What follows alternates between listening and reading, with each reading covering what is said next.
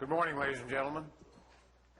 This is the continuation of yesterday's board meeting regarding budget. This time we'll stand for the Pledge of Allegiance.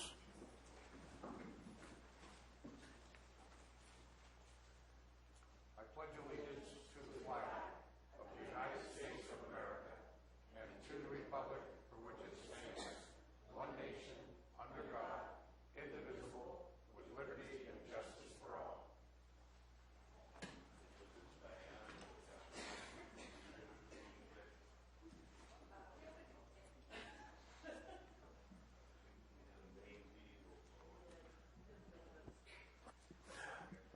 Okay, is there any announcements from the Board of Supervisors or staff before we get started? I do have one announcement. I'd like to send our hopes and prayers to the officers and the congressmen that were attacked in Washington, D.C. this morning. The latest information I have that two are critical. There are the Capitol Police who returned fire in defense of the congressman at the practice for the congressional baseball game. So we'll keep them in our thoughts. Madam Clerk, do you have any announcements, and we will be able to proceed? Supervisor Clapp will not be with us today. Okay. I believe District Attorney Yook, I hope I say that right sometimes. I understand you completed your presentation on yesterday. I did. Okay, and that would give an opportunity for any board questions, any further questions by the board? Good morning. Thank you for your presentation. You brought up an interesting point about having a cannabis industry crimes unit. Do you have any kind of a work plan or how you would propose to put that together, over what timeline you feel that could be accomplished?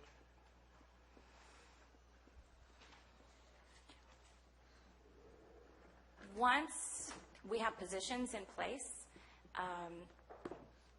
it would be up and running. So I'm not really sure how to answer that question. It's building it. It's receiving the funding and building at least the one position that does not exist, and then recruiting those people and putting them to work. I would say if the board was to have a consensus to go in that direction, how long then would it take for you to put that together? If there was funding for the positions, the one position we would be at the mercy of HR's schedule in building the position, figuring out the specs of it, the pay scale, and then getting it approved by the board, and then opening a recruitment. Okay. So I would guess that it would be at least 6 months, if not a year, before we would actually have a person in that position, if we started now for that particular position. For the DAI position, optimistically it would be 6 months, but very likely it could be longer than that, up to a year as well, to have a person in that position. For the DDA and the support staff position, we would probably have staff up and running in those particular positions in 3 months, optimistically. Okay. 3 to 4 months, optimistically. Not to hold you to any timelines, but just simply so that there's a clear understanding this wouldn't be an immediate situation. It will take time to put people functionally into the system and create it so that it works. Absolutely, absolutely. Okay. But it has to start with the board to support the unit, to provide funding for it, to provide the direction to HR to start the work that they have to do. And I don't know what HR's timeline is. They have a lot of struggles. They do the best they can. But this is a whole new exercise for them in creating this position that doesn't exist. It does exist in other counties. There are other DA's offices that have forensic accountants on board. So it's not completely inventing the wheel, but it would be a new position for the county. So there would have to be that groundwork that needs to be done. But until the board decides to figure out a way to fund the unit and support the unit, we can't even get started on that. So that's, conservatively it would be a year before we'd actually have the staff up and running. And that does include a forensic financial analyst? Correct. It would be a 4-person unit. And as I understand it now, that we are working on ways to respond to your needs regarding your office location? Victim services was my priority, and now that we do have a light at the end of the tunnel for victim services, because Calaveras did agree to allow my staff to use a portion of the funding that we received under the grant for a leased property. The second part of that is bringing forward the board packet to approve the lease. And I think we're working on that hopefully for the next board meeting, or because of the timeline for packets, it might be a couple of board meetings from now. But assuming that goes through, my victim services division will be taken care of in more appropriate housing, and we're very excited about that. So once that's taken care of, because as I said, that was my priority, then I do have a request, and it's been an ongoing request for the main office of the DA's office. And I have not, I can't say that there's anything in the works for that. It's just been my request. And I don't know what potential funding sources there are with the county. I don't know the ins and outs of the Judicial Construction Fund or the Criminal Justice Facilities Funds as far as their availability for projects like this. I don't know. I just bring those up as potentials. And I'm hopeful that the CAO and the auditor's office will take a look at that and perhaps provide the board with information as to if they are potential funding sources, and if they are not, looking to the CIP or looking to other locations at Government Center or around San Andreas to see if there are better locations, maybe shifting some office spaces. You know, I really don't know. I know that that is on the CAO's list of priorities for this summer, amongst all the other priorities. Maybe in July convening the Master Space Committee. We did have a Master Space Plan Committee a few years ago, and a lot of time was spent on that with many department heads trying to figure it out, those plans. I don't know where they sit now. I don't know if they went by the wayside with a changeover in CAOs. I really don't know. I'm kind of approaching it as if it's a new day with a new CAO and a new vision for what we need at Government Center, but I do wish to be involved in those plans. So to say that there's movement on a solution for the issue with my main office and my investigations, and my extra trailer, the single wide with the ramp that is not fit for what it's meant for. You know, it's a ramp that theoretically is for to accommodate wheelchairs and things like that, but it's not safe for that. When we have to meet with someone in a wheelchair, we meet them somewhere else, for instance. Also, if we have to warn anybody who's wearing heels or something other than flat shoes, to be very careful, because if you hit the step wrong all along the ramp, it chips off. The wood is quite old. It is not a good or safe situation. So to say that we have movement, I think, is overstating it. It is something I put in my budget memo, but it's been an issue for many years. Like I said, it's been temporary housing for over 12 years. So it's my hope. Thank you. But I understand the realities of the other needs of the other departments as well. Okay. Supervisor Tofanelli? Yeah, Barbara, can you please forward in email your PowerPoint presentation to me that you had yesterday? And I had a request from Diane for that as well. The issue is that was my laptop. When I put it back on my docking station in order to do that, it's not working. So, and if it's not hooked up, it's not hooked up to the network, so I could not. It was something I was working on late yesterday and this morning, and it's still not fixed. So, well, if you happen to as soon as I can, I will. Okay, thank you. Okay. Any further questions? Supervisor Garamendi? Thank you very much, Barbara. At your presentation yesterday, we started off and you broke down how that $483,000 cut impacts you. $500,000 needed for the Cannabis Industry Crimes Unit. If this board, using this baseline that we started with, came up with more money, what would be your priority? My priority for the upcoming fiscal year would certainly be to save the positions that are slated to be frozen. Absolutely. Yes, absolutely. And my staff is working at bare bones as it is. So I can't afford to lose an attorney, and the paralegal position has been a very good position for my office and the current building official, well, the interim building official as well. So I don't know how the new building official will feel about the position and how highly it will be valued in building, but I can tell you for my office, the position did a very, very good job. Even though it's a 2-day-a-week position, it filled in that gap, and it really did a lot more than you would expect a 2-day-a-week position to be able to do. And I think a lot of that was because of the partnership we had with Code and the crossover nature of certain of our duties. The next priority for my office would be the DAI, filling it mid-year. And again, that is an optimistic fill date. It might take a lot longer than that, but we have to start building up our investigations. The Sheriff's Office highlighted the issue that they're having with their detectives being down to 2. The fact that my office is down to 1 has really exacerbated that problem. So when there are investigations that the Sheriff's Office could use our assistance on, it's very limited if we can help at all, especially with the number of cases we had this last fiscal year. The DAI had to be in court supporting my attorneys on those cases ongoing, and if it's 3 weeks of trial, that DAI is booked up for those 3 weeks. And it's not just the 3 weeks that you see publicly, it's the 3-month buildup behind that, contacting witnesses, figuring out how they're going to get there, going and getting witnesses, serving sensitive witnesses. It's all that legwork that has to be done behind the scenes that you don't necessarily see. So since I have the 1, he's it. He's doing all of that. He's doing the last-minute search warrants. So our ability to assist the Sheriff's Office investigations has been reduced to almost nothing.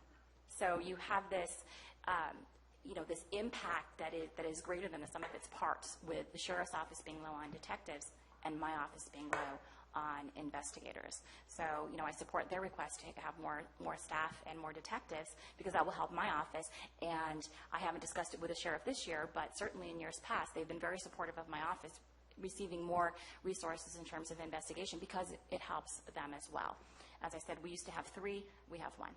And he's hung on as long as he can, and he's looking at retirement. So we need to start building back our investigation. So that is my priority, to build back up our base of operations. So that would be my priority. The cannabis unit is my response, and what I think would be a direction the county could go in as a policy decision, as a method to build some infrastructure. Of course, we can't go back in the past, but it would have been, I think, a good thing to have built some of this infrastructure before we went down this road. But obviously, no one has a time machine. But it's still something that I think if the county was able to build and start building now, maybe we can work on a more robust response in a year. And that is optimistic. Because as I said, there are plenty of laws out there. There are plenty of actions that we could be taking, but it is a new operation. It is a new burden. It is a new practice. It is these mixed civil and criminal practice of very specialized areas of the law, and we would need this unit to do it. And as far as it being a unit, the other piece of that is that would be housed with the Sheriff's Office, so they can work together as a team. I think I said this very briefly at the study session. One issue is the guidance and advice and legal support that this unit could provide for the frontline officers on the MET team who are going out and investigating. Currently, because of my lack of staffing, when they have a question or when they want a search warrant reviewed, for instance, it's whoever is available in my office, okay, instead of the same person advising them real time. Because it's whoever's available, it's a scheduling issue. They've got to wait until somebody's available. That can cause 2, 3, 4 week-long delay in a search warrant review and a workup, so that we can go to the judge to see if the judge will sign off on the warrant. If we had someone who was there working closely with a team, these matters can flow much more easily, much more smoothly, and much more quickly. And the faster we can move on the support for the sheriff's office, the faster they can move. So it's a whole systematic change. It's a new idea. Well, it's new because we haven't done it before. It's not new because I've been saying it for a year. So, but it's something that, because it will take so long to build, I bring it up, and just know that if you were able to support it and find support for it, it's going to be about a year. But that clock keeps ticking as long as it keeps getting pushed down the road before some structural changes can be made. Thank you. Any other comments by the board? Thank you, Jim. Okay, thank you. Next, I understand we'll hear from probation.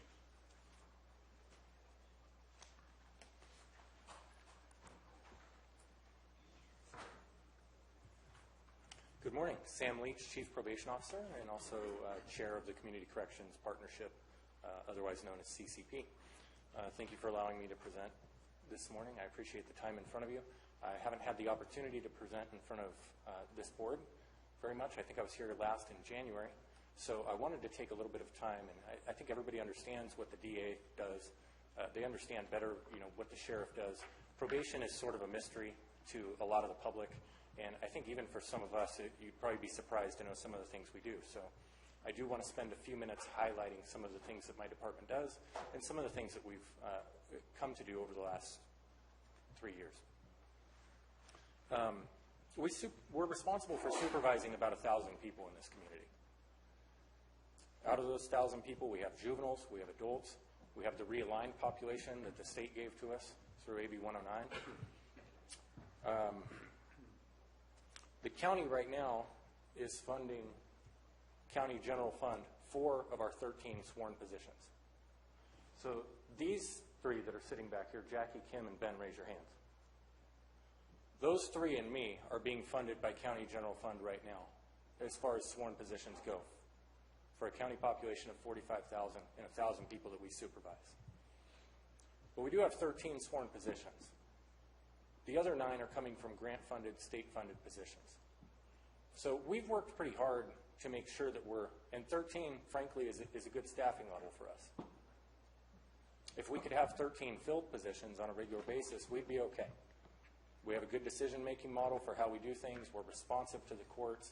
There's a lot of good things we can do when we're actually able to have 13 sworn positions filled.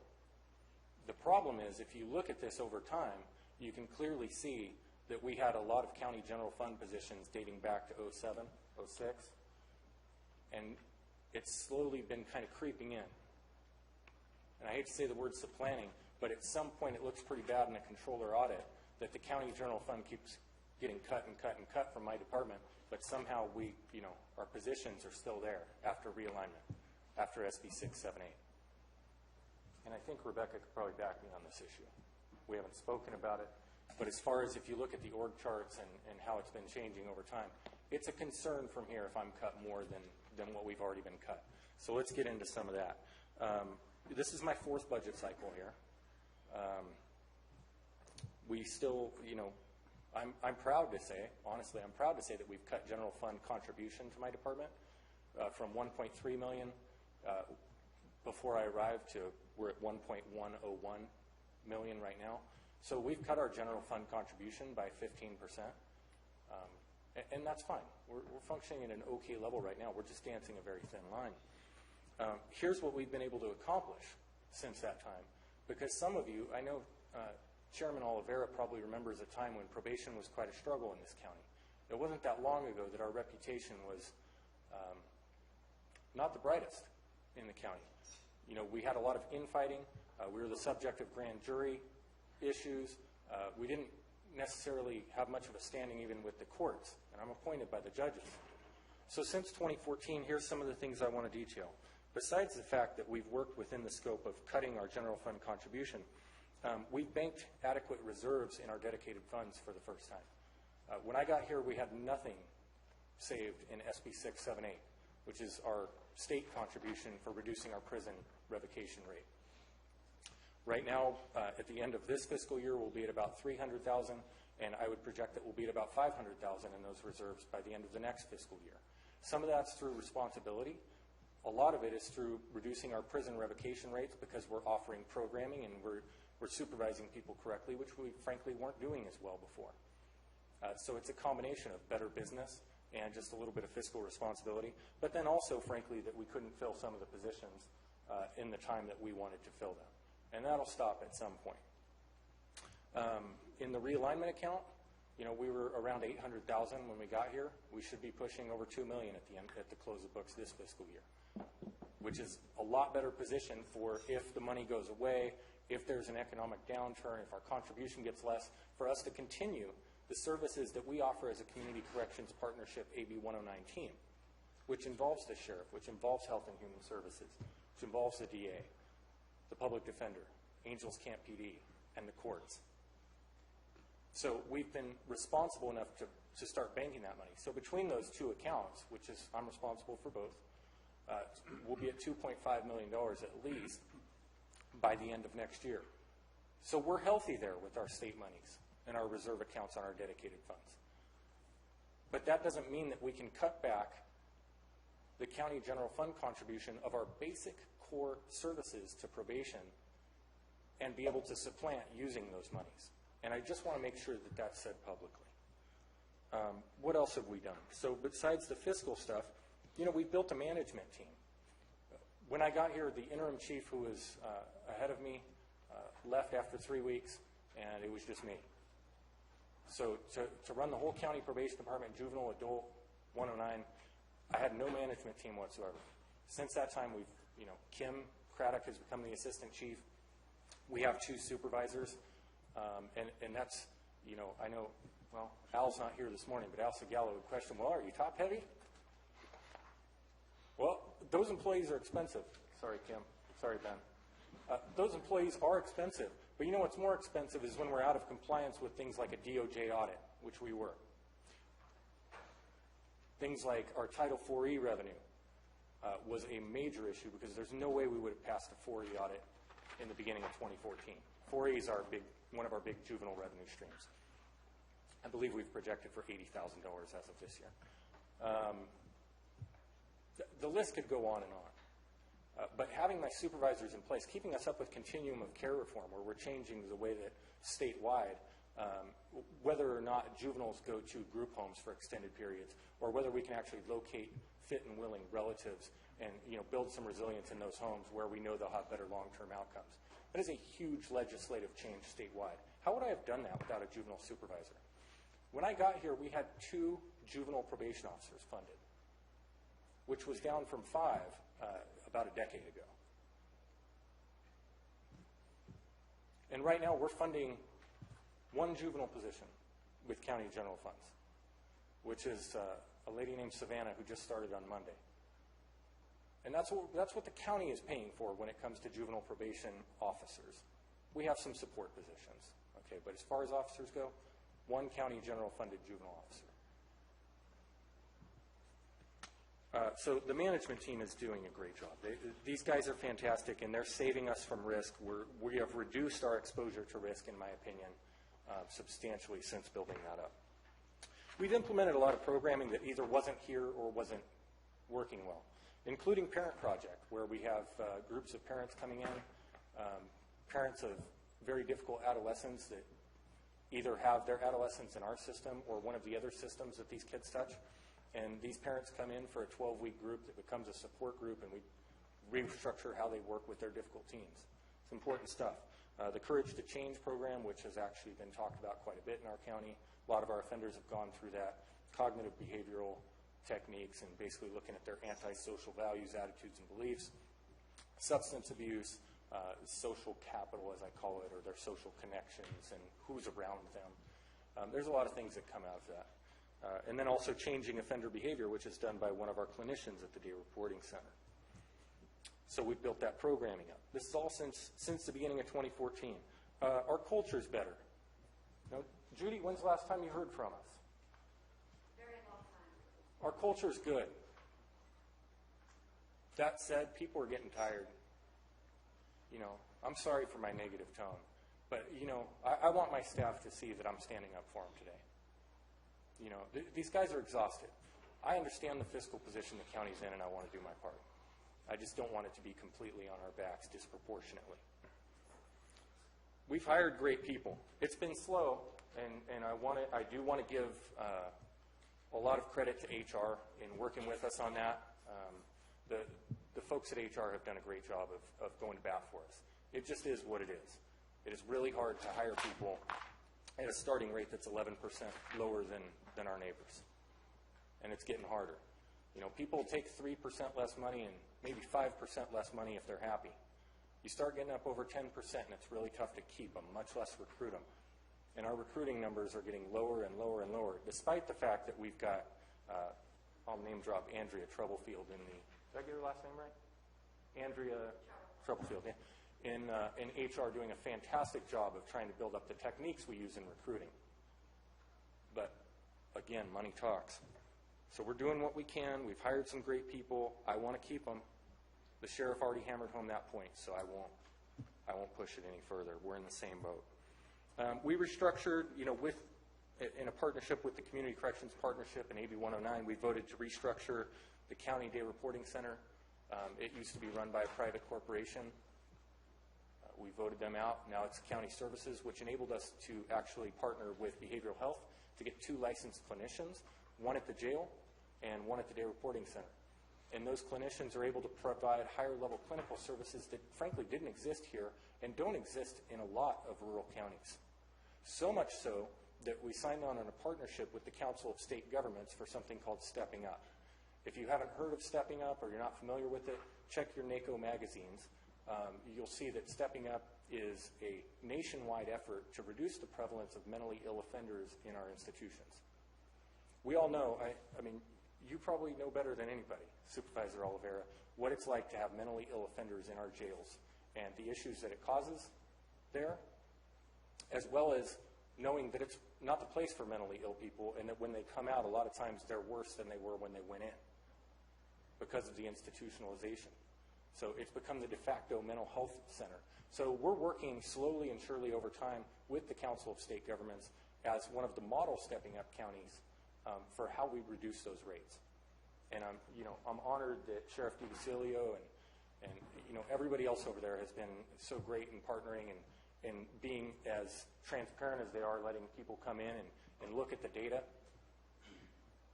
Good stuff. We fixed a myriad of Title IV claiming issues. That's stuff that you guys never see, but it's important behind-the-scenes work to help us stand up in an audit. Last thing you guys need is me coming to you and saying, hey, we have to give back $300,000 or $500,000 because we weren't documenting our paperwork, because we were cutting corners, because we weren't staffed appropriately. We implemented a new case management system. So if you want data, what do you want to hear? I couldn't have said that to you in 2015.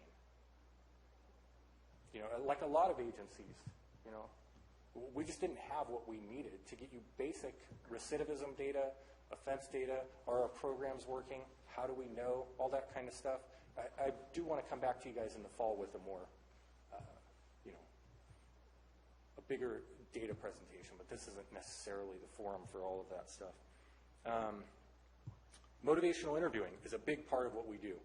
That's how we interact with people. Are we just lecturing and shaming and blaming offenders, or are we working with them in some way that moves them forward long term?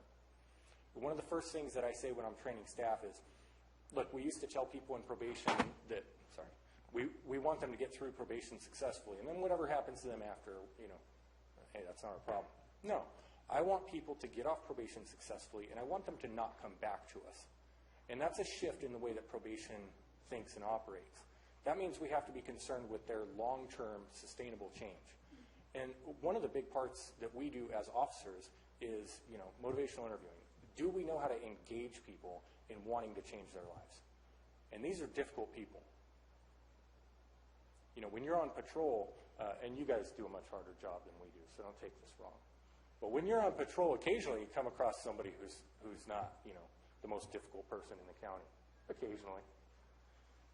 Everybody we're working with is, we got the top couple of percent. And then the ones that we're actually spending the most time with are the highest risk cases. Because we now have a validated assessment tool that may have been stated on record but was not used properly. So we've gone out and bought a validated assessment tool. We've been properly trained by the University of Cincinnati. We've run our own norming studies and all this kind of geeky stuff you guys probably don't care about. But basically, we're able to pick who are the people most likely to recidivate in our county, and how do we prioritize our time on them and making sure that they don't come back to us. If we were to take a significant step back, we can just go back to the old days. When I worked early on, fine, you had 150 cases and you patted them on the head once a month and you wrote warrants most of the time and you really didn't connect with anybody. There wasn't any long-term sustainable change.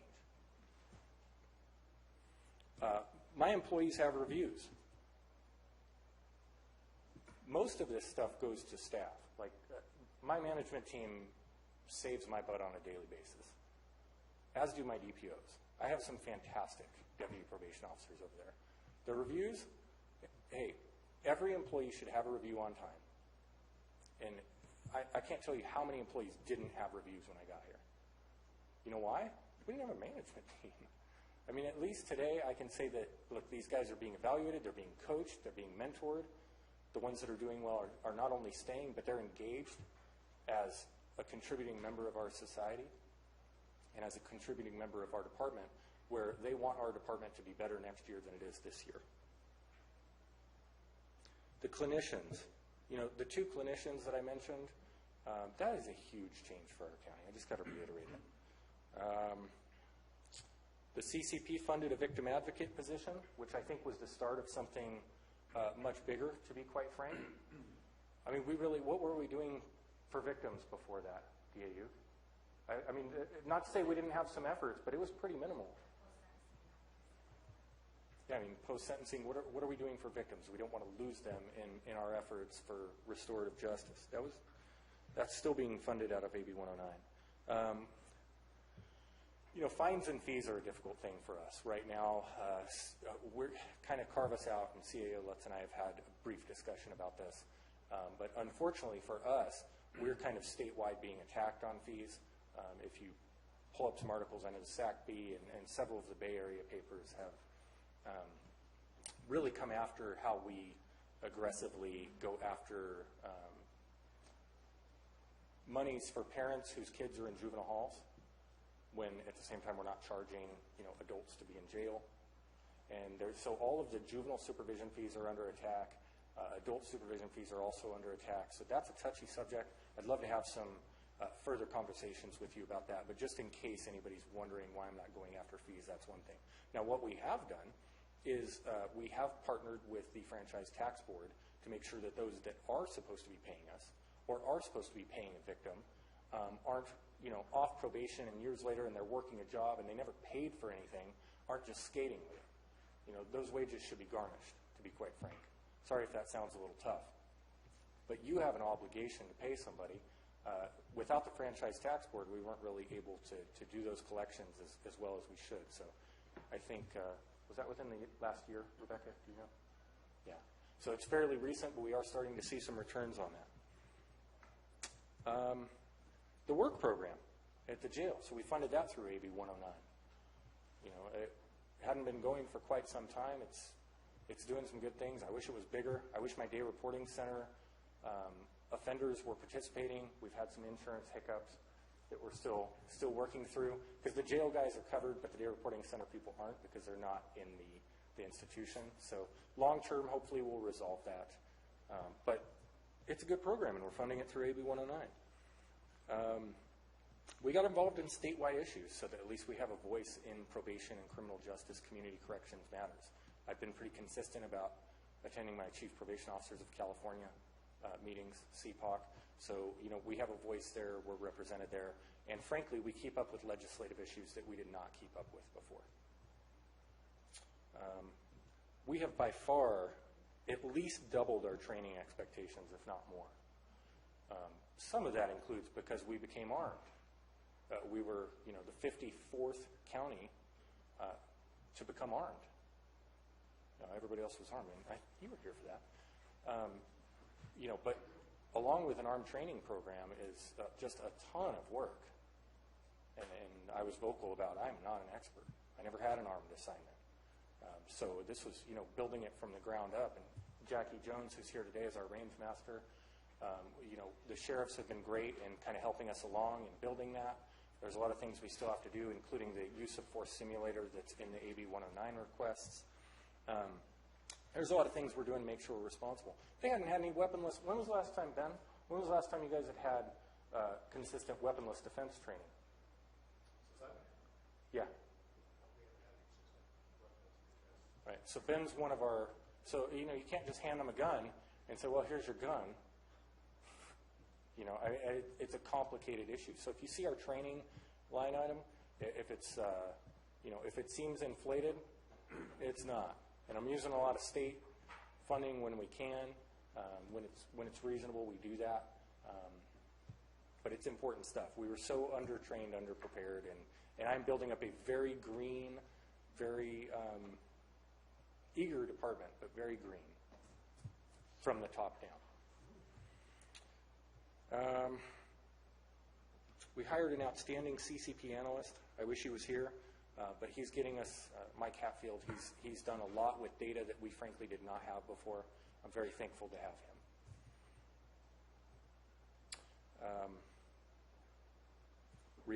Reoffense rates are trending down, especially with our supervised populations. I look forward to coming and giving you a more thorough presentation on that, but to get into recidivism data and some of the ifs, ands, and buts would probably stall us for hours and hours and hours today. Unless you have a formal background in criminology, some of this stuff gets a little touchy, and it would be really easy for me to come in and make things look good unless you're able to kind of ask tough questions and pick it apart and that kind of stuff. So I think that should be in a separate presentation. I will say that with our supervised populations, we're seeing very good results as far as reoffense rates, even after they're off probation, with the offenders who participated in our day reporting center program.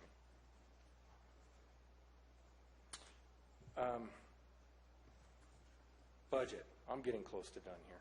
So we were funded at $1.5 million plus before the kind of housing market dropped. I think a lot of departments probably went through a similar thing back in 2007. So from 2006 to 2008, we're up at $1.5 million of a general fund contribution. Right now, I'm asking for 1.1.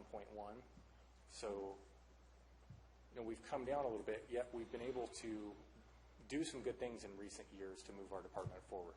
I'm not asking for more money. I was asked that yesterday. I'm not asking for more money. I'm asking that we just stay status quo.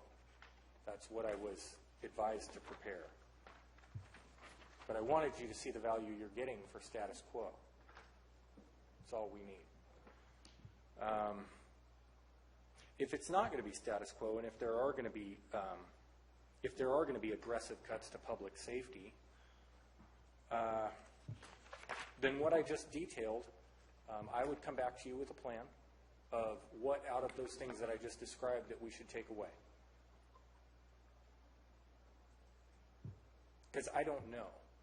I mean, I made these adjustments starting Thursday night. So there's no way that I could have a rational plan for how I would cut our department substantially. As of today, we're getting 1.67%. 1.67% of the general fund contribution in this county. So if you have a $65 million budget, and we're 1.1, that's where I came with that number, 1.67% of that. If we were actually to cut my department by $518,000 that was initially recommended, that, in my opinion, is a gross disproportionate attack on public safety. That being said, out of that $518,000, I don't see any county general fund savings anyway. You grab a different document here. On those 6 positions that were listed, 2 don't exist, 2 are already filled, and 2 are SB 678 funded. So if we need to save money, I'm happy to go back to the drawing board and come back to you guys and tell you how we should save money. If that's what I have to do, hey, I've been there before. Nobody likes it, but it needs to be spread across the county. That's my one thing that I ask, and not just a slash to my department. But again, those 6 positions that would get us to $518,000, 2 of them don't exist. They exist, I believe, on the position control list, but they don't exist on my org chart. I think they're positions that were supposed to have been eliminated off the position control list and weren't. So that's fine. Those two should be taken off the position control list, and hopefully on paper, at least it shows that we are saving money. In actuals, we're not. Two positions are SB 678 funded, and again, the other two have already been filled. I take major issue with the hiring freeze.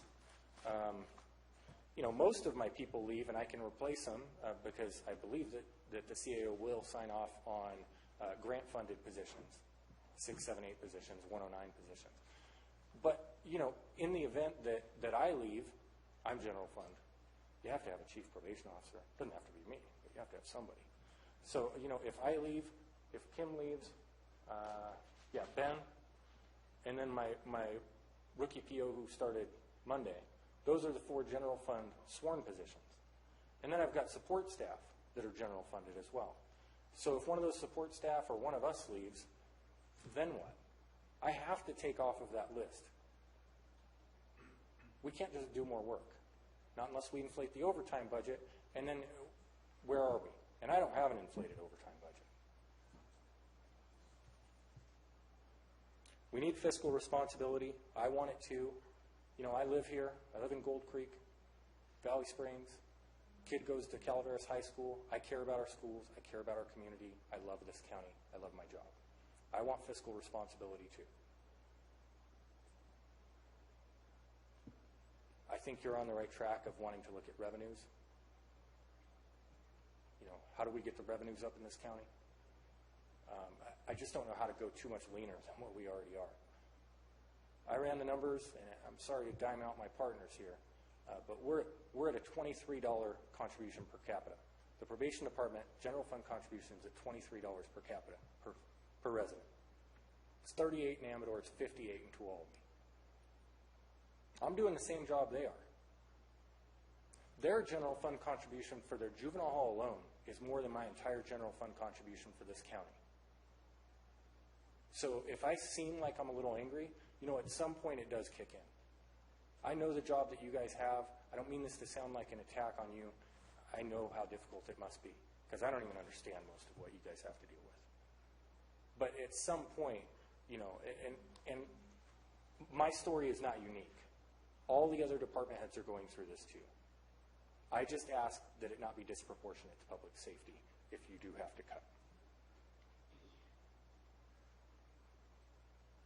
So I would ask that if there is going to be a hiring freeze, that we be exempted from that hiring freeze. And I would ask that long-term, rather than making substantial cuts to 3 departments, I believe, the public safety departments, that those cuts be made across the county. And with that, I will be happy to answer any questions that you have. Thank you, Mr. Leach.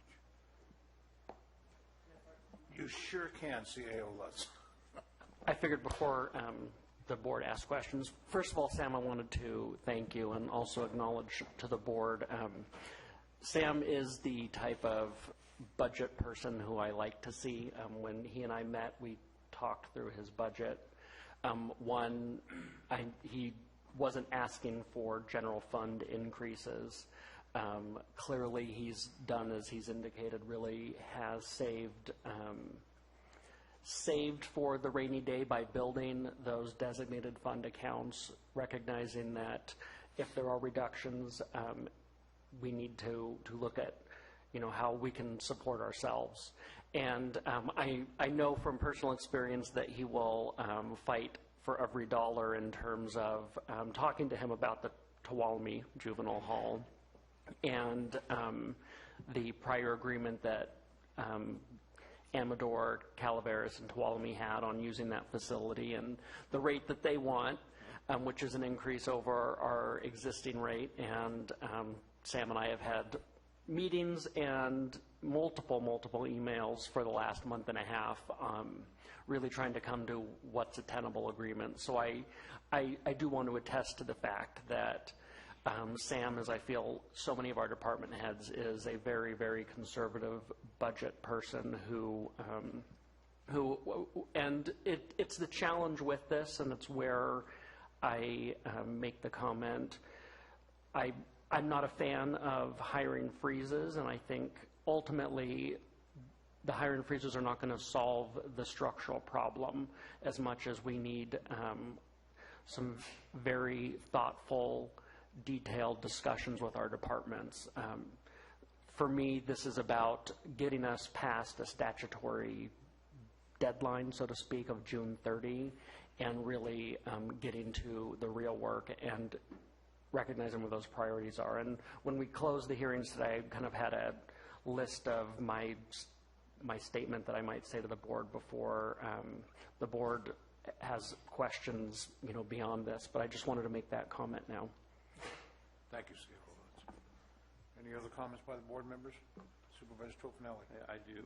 Sam, you spoke that 9 positions in your office are grant funded. State, yeah. To oversimplify it, yeah, whether they're SB 678, state monies that we expect, AB 109 positions, Title 4E positions, JJCPA, YOBG, some of our smaller juvenile revenue streams, yes. Are they entirely funded by grants? In other words, there's no intermingling of... Some are intermingled. Okay. So like with my supervisors, I have one of them that gets, like a $9,000. They're all very complicated, but it's not fuzzy math. So I've taken, I've oversimplified it by saying 4, but it adds up, and I'd welcome anybody to come look at it. Okay. Thank you.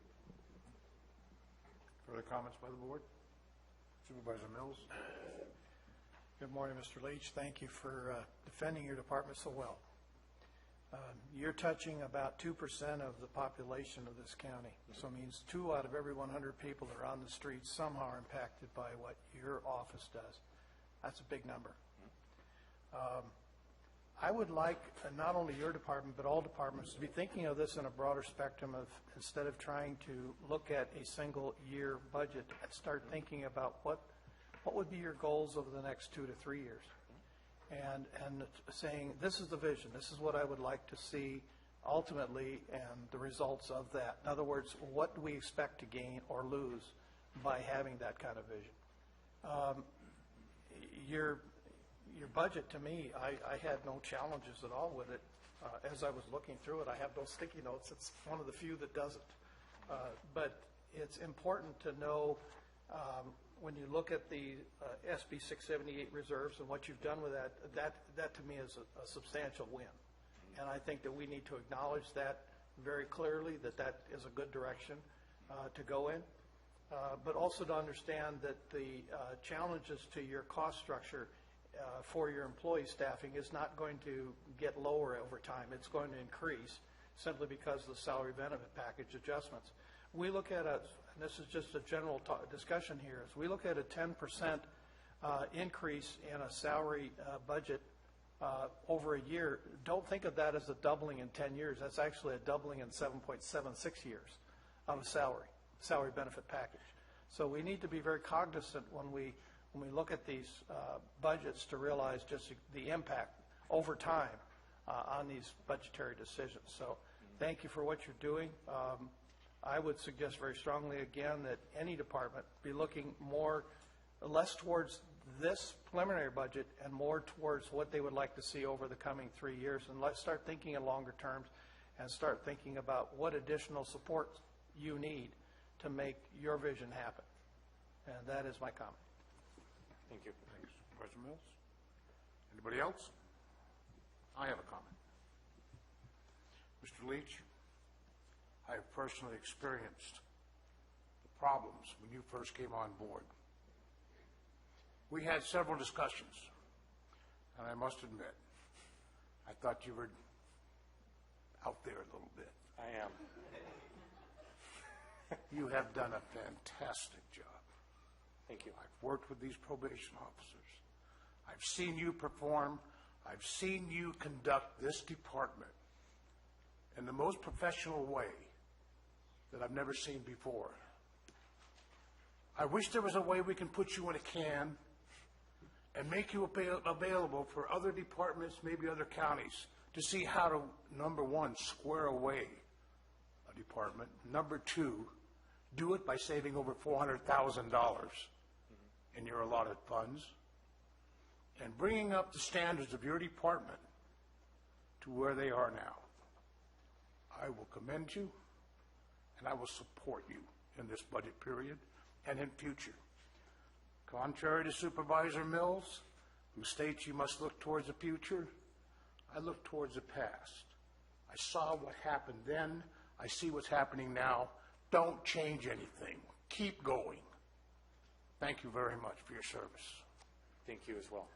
And just briefly, I'd like to pass that along to my team. I hope they listened, Yeah, because they deserve just as much allocated as you do, sir. Yeah. It's a team effort, and you've done an outstanding job, folks. Thank you so much. Any other questions? Any further questions? Thank you, Mr. Leach.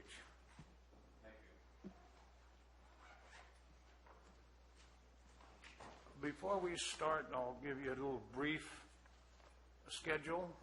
We'll be taking a break at 10:30, and hopefully we'll be going to lunch at 12 o'clock. Is that acceptable for staff and for everybody out there? Give you a little advance notice so you can plan your day accordingly. All right, Mr. Krovis, I believe, Public Works? No, public comments are going to be reserved until the end of all presentations by departments.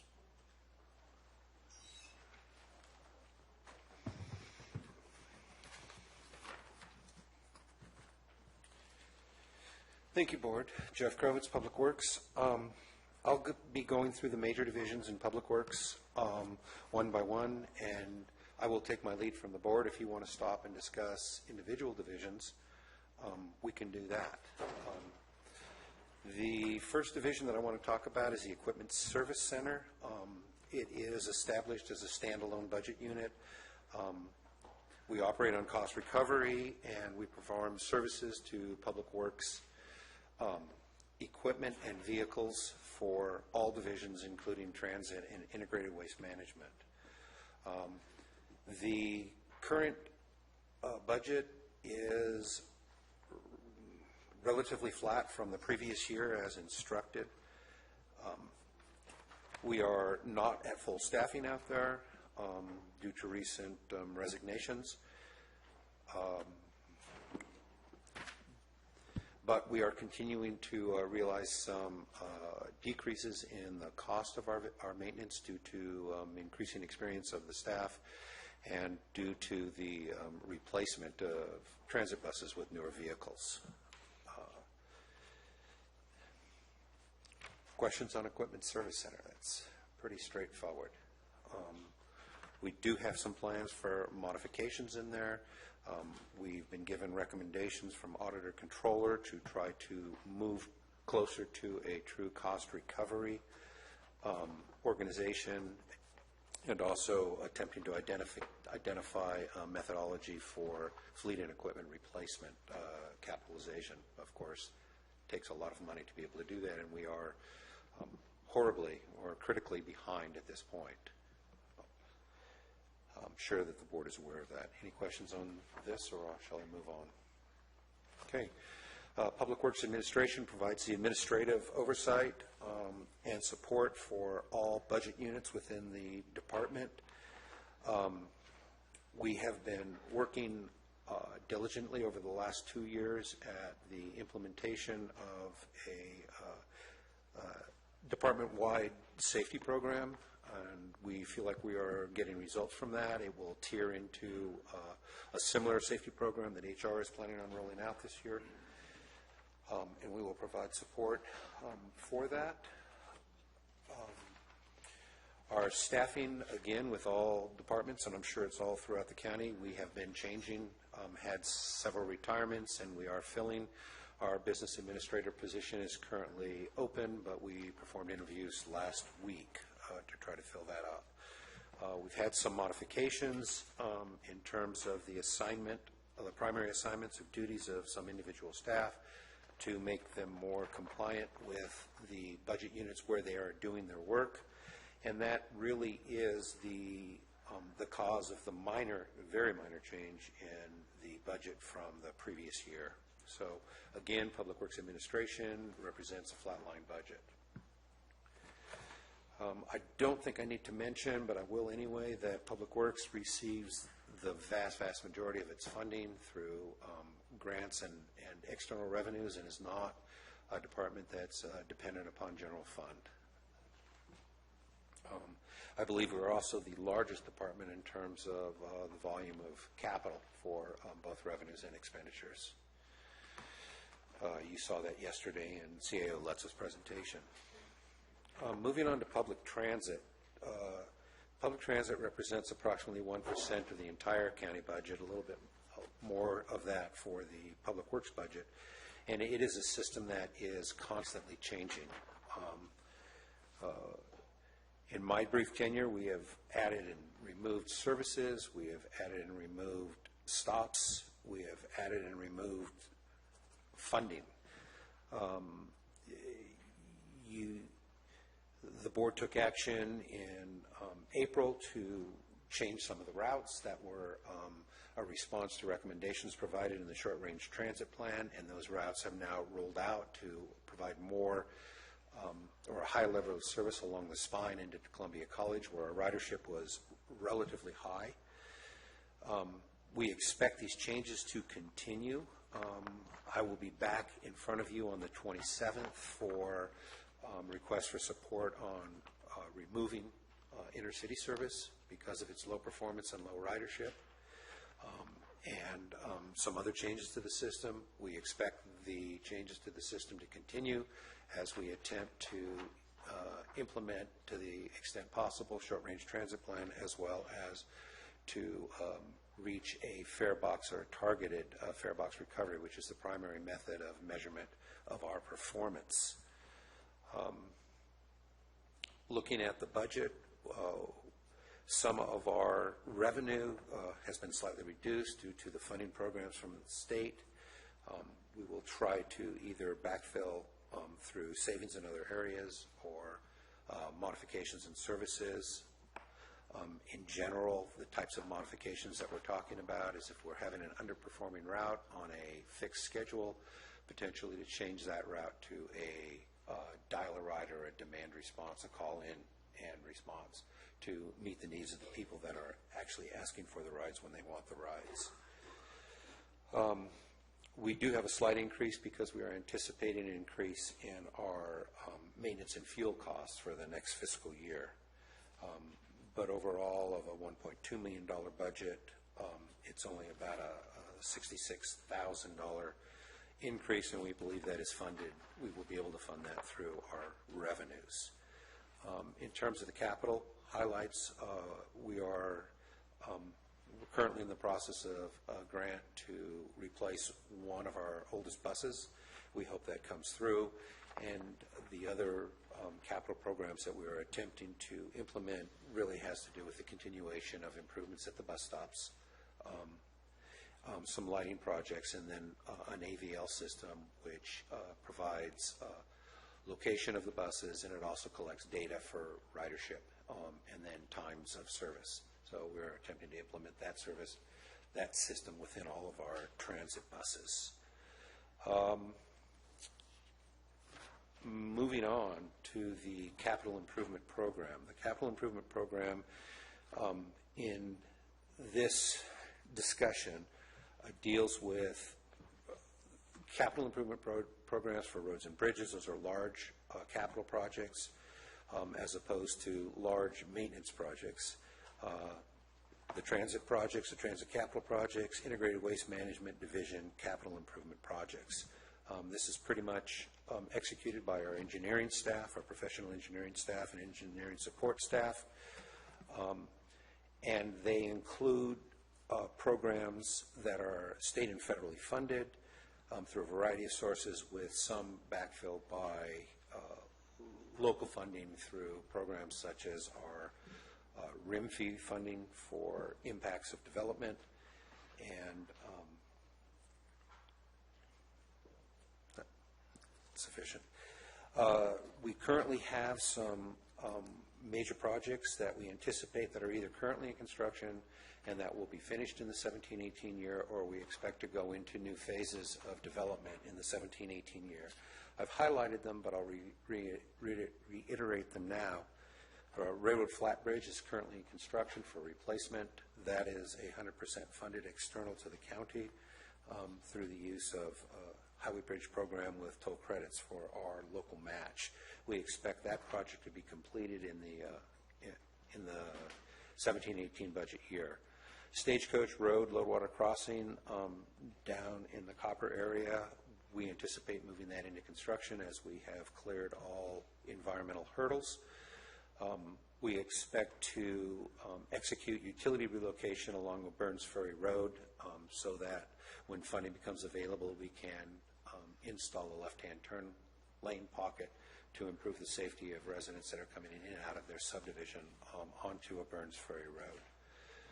The Wagon Trail project was completed with the project approval environmental document stage early this year, and in August we anticipate appropriation from California Transportation Commission, at which point we will be moving into construction document preparation and right-of-way acquisition according to the available funding.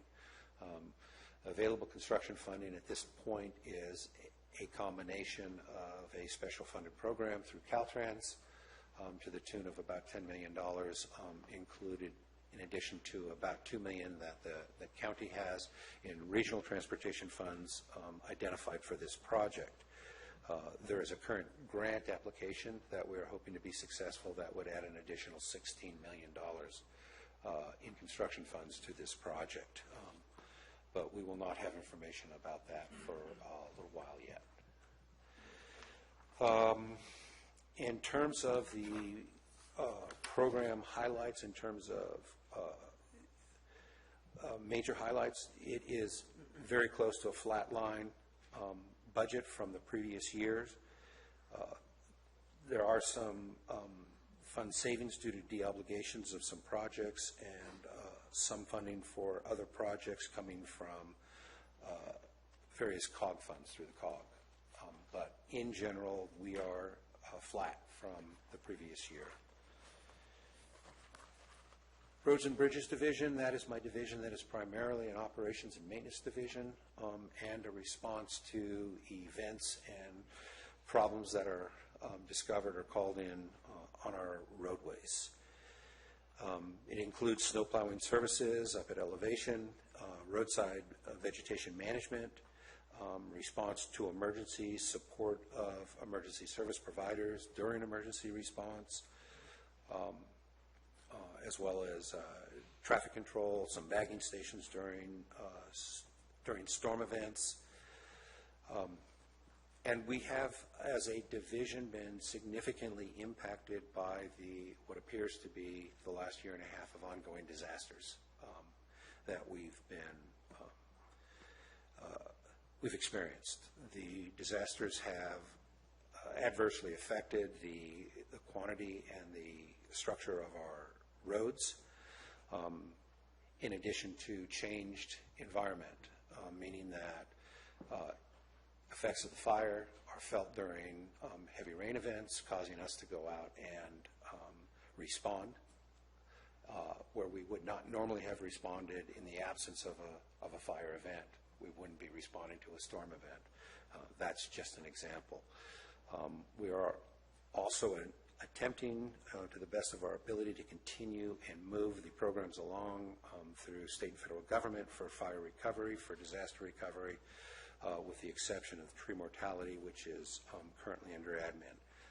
We'll continue to work on these programs, but that's not truly part of this Roads and Bridges budget. The Road and Bridges staffing is, for the most part, full to the level of what we have identified, but we used to run 4 full districts among the 5 supervisory districts. They would be 4 maintenance districts.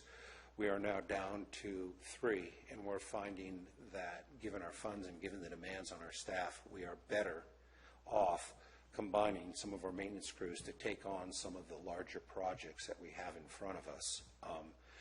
And so we are focusing on the highest priority projects that we need to work on, essentially borrowing from other districts and then doing the same as we move around the county.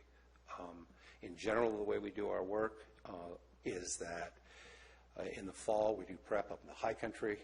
In the spring, we try to do as much work as we can in the lower country, down west of 49, before the temperatures get high, and then move up the hill through the summer to continue these projects, patching, paving, ditching, culverts, that type of work. It's worked pretty well for us, and but given what we have, that's how we do it. Our snow plowing is all done by, not all done, it's supplemented by extra hire staff. So when we get events that require immediate response, we'll respond with full-time staff, and then we supplement that with part-time extra hires. There are 25 to 30 part-time extra hires that may be called into service.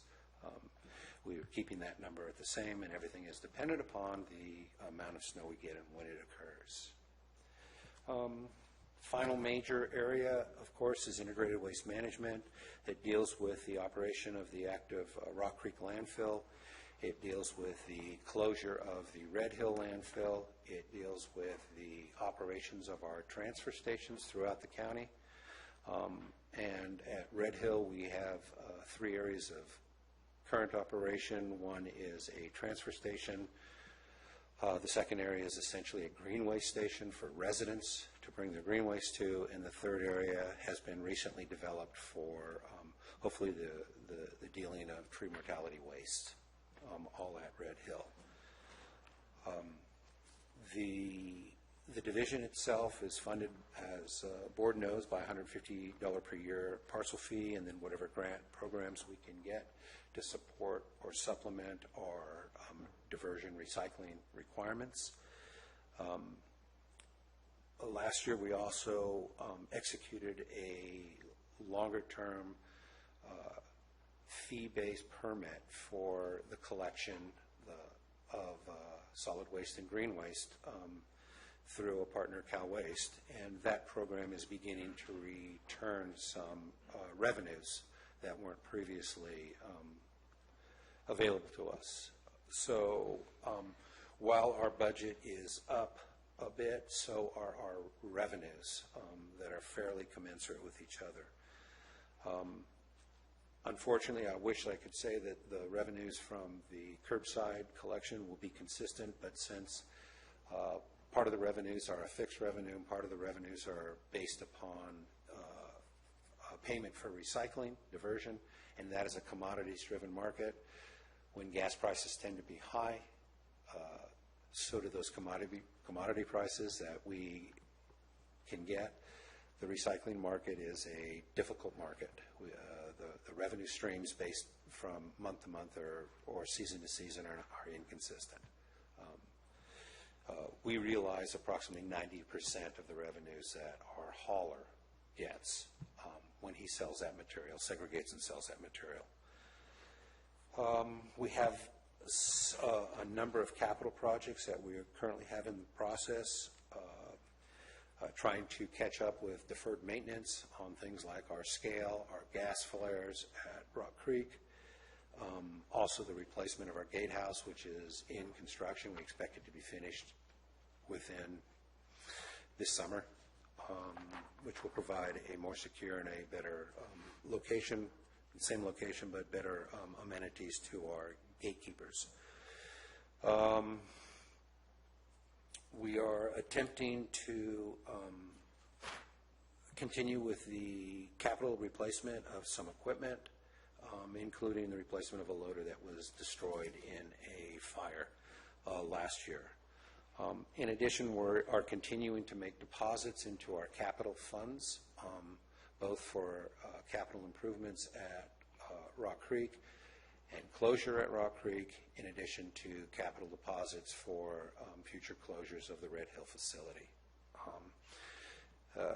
Long term, this is not necessarily enough to assure us that we will be where we need to be whenever operations at these facilities cease in the future. However, there is a significant amount of essentially deferred work and analysis within the division in terms of how do we operate, what are we required, what kind of staff will be necessary to support this operation, what equipment will be necessary to support this operation, what is the implementation plan that we need to do for landfill cells versus recycling infrastructure versus green waste that are coming to us.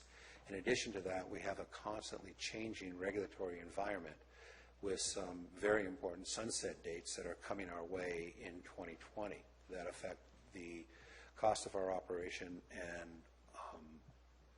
and what we can do. One example, of course, is green waste. In 2020, we will no longer be able to count the use of green waste as intermediate cell topping at the landfill as daily cover. It will essentially be counted against us as solid waste. So we are working as actively as we possibly can to look for methodologies and partnerships whereby we can be pushing the green waste that we are collecting out of our landfill and into reuse or land use applications.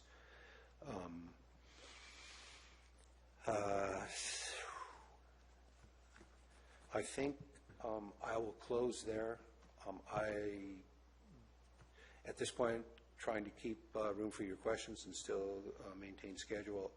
I can answer questions on CSAs, lighting landscape districts, other special assessment basins, but those are all very, very small when compared to the other divisions that I talked about. So I would take questions at this point.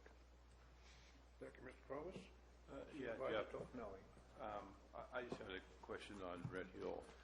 When I was there, I visited that site back in February, and just a quick safety note, there was a tree when you pull in, there was a tree like leaning out over the ridge there on the side. That was due to be removed because of the safety issue? It looked like it was going to fall. Do you know if that's been removed or? No, I don't. I will double check and get back with you. Yeah, okay, thank you. We did remove or remove tree mortality trees at Wilseyville and at the Avery station. And we will hope in the future to be able to reimburse our expenses on that through the tree mortality program if available. So, all right, thank you. That was really the only question I had. Going over your budget, it's pretty, I mean, like you say, very, very little general fund. So. Supervisor Mills. Yes, sir. Jeff, I'm questioning whether or not there's going to be any extended costs for the NOV at Rock Creek, and whether that needs to be in this budget.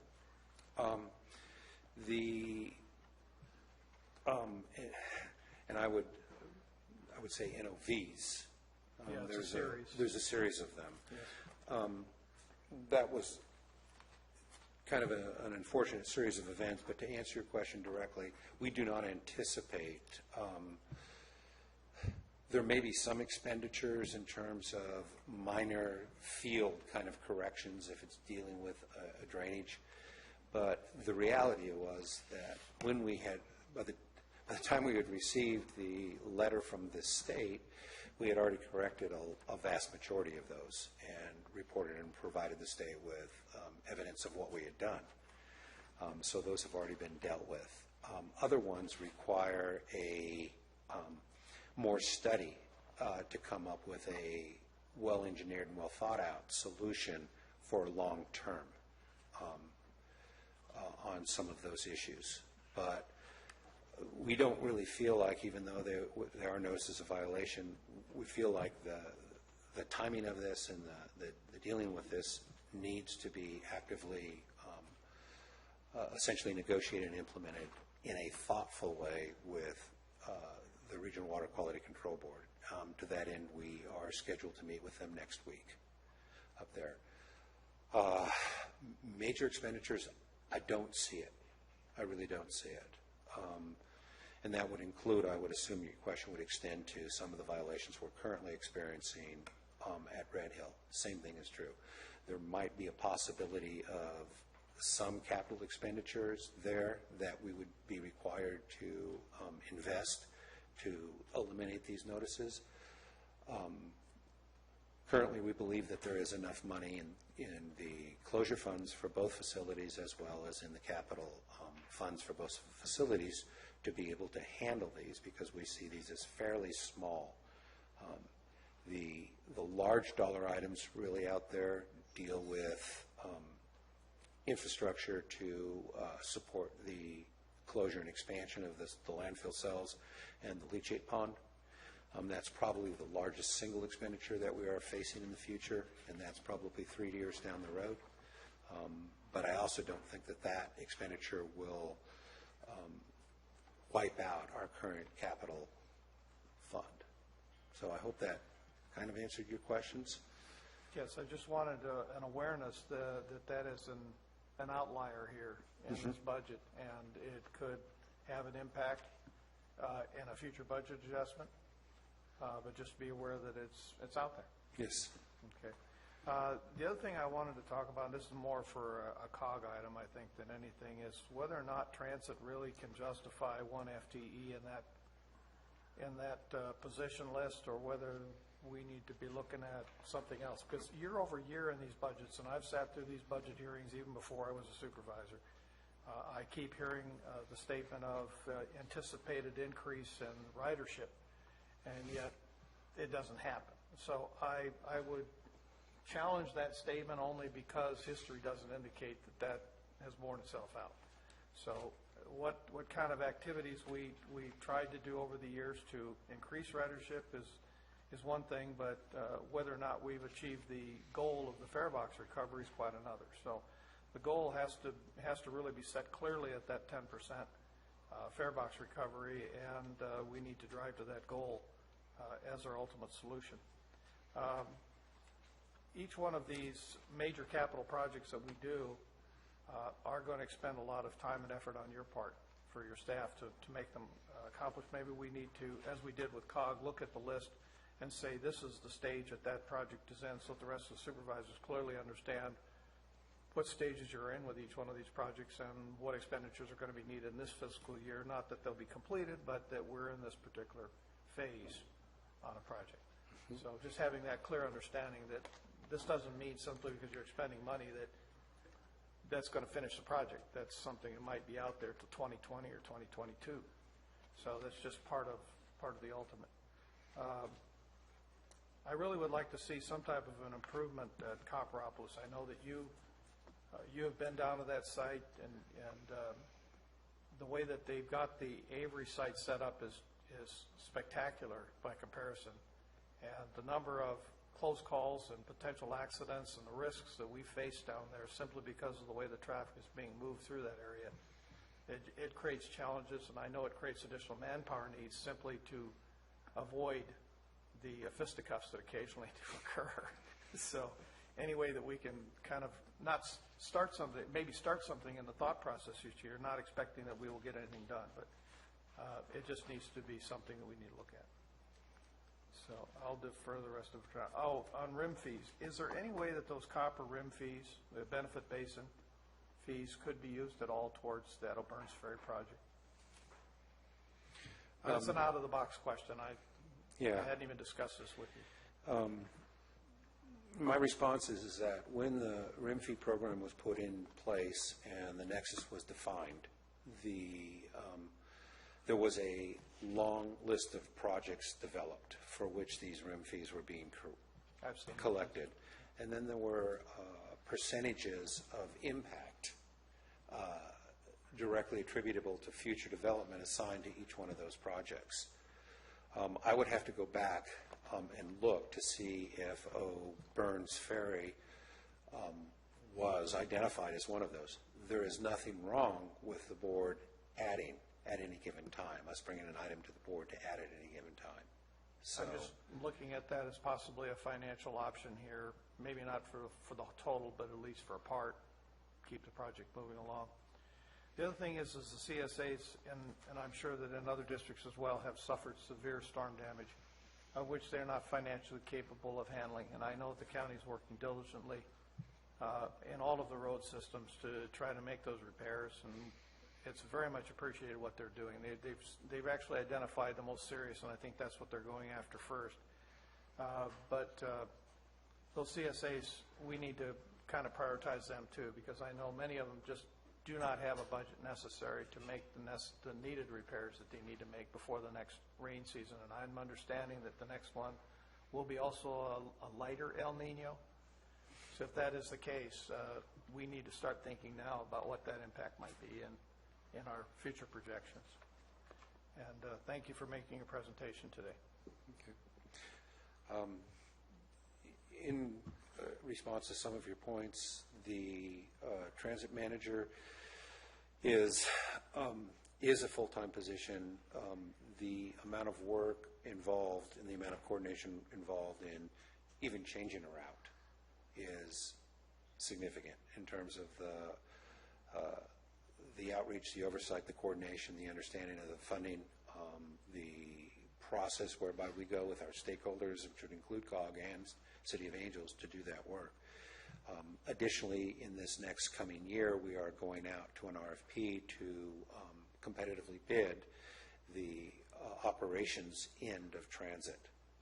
And there is that work and the management oversight of that contract, which is a fairly large contract.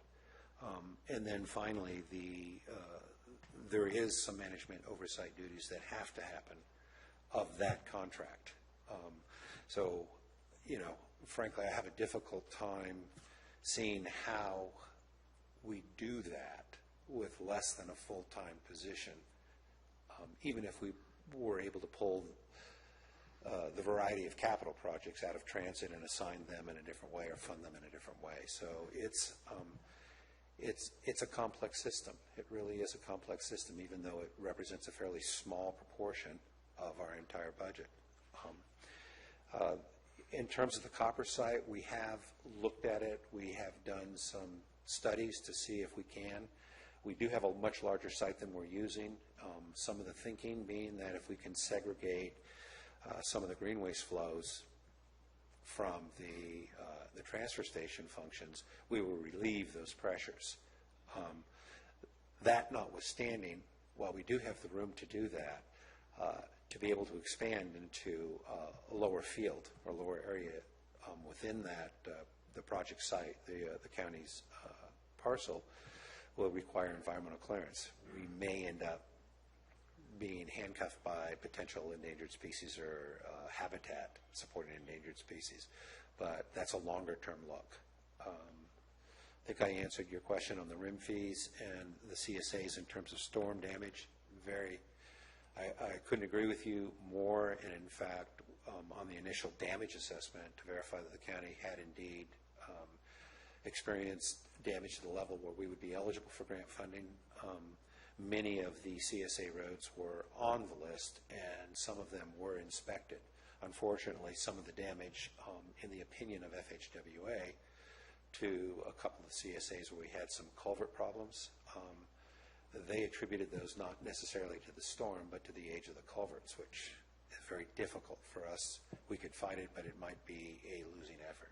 So, but we will continue. We're continuing to gather the data on damages, and we don't have a lot of time to add these to our list of projects before that opportunity expires.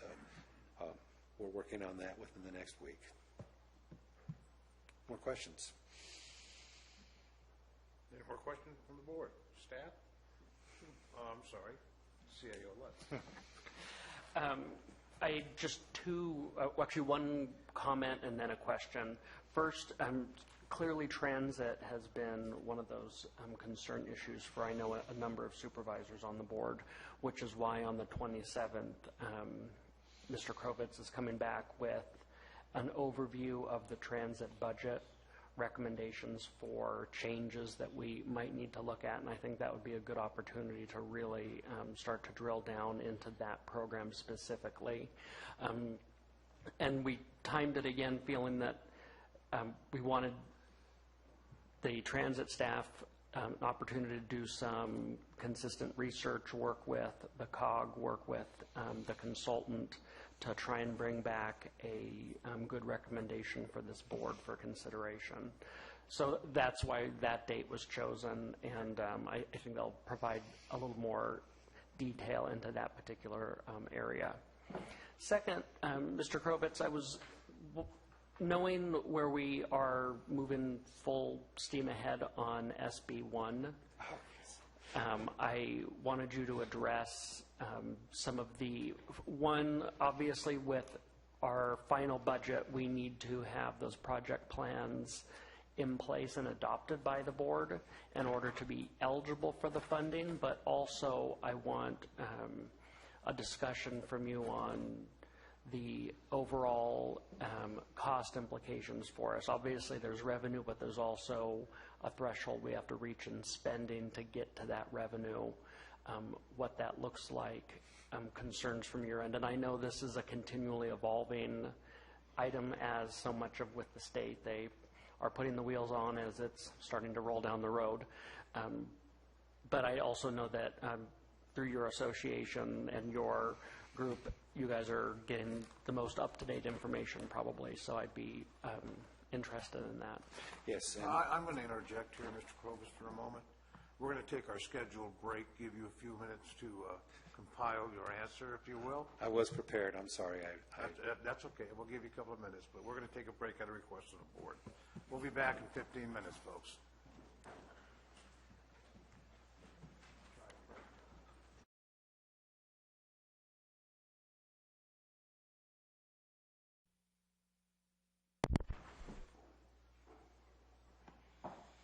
Thank you very much, ladies and gentlemen. Mr. Krobus, I believe we're going to be discussing SB1 per CAO Lutz's request. Yes. Thank you, CEO Lutz. I had prepared to speak to it and then forgot about it. I'm assuming that the majority of the board understands that SB1 is a bill that was approved by Governor Brown in April of this year, and it is an attempt to supplement or expand transportation funding through the state of California through the implementation of new fees. New fees include excise tax on fuel, taxes on fuels, increases in vehicle license fees. It also includes, for the very first time, licensing fees for hybrids and electric vehicles or alternative fuel vehicles to pay for essentially their proportionate share of use on our public roads. So the taxes actually begin collecting, my understanding is November of this year, with anticipated distributions going out to cities and counties and Caltrans starting in the spring of 2018. So the 17-18 budget will be a small proportion of what is anticipated. Current estimate says that under the fixed funding scenario with SB1, the county can expect in the neighborhood of about an additional $800,000. That would be for a full year's funding. That funding comes with requirements. Some of the requirements we know. Some of the requirements are in development as we speak. This week there are actually meetings at CTC attempting to develop these implementation requirements. One of the known requirements that we know about is that the recipients of these grant funds must provide by October, in the October timeframe of this year, a list of projects that essentially briefly describes the scope and the estimated cost, and that those projects must be approved by the elected officials in a public hearing and be incorporated as part of the budget for them to be qualifying to be able to spend SB1 monies on those projects. So I've instructed staff to begin preparing that list of projects, identifying priorities, and then I will be bringing that to the board for either concurrence or modification on the priorities on the projects based on your district needs, as well as incorporation of that into our capital program. So I don't believe that I can have that complete. It'd be nice to be able to do it by final budget. I just don't know if I can or I can't. So we will be working on that. Again, $800,000 doesn't go very far, but it is a help. SB1 also provides that allocation can go up if the receiving entity is what's called a self-help entity. And what's meant by a self-help entity is that, for example, the county would implement a sales tax measure on gasoline to be able to generate additional funds directed towards operations and maintenance of our county-maintained road system. And with the implementation of a self-help fund, as it were, then the proportionate share, there's another pot of funds that will then feed into those entities that are self-help. That is a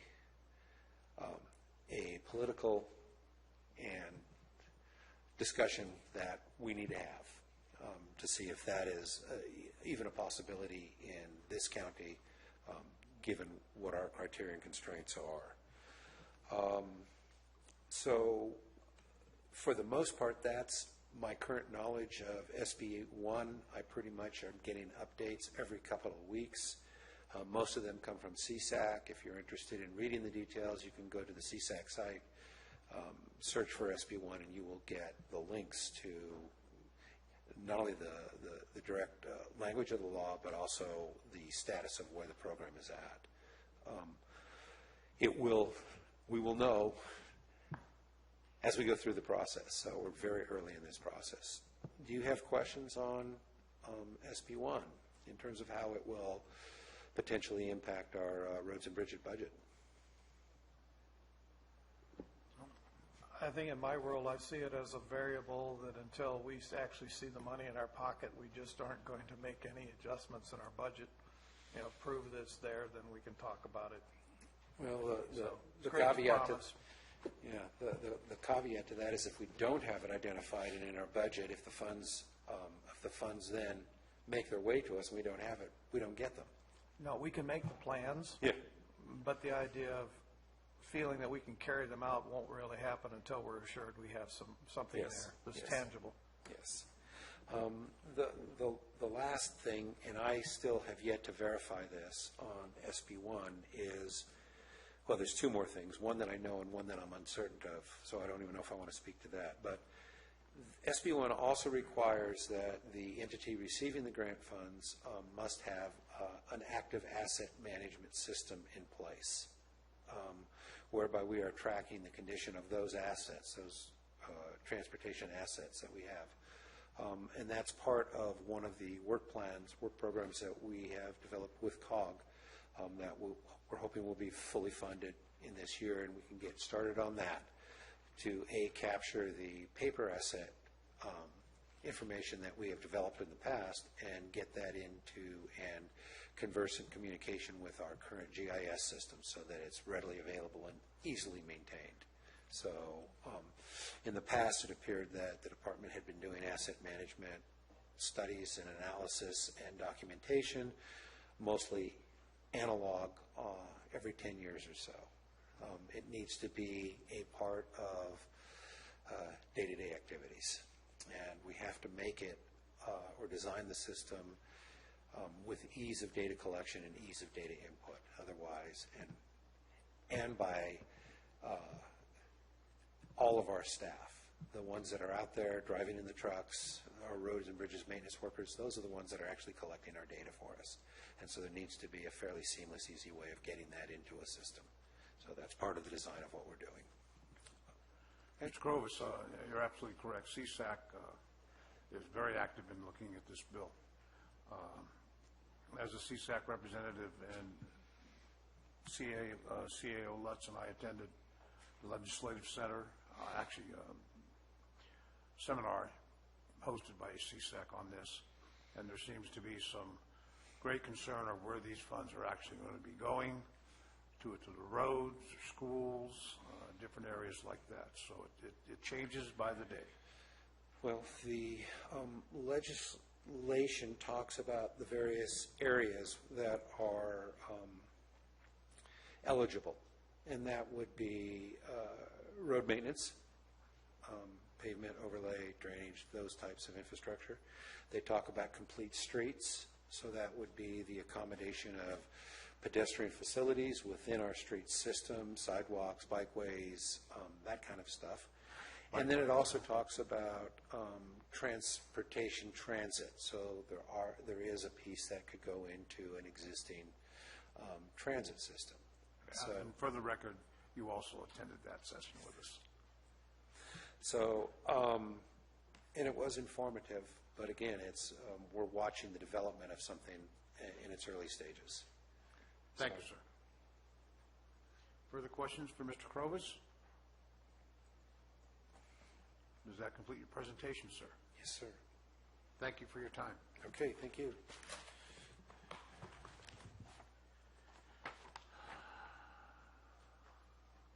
I understand that there are some department heads or departments that would like to make some additional comments. Is there any department available now that would like to make that comment? This is for staff departments for the county.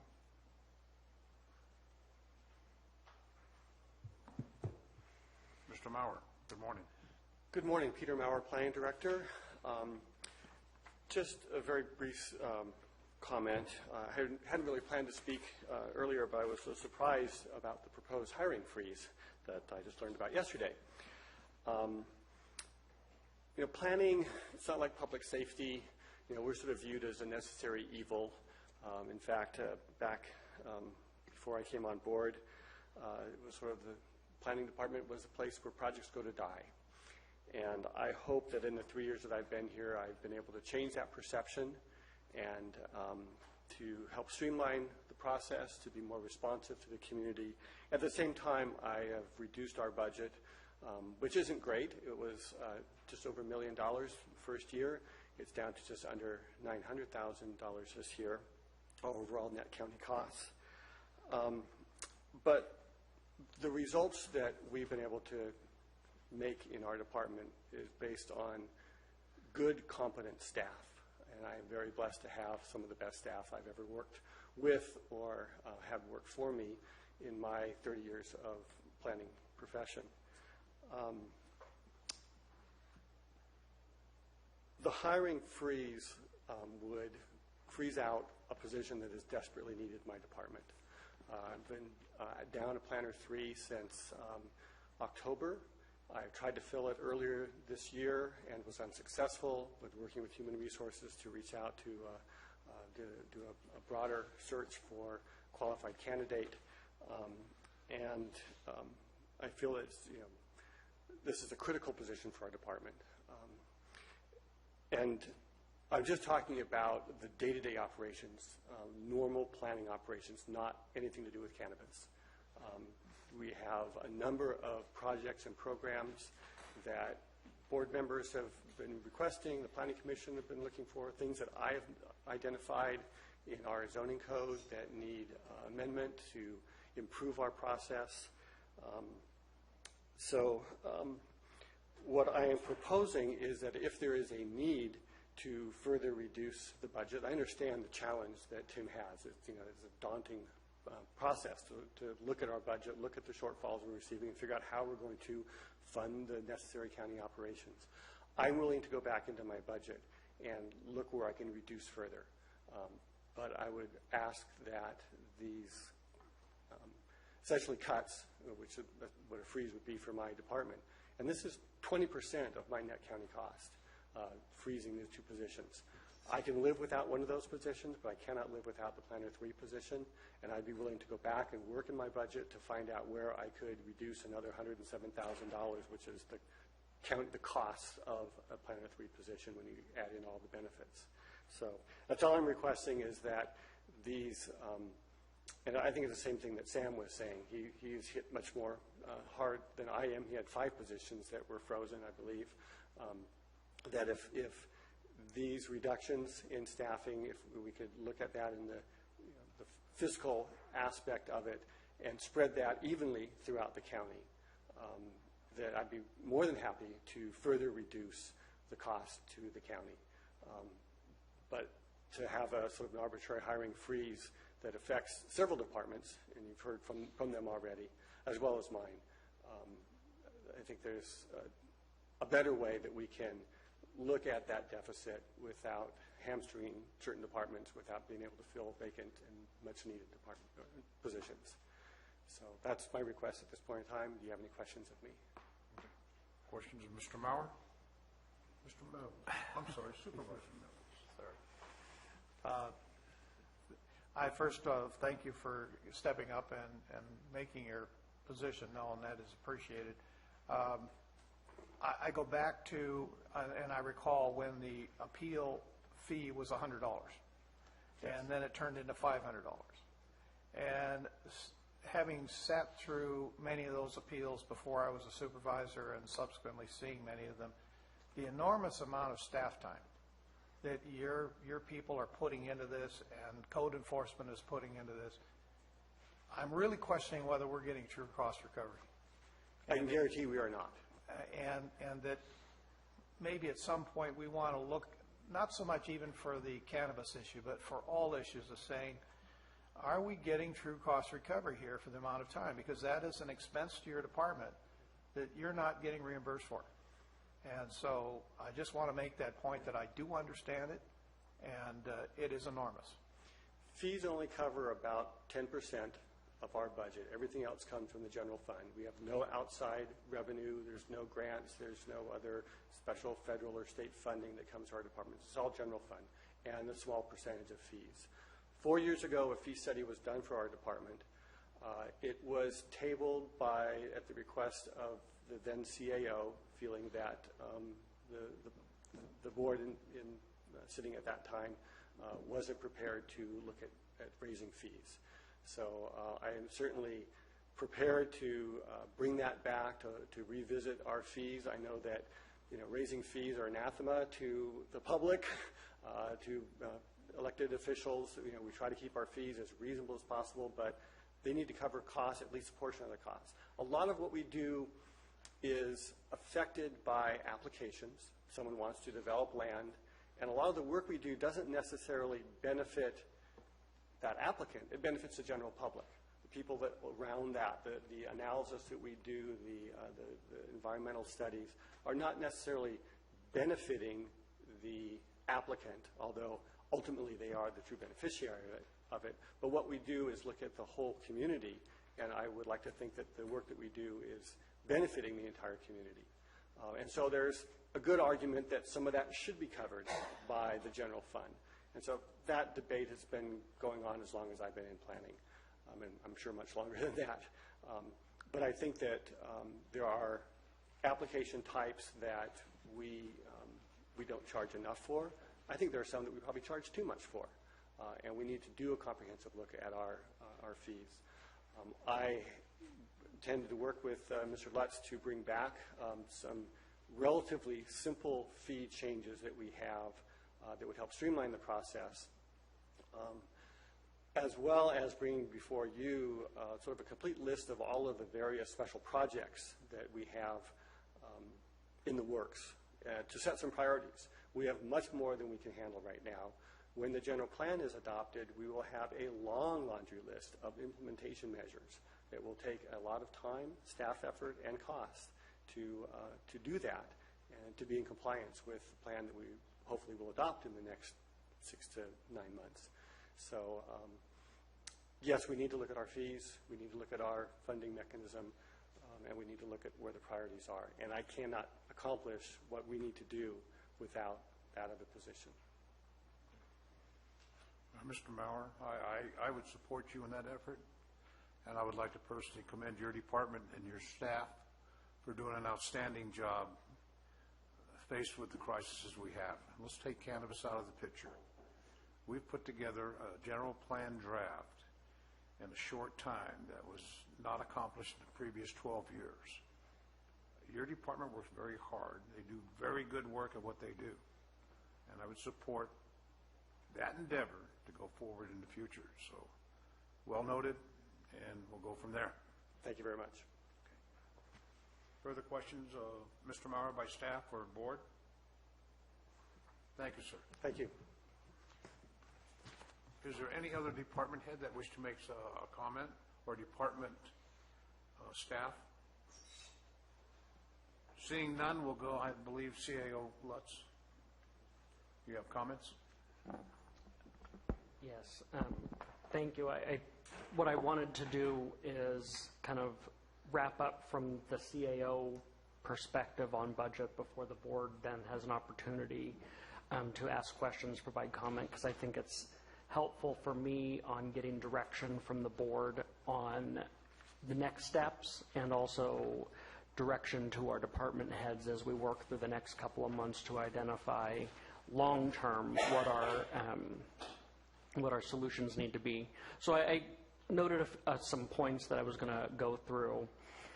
Really, for me, when I approached this budget and looked at these challenges, what I see is, unfortunately, us repeatedly doing the same exercise and somehow expecting a different result at the next fiscal year piece. When we come into it and we still have a structural deficit, we're still trying to identify how we can bring in that revenue, which really points to us needing to change how we operate, change how we do business in some instances. And I do think in some areas we really are at that point where there are some cases where we have to spend money to make more money, so to speak. I know the district attorney in her presentation highlighted the potential benefits of that consumer protection unit. Certainly there's an opportunity there. There's opportunities to realign or restructure some programs. In this budget request, have proposed bringing the Office of Emergency Services back under the County Administrative Office and adding 2 positions underneath that. One, the Emergency Services Director position, but a critical position in there that I'd like to highlight is really the cost recovery and emergency coordinator.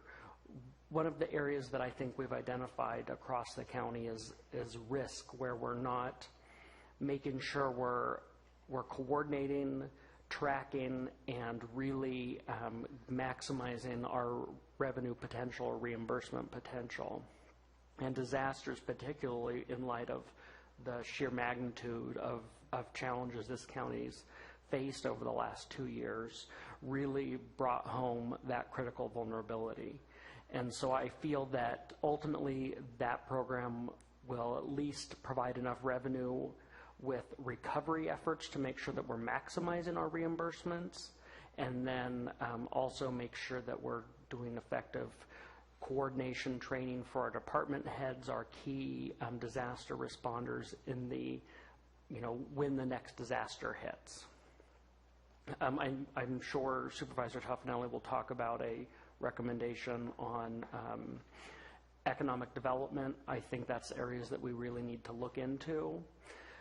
In some of these, I know there's concern of, are we, when a department comes up with a new idea, are we really going to make money or break even? I might suggest if the board's concerned, we also look at creating limited term positions in there and asking for the report outs, asking for the data, really demonstrate the value added, compare it against desired goals and metrics, and then if it's a limited term position that isn't working out, then we have flexibility of saying, it was limited term, accomplished these goals, we're done with those goals, we terminate the position. Obviously, facilities and space planning, that committee is going to be important. Unfortunately, and I think it was also the district attorney that brought up the prior exercise in doing this, and nice giant work product and no result. I don't like no result. I don't think any of this board wants to see no results.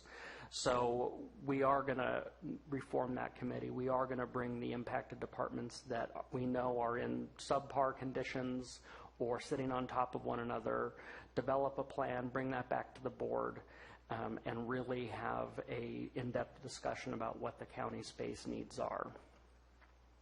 And really there are a lot of those structural issues we need to address.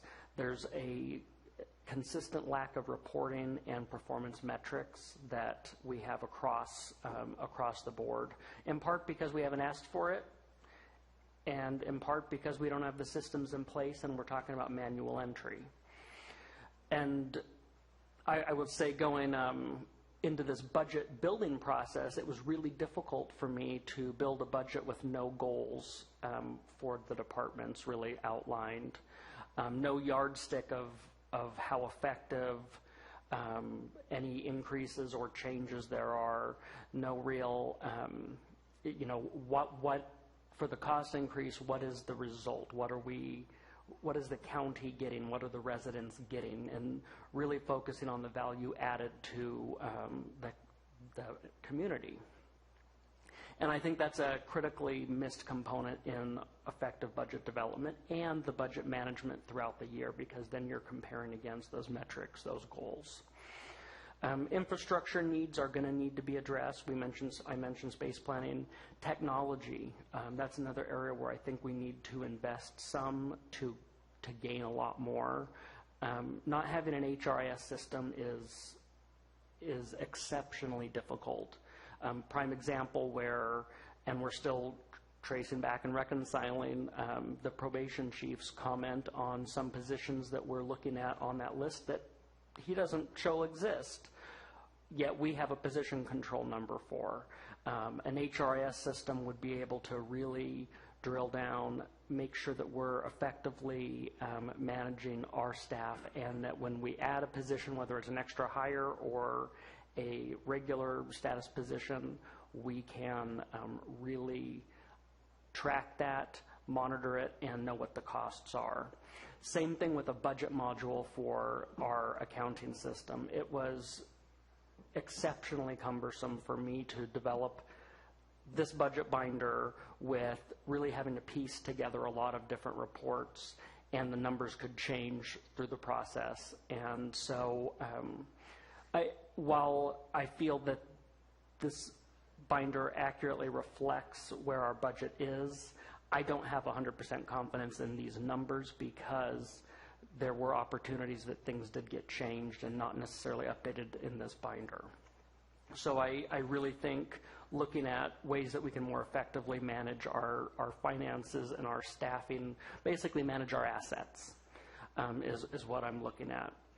On the frozen position comments, what I would say, I completely understand that all departments are running lean. I chose the option of looking at freezes as a temporary measure because looking at how departments are currently operating, that basically reflects how departments are currently operating today, rather than try and ask a department to make actual physical cuts to their budget at this point.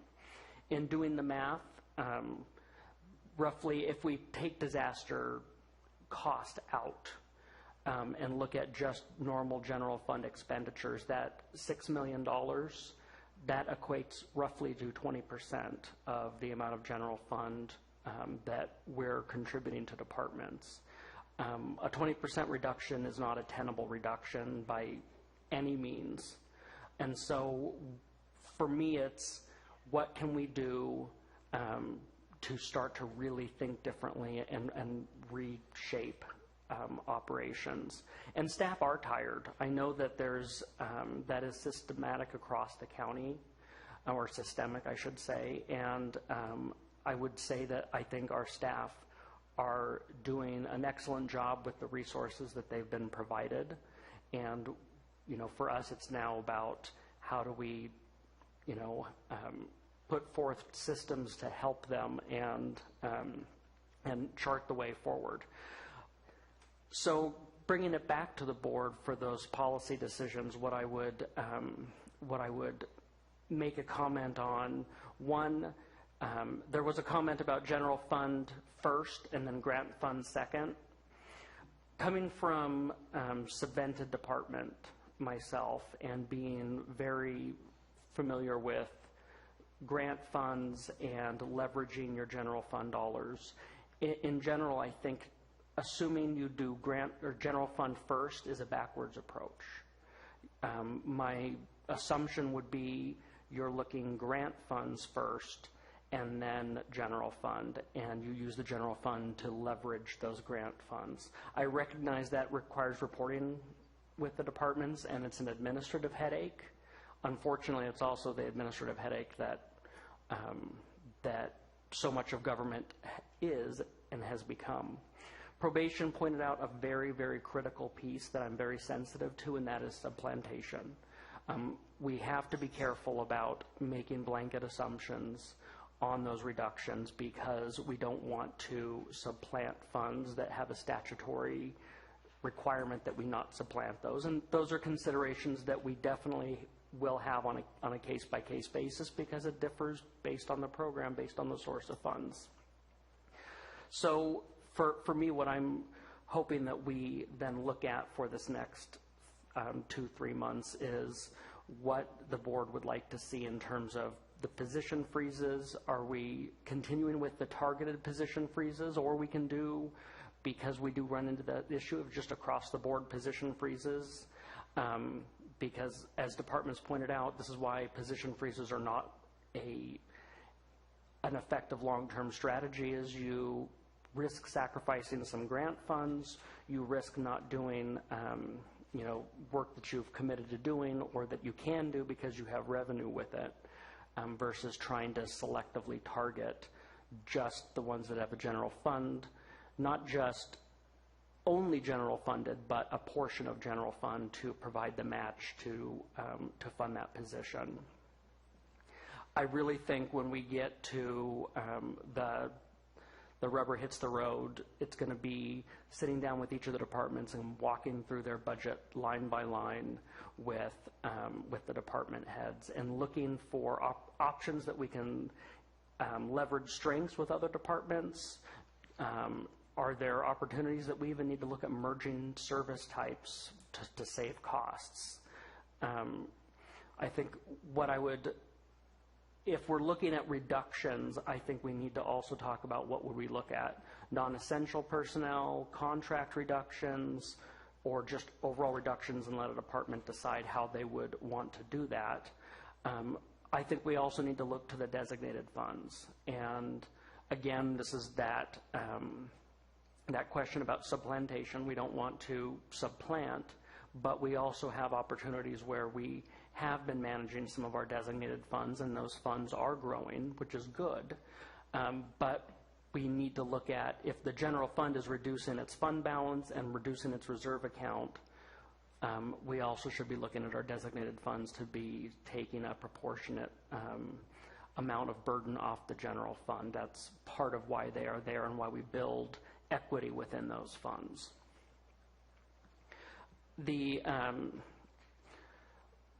What I would be curious on the board's recommendation is we can do this process either through, if the board would like to develop another budget ad hoc committee and have 2 board members sit down with the CAO and the department heads to go through those budgets, look at ideas, or we can continue with instead the board providing direction today and then going into the next couple months, basically direction of what you would ask departments to bring back to the CAO, what I would work with the departments on. And really in closing, I would just say again, we are in this cycle that I don't want to see. I think we can get past this cycle, but we need to look at it differently because we have been this repeated cut funds, then freeze positions, hold the line. And what it's done also is stifled innovation. You have departments that are working hard to preserve what they have, and they don't have time to focus really on new ways of doing things. And because we haven't been providing goals, we're not really aligning goals toward innovative practices, toward efficiencies, and so that goes back to that, doing the same exercise, expecting a different result. So those were my kind of general comments, what I'm looking for in that direction from the board, so that we can really do the critical work that I think this board's asking for and would like to see. Thank you, CEO Lutz. Is there any comments by the board for Mr. Lutz? I'm sorry. Good morning, Ms. Callen. Good morning. I just wanted to let the board know, the board in, I think it was 2012, actually passed a GASB 54 policy, which actually stipulates that restricted funds are to be spent first, general funds are to be spent last. That was a policy that was adopted by the Board of Supervisors. It went into effect for the 11-12 fiscal year, I believe. And we have really struggled to try to get departments to understand that that policy is in place. It is a requirement. But each department, in essence, has treated their designated funds as their own contingents and their own reserves, which is in complete conflict with that policy. And what it does is it does create a burden on the general fund that didn't necessarily need to be there. And these funds are accumulating at a very large dollar amount, which then brings up frustrations and arguments, whether it be with unions or the public. You know, when we sit here and have conversations about an $8 million gap, and they say, what do you mean you don't have any money? Because if they look at the CAFR, we have lots of money. It's just all restricted. But that doesn't mean it can't be used. But those kind of dialogues need to happen with the departments as part of budget to ensure that when those funds can be used, they are being used, as opposed to kind of being pushed off to the side. And that's what we've really struggled with over the last several years. I will send that policy to each one of you so that you have it. Do you have it? Okay. Ms. Callen, are you saying that the policy is in place but not being followed? Is Correct. that what I'm hearing? Yes. Is the policy correct? It is. Okay. I'll be looking forward to see that policy. Okay. And if that policy is inaccurate or not working for the system, we need to change policy. The policy is After in, review and see if it applies. the policy follows GASB. And the policy was also reviewed by the grand jury auditor, and it was brought forth to the board. So it is it's in compliance with GASB and with GAP. Okay. So regardless of what our internal feelings might be about the policy, that is the policy that every local entity, governmental agency in the entire United States has had to follow. I'll welcome the copy. Yeah. Thank you. Further comments? CEO Lutz, I concur with your statements about what has happened in the past as it pertains to now. And we have been doing things maybe not the best way we can. I welcome your suggestions, and I look forward to changing our course of this trip. So I will support you in that manner and look forward to your recommendations. Further questions? Supervisor Tofinelli? Yeah, I do have a couple questions, given the fact that there was presentations by the Sheriff's Office, the DA's office, and the probation office, bringing into question the amount of savings that are indicated in your memo to us. I think we need to clarify those before we go any further in order to find out the true deficit that we have, finding that they are claiming some don't exist, some are grant funded, and some are grant funded but assisted by general funds also. So I think we truly need to find out exactly what our deficit is so we can work forward from there. I concur with that. The positions that don't exist clearly is a problem, and that's what I know. I was going to work with HR on reconciling the position control list. The assumption being on ones that do have grant funds attached to it is, if you have a position that and that goes back to, do you spend grant funds first or general fund first? I think we do need to have the discussion with the departments of, do we need to assign our activities toward those grant funds through this period to draw down those grant funds, and therefore free up that general fund amount. Is it always going to be a dollar for dollar match? You're absolutely right, it's not, which is the challenge that we have. And the alternatives would be just asking them, reduce your general fund by the amount indicated on there. That we wouldn't want to do it that way because, again, we targeted the programs that had vacant positions, and you'd be unfairly reducing public safety by their general fund amount. So that's where I made the comment from the board's direction. We could instead look at what the deficit is, spread that across departments based on the percentage of general fund that they receive, and ask them to basically pull out that much general fund to come into balance basically for this year's budget, in which case it wouldn't be a position freeze, it would more be a targeted general fund reduction, and then when we work through July, August, come back with a final budget in September, that gives us an opportunity to make different adjustments. So a position freeze was one option, but we can, and I can run those calculations to see basically the percentage of general fund that each department uses, going back to that, those summary numbers, and then basically backing that $6 million into all those budgets and saying all departments reduce by this amount. That would be an alternative way to do it if we're worried about that we lose grant funds or have to shift duties around.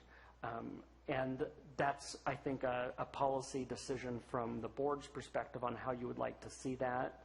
It is ultimately a more equitable way to do it, but it does mean actually cutting from each of the budgets. You said 20%? If I look at that percentage, it becomes roughly 20%. That's correct.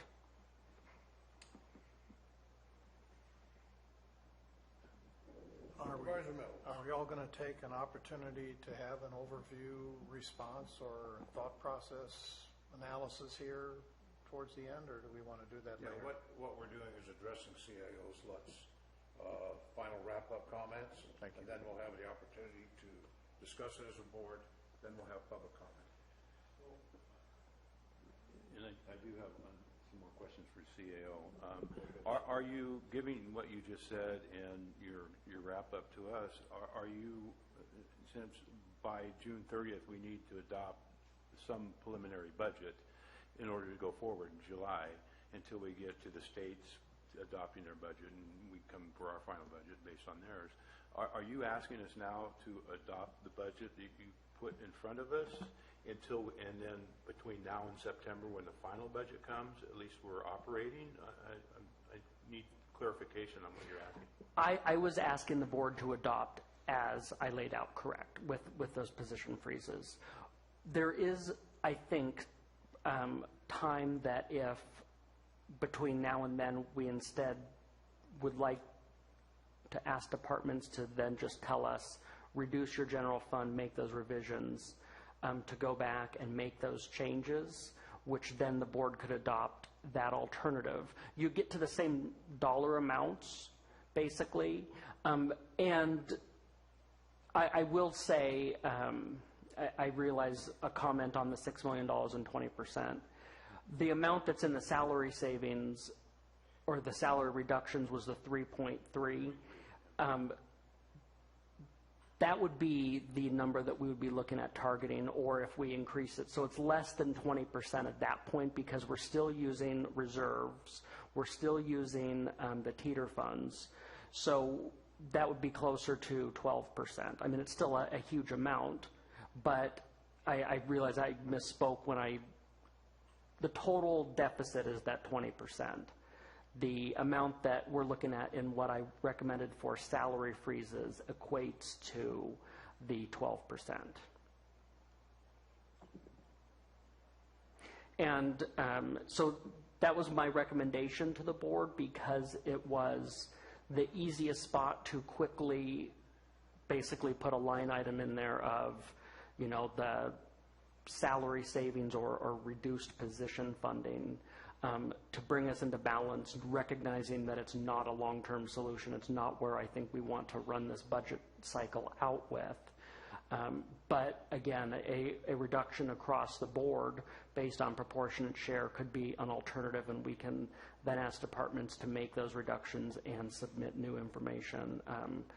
Again, once the board provides direction, we'll get that out to departments and ask for it right away. Supervisor Mills? I'm sorry, Supervisor Tofano, I'm not the KVN. We'll finish. I just have one other question that has to do with the budget itself. And you brought it up, touched what I was going to talk about earlier about the Economic Development Director. And I see a slot in here and an amount for that position. Is that part of this budget? Is it included, or is it separated out on your projected budget that you have here?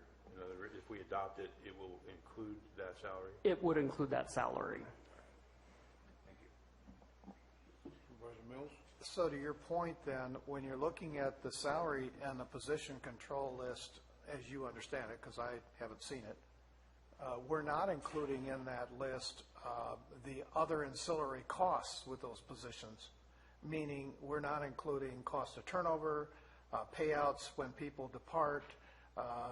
There's a whole lot of other factors that are played into that. So we're taking a very, very broad brush approach when we're just saying position control list, and we're going to do salary savings based on freezing positions. That's such a wide swath that when we start to dig into the individual behaviors and policies that are driving those numbers, I think we'll see very quickly that if we simply reduce turnover, we might be able to see a salary savings very close to what you're asking for right now. So, it's great to look at it from that way, but I got to repeat, this is the first time I've seen a budget without a position control list, and it's very difficult to want to take generalities and then bleed them into specifics like this without having the total picture of what salaries and benefits and all of that position control list. Because when you make even changes to a position and you make it a new position with a different salary range and you do different, those are all modifications that should be included in this discussion are not here. So there's a lot of stuff that we're drilling down to just a little ball, and it's not a little ball. It's very large, and it's a big part of our budget. Yes, and you are correct. It is a broad swath approach where those position costs only include your cost of that employee, your salary, health benefits, retirement. It does not factor in, obviously, those ancillary costs, the cost of turnover, et cetera. Although, again, because these positions are vacant, you don't necessarily have those costs with the position that you haven't brought on board yet. I think longer term that fits into the discussion of salaries overall. And if we're losing positions due to salary, obviously that's where turnover has a huge impact. What that doesn't assume, though, is the overtime cost that would be associated with keeping those positions frozen. Captain Macedo. Good I morning. understand you may want to make a comment. I did, and I was watching from my office. I did, and I almost ran, so Give if I yourself seem a out of second. breath, that's why. A couple of concerning comments that were made that I just want to address and make the board aware of, because our presentation, we didn't lay this out maybe as well as we should have. The sheriff's office had already been cut significantly, so if you do a percentage across the board cut at this point, it's going to equate to layoffs in the sheriff's office. I want to be unequivocally clear. If you do a percentage cut to the sheriff's office, we're going to lay people off. In order to fill those positions that were laid off, we are going to need to bring people back on overtime, both in the jail, in dispatch, and on patrol. So you already have a skyrocketing overtime problem, and it's going to continue to increase. We have no room to cut anywhere else. The last few budgets, we've had to do reductions because of principles that were set forth by the previous CAO's office, and we had to cut fuel, overtime, and auto maintenance, which were already exceeding our levels. There's nowhere else to cut from. I can't make that any more clear. So what you're going to have us do is lay staff off and then cut already underfunded line items that we know we're going to exceed throughout the year. So essentially, you're going to be building a budget based upon false pretenses, believing that we're going to be able to make, fit our expenditures within those line items. So my suggestion would be that the board prioritize where it is going to cut from and then work from there, rather than doing a broad-based cut across the board. I know we came and spoke about being opposed to hiring freezes. That's because the position we are currently in is already requiring us to bring people in on overtime in multiple divisions to backfill needed slots. So I think when you talk about doing hiring freezes and cuts across the board, that works in places where you've seen a steady increase in the budget or maybe a steady increase in staffing where you have places to reduce from. That's not the case here. And with respect to designated funds, sure, we should talk about designated funds and how they get utilized. I think that would be a huge eye-opener for the board because not unlike this building or this complex, there are several other parts of this county that have been neglected over the years, and that's what those designated funds are going to be used for. So if you use those to offset staffing costs because you're in trouble now, you are going to be in trouble later when other things break down that have a much more significant cost than doing minimal repairs as you go. And that's reflective upon the sheriff's office with our emergency communications infrastructure and a lot of other things we do to keep people safe. It's not about having somebody answer the front counter. This is about, staffing out on the street and keeping people safe, making sure you have somebody to answer 911 calls. Thank you. I have a question. Oh, Yes. sorry. Captain, thank you very much. We're going to start digging into this budget and figure out where things are at here shortly. If you have to pick your poison, there's only so much money. Freeze or budget line or across the board? Yeah, unequivocally the answer is neither. Unequivocally the answer is exempt the sheriff's office. If public safety is truly the priority for the budget, if it's truly the board's principles, don't just put it up there, act on it. And I'm sorry to be so upfront with you, Supervisor Garamendi, but I've seen it at the top of that list year after year, and I've seen boards do different things other than actually just putting it up on the board. I'm encouraged, hopefully, that this board will do something different. We have a new CAO's office, but if you're asking me, the answer is absolutely, unequivocally neither.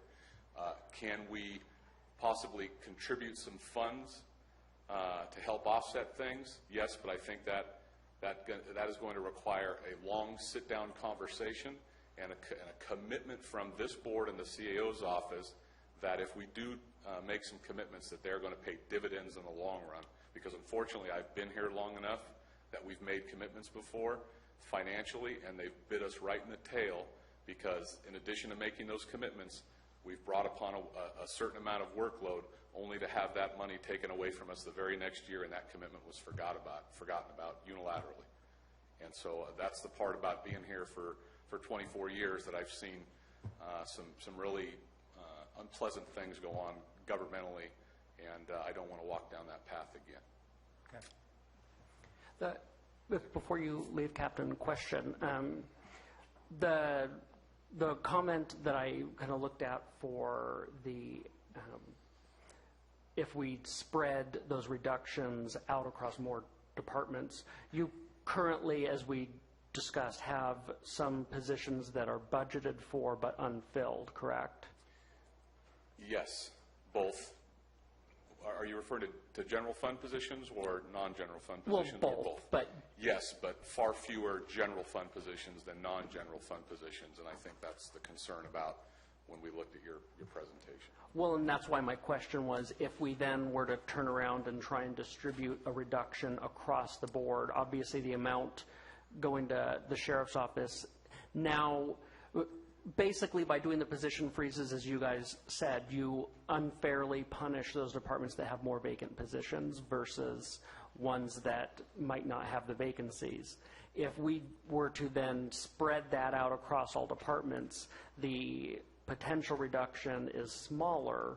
Would you not be able to use some of those vacant positions as salary, basically what you would identify as what would be reduced, rather than have to go into layoffs. Obviously, layoffs are what we don't want to see, and we're working to avoid at this point. So to answer your question, potentially, I'm just concerned we don't have enough, and I would need to sit down with our business administrator and yourself, obviously put pen to paper and hear exactly what the percentages are and where, because I think there's some assumptions of where we can make cuts that are inaccurate.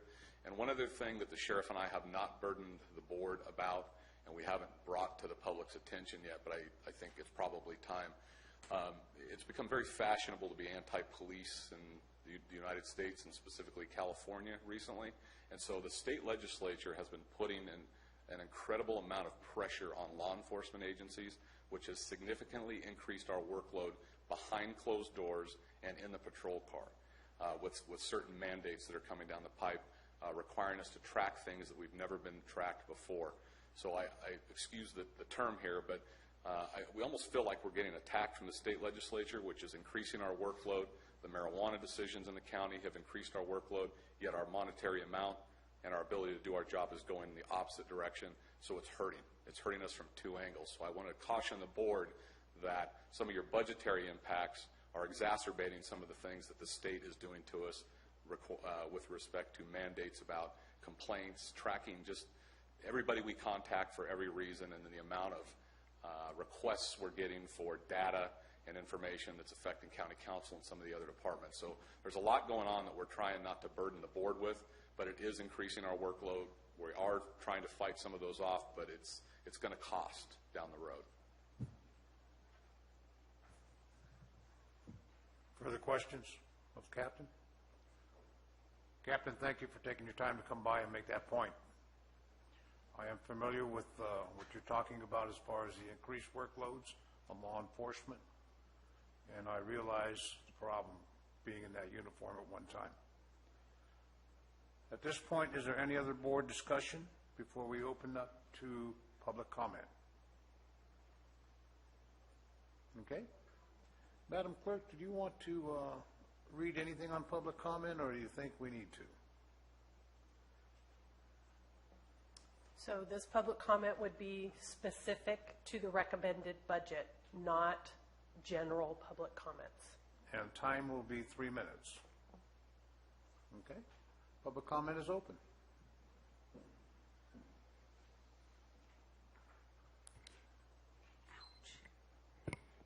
Good morning. I'm Vicki Reinke.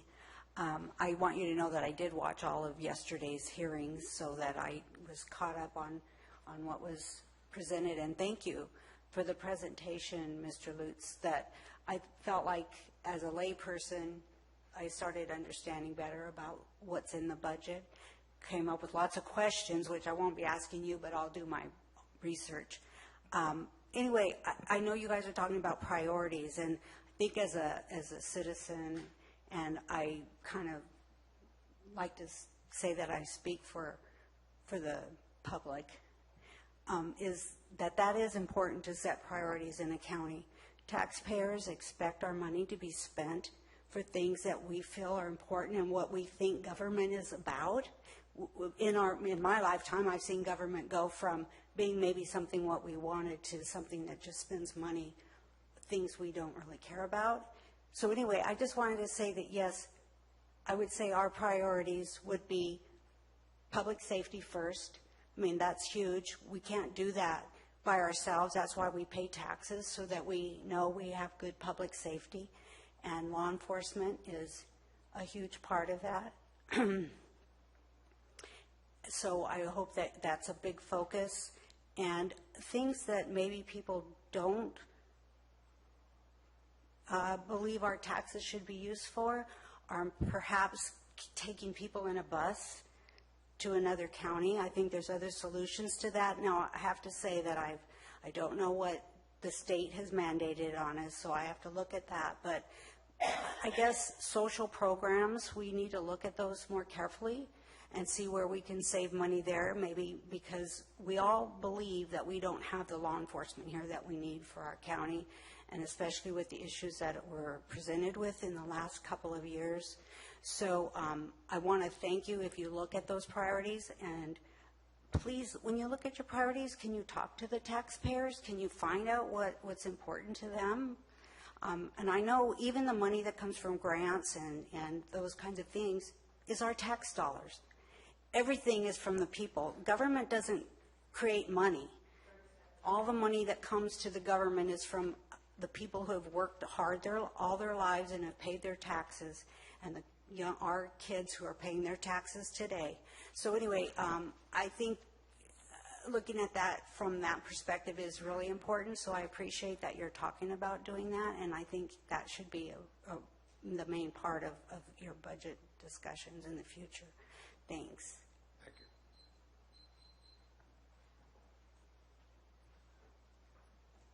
Morning, Marty Crane.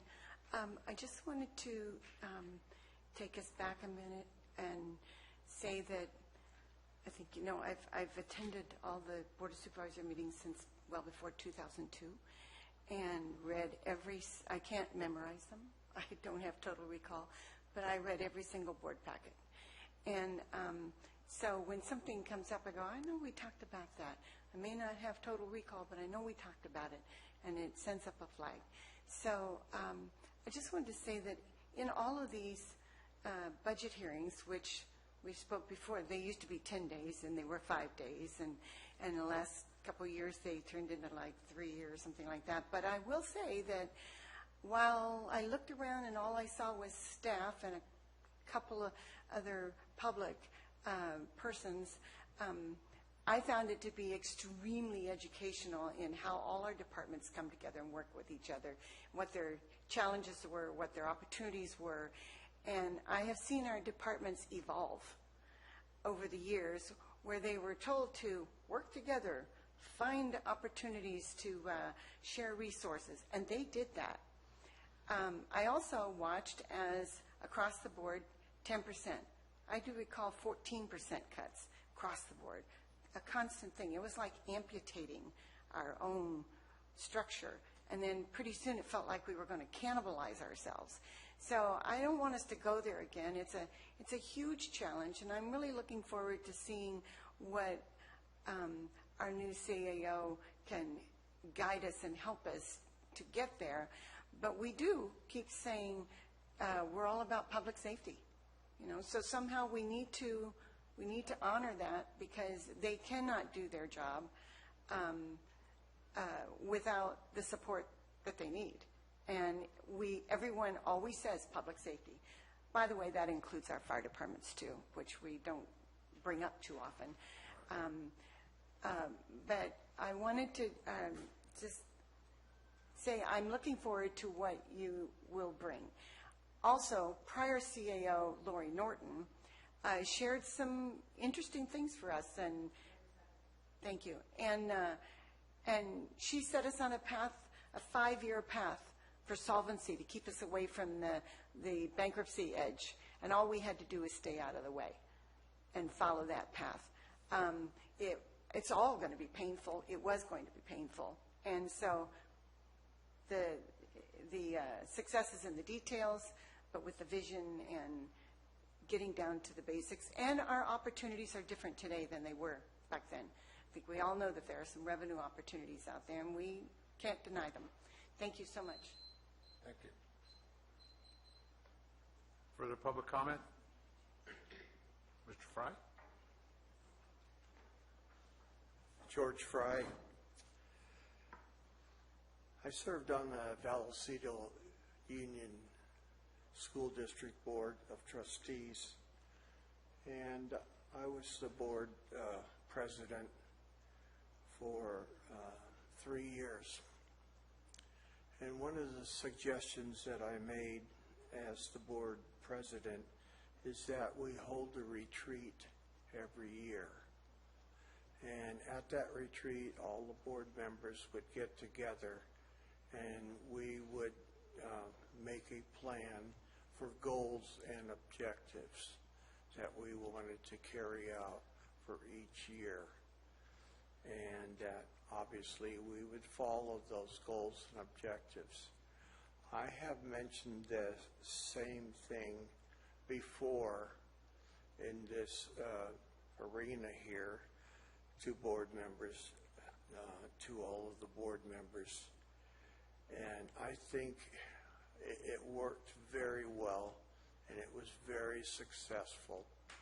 And I would strongly encourage this board to do that and try and hash out some of this information amongst yourselves, and then come back after you've all put your heads together and had a lot of discussion. We met for 2 days, and I found it to be really beneficial to the board and to the school district and to the parents and the students.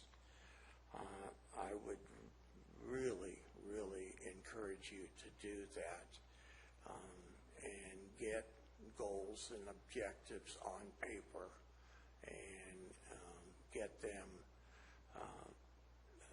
out there where everybody can see them. We had some real challenges when I served on the school board. Budget challenges were there as well. And I just said, here's the budget. And the certificated people got together, and I said, where do you want to make the cuts? The same thing with the classified. And we didn't have people, attorneys, and all the rest of that. We resolved the issues ourselves. And hopefully with this retreat, you could work on resolving the issues. Thank you, sir. Mr. Fry, we took your advice. We have a retreat scheduled. Good. Further comments by the public? Summit, G3. Any further public comment? Okay, at this time, I'll bring it back to the board. Any further comment, discussion by the board?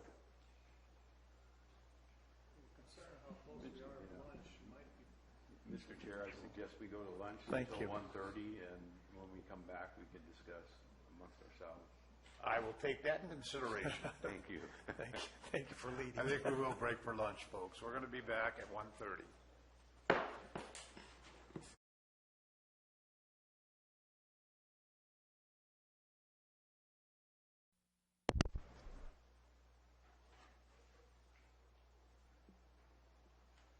Welcome back, ladies and gentlemen.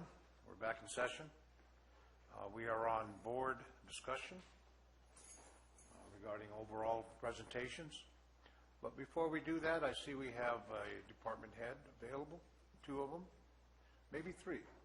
Is there any comments by staff at this time before we go into discussion and deliberation on the board?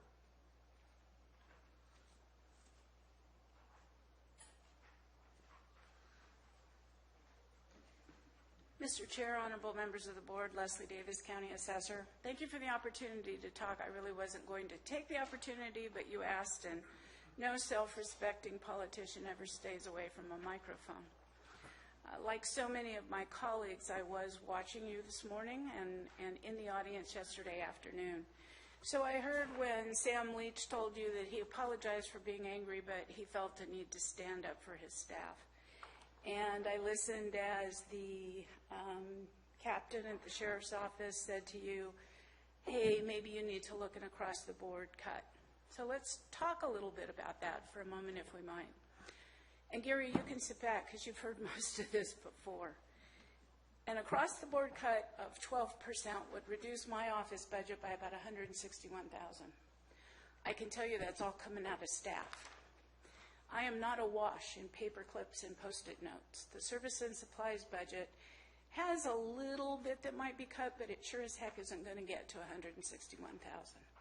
The majority of my service and supplies budget is a contract that we have with a vendor that I'm the one responsible to pay for. So it's people, and it's always going to be people. It's pretty short-sighted, I think, When you talk about reducing people in the general government ranks because you want to fund public safety, the fact of the matter is the folks that work in public safety don't come to work every day because they love it. They come to work every day because they expect a paycheck, which means somebody better be working in payroll in the auditor's office. And somebody better be working in HR, making sure they're in the payroll system in the first place. It means somebody in my office better be out there doing their job so we can close an assessment roll so that 35% of your general fund dollars and most of your discretionary dollars are being produced by my department and collected by the tax collector's office. It's super easy to say, let's do 12% across the board. It is not super easy to start telling those people across the desk from you that they're out of work. I just hope that you remember where the money's coming from eventually. And that money is coming from those of us in general government finance offices making that money. When Vicki stood up and said, taxpayers want their tax dollars going to public safety, I don't think anyone in my office would argue with her. But I think what we would say to you is this: those tax dollars don't come in if a bill doesn't go out. A bill doesn't go out unless somebody in my office and someone in the tax collector's office is doing their job.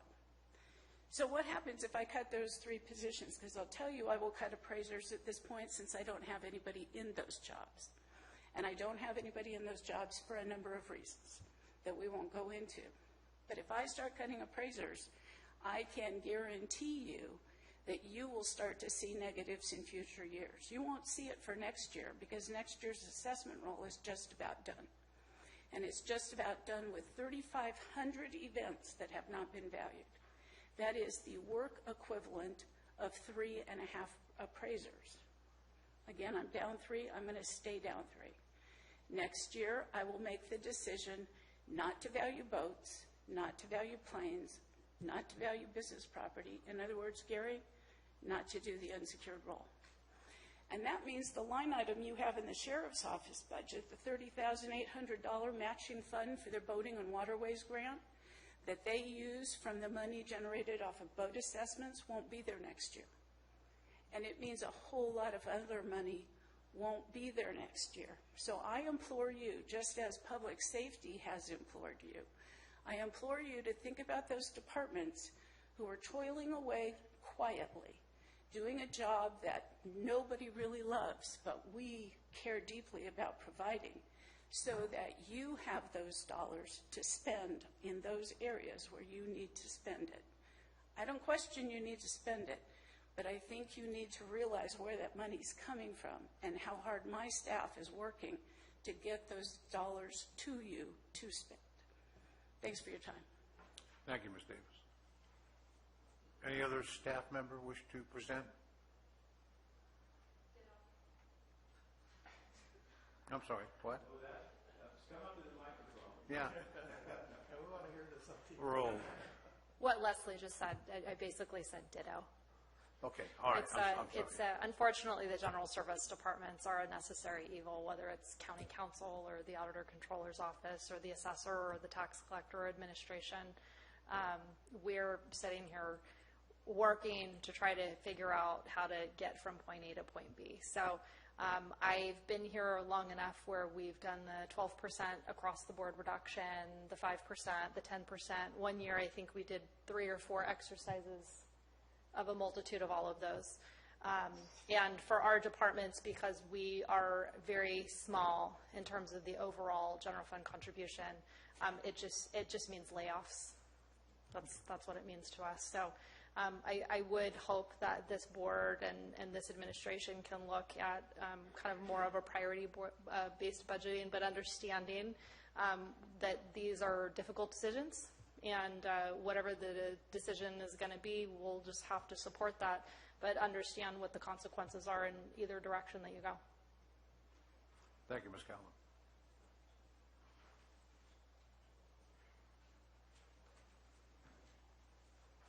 Barbara Uke, District Attorney.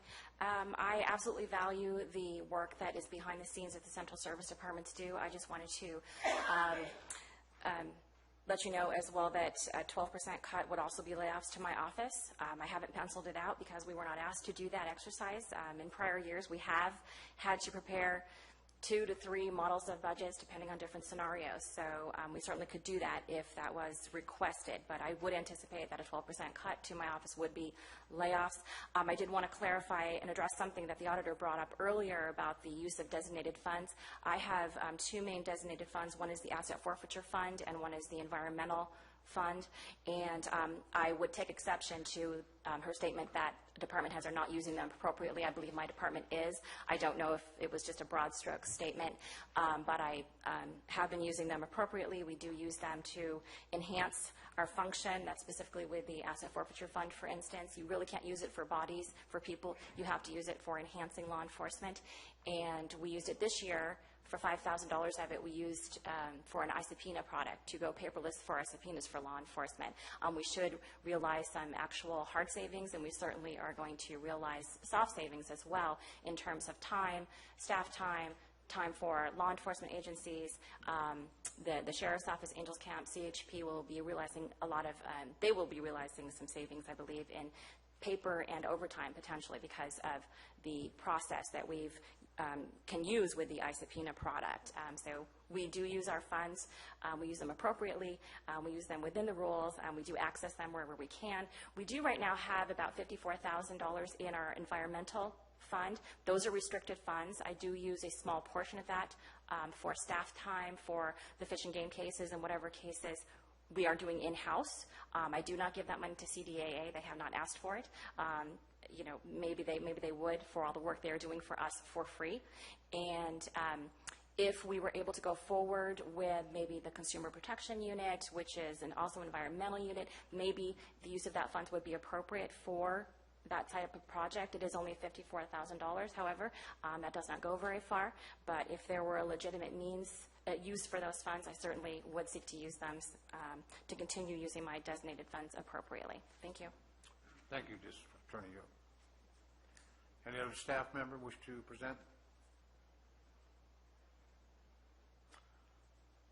Okay, seeing that we allowed that, in fairness and as exercising my option as chair, I'm going to open up public comment to anybody that would like to address the board that hasn't addressed the board yet on the budget issue. Seeing no one, we'll bring it back to the board for discussion, deliberation. Who would like to go first? Let's not all jump up at once. Okay. There is no discussion or deliberation on this issue? Okay. Excuse me, I'll start just to jump into the thing. Maybe start discussions. Give me just a second here.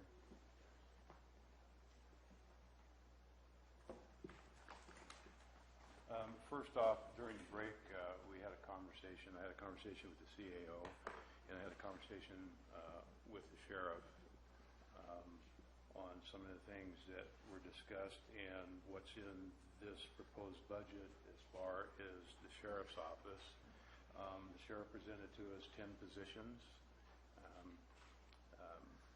I think the CAO may be speaking to that shortly, what the outcome of some of that was, but I believe that the sheriff is requesting that myself, Supervisor Mills, the CAO, Jim Macedo, and the sheriff himself meet on Monday to discuss some of the items in his budget that they're willing to discuss with us to come to an agreement to balance the budget in his department. I would be asking, Supervisor Topenley, could I have you speak into the microphone for us? Sorry. We're fading off. Asking for us to meet and bring to this board from that meeting on Monday some of the things that we would discuss to balance his budget. Again, alluding back to his presentation, the DA's presentation, and probation's presentation on what is proposed in our documents and the shortfalls that are proposed that on the bottom line of freezing positions are not in line with what the bottom line is in the CAO's budget outline here of 3.3 million. I think it's much more than that, which would be a bigger gap that we would be trying to fill between now and September. However, I think part of the equation has to do with the sheriff and his budget and what can be done to bring it more in line to a balanced budget with him. Can you repeat the part about the difference in the bottom line? I'm sorry, Gary. Can I have the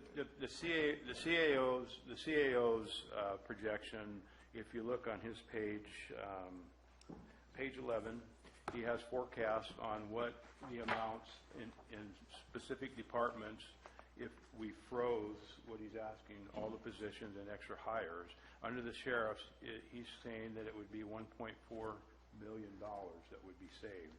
The sheriff presented his PowerPoint and his thing to us saying that the positions that are described, that were prescribed in this deduction are not all valid. Some of them are grant positions, some of them are being paid for by urgency ordinance, and so it's not going to equate this to this amount. Bottom line, the DA said, and she has presented us with her PowerPoint, that $483,965 is not an adequate amount either, because under her equations that there's only a $40,000 savings to the positions that were outlined in her budget. So there's a deficit there of another $400,000 and something. And the probation officer, Sam, when he presented his, he was saying two of the positions don't even exist. So if you put all that into the equation, I'm thinking we're closer to a $9 million deficit than what is being talked about, presented to us in this CAO's budget book. However, I think some of it can be rectified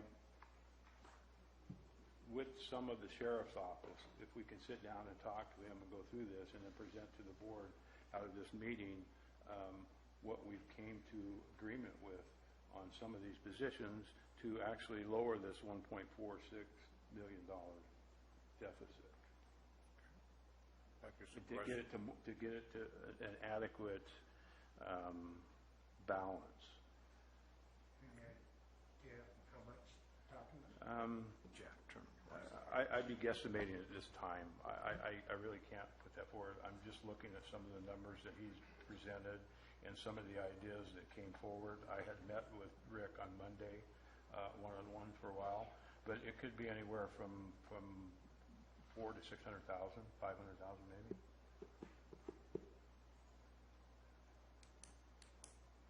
In reduction of that line there, the sheriff's under salaries, Correct. Instead of inflating that, reducing that. it'd be reduced to about $1 million.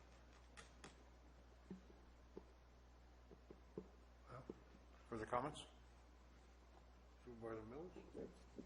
Well, I think again, here we're driving to that position control list discussion with this, and it is a very broad brush approach.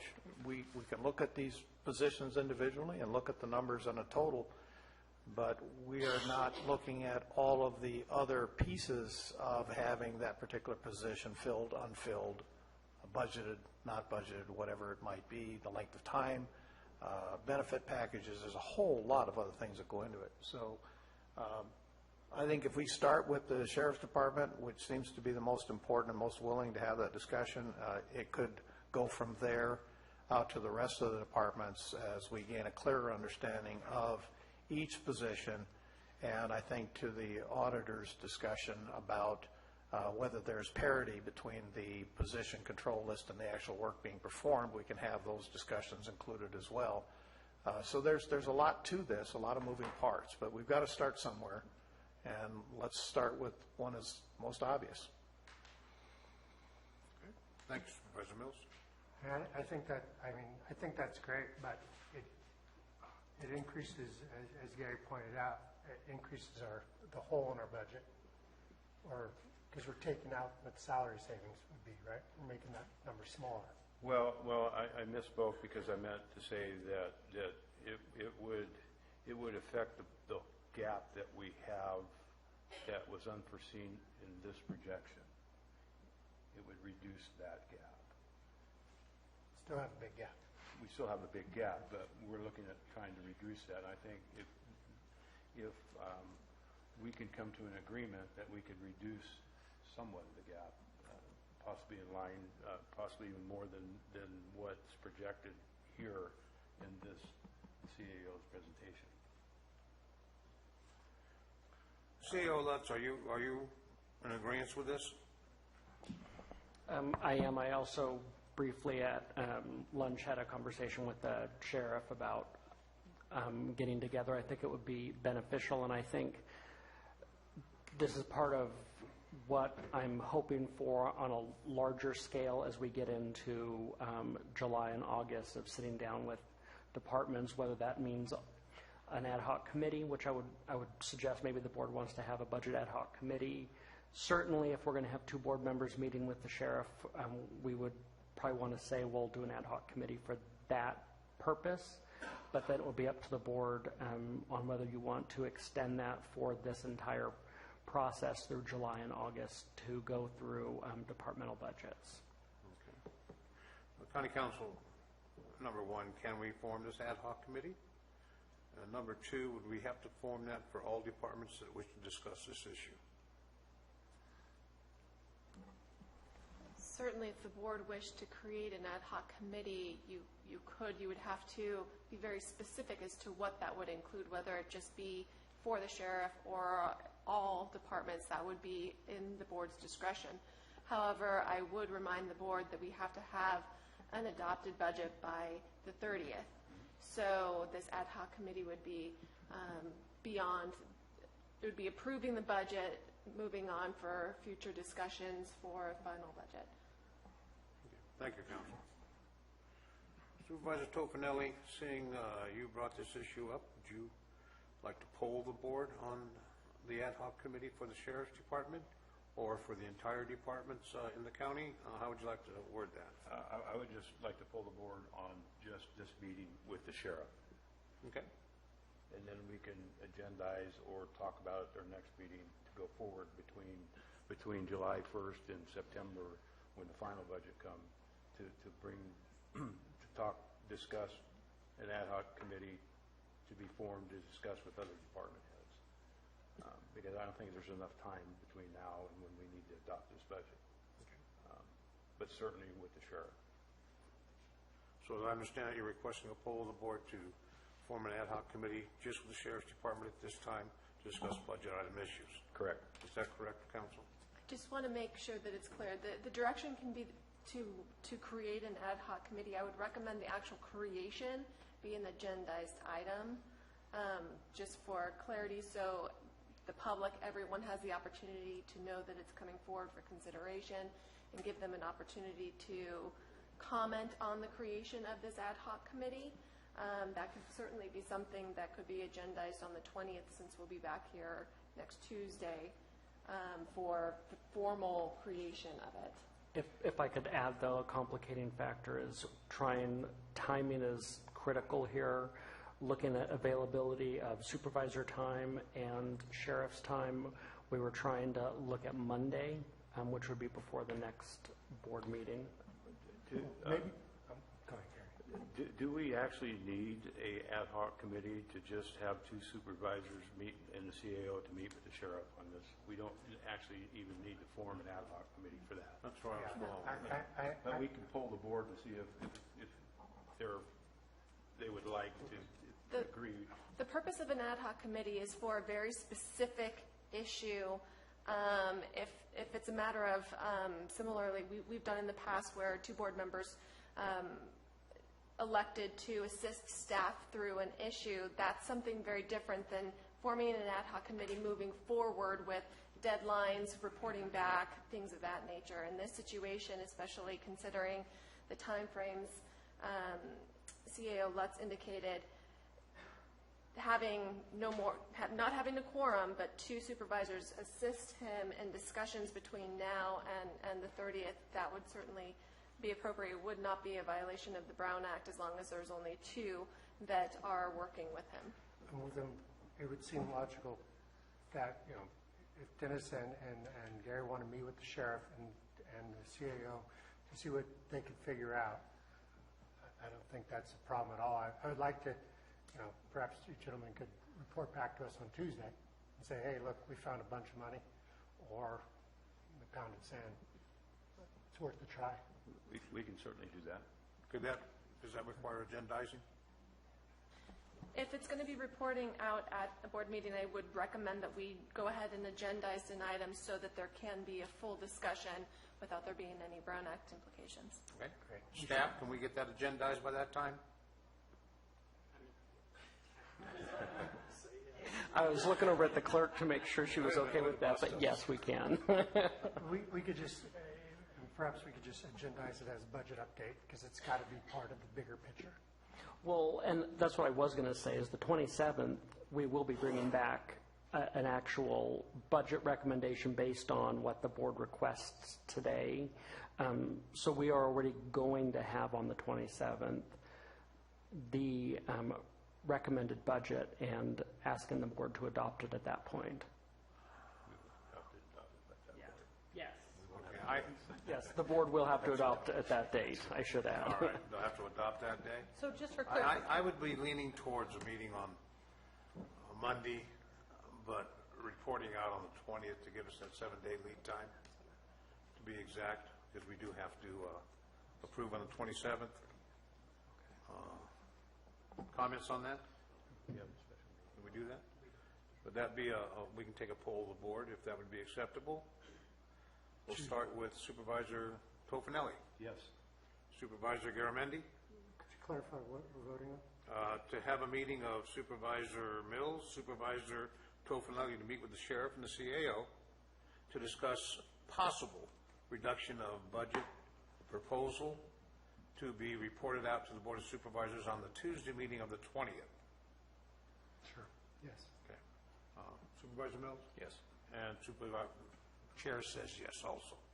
So let's go ahead on that pretense and get that done. Watch it. Good forth. Is there any other discussion by the board? Thank you so much. Good forth.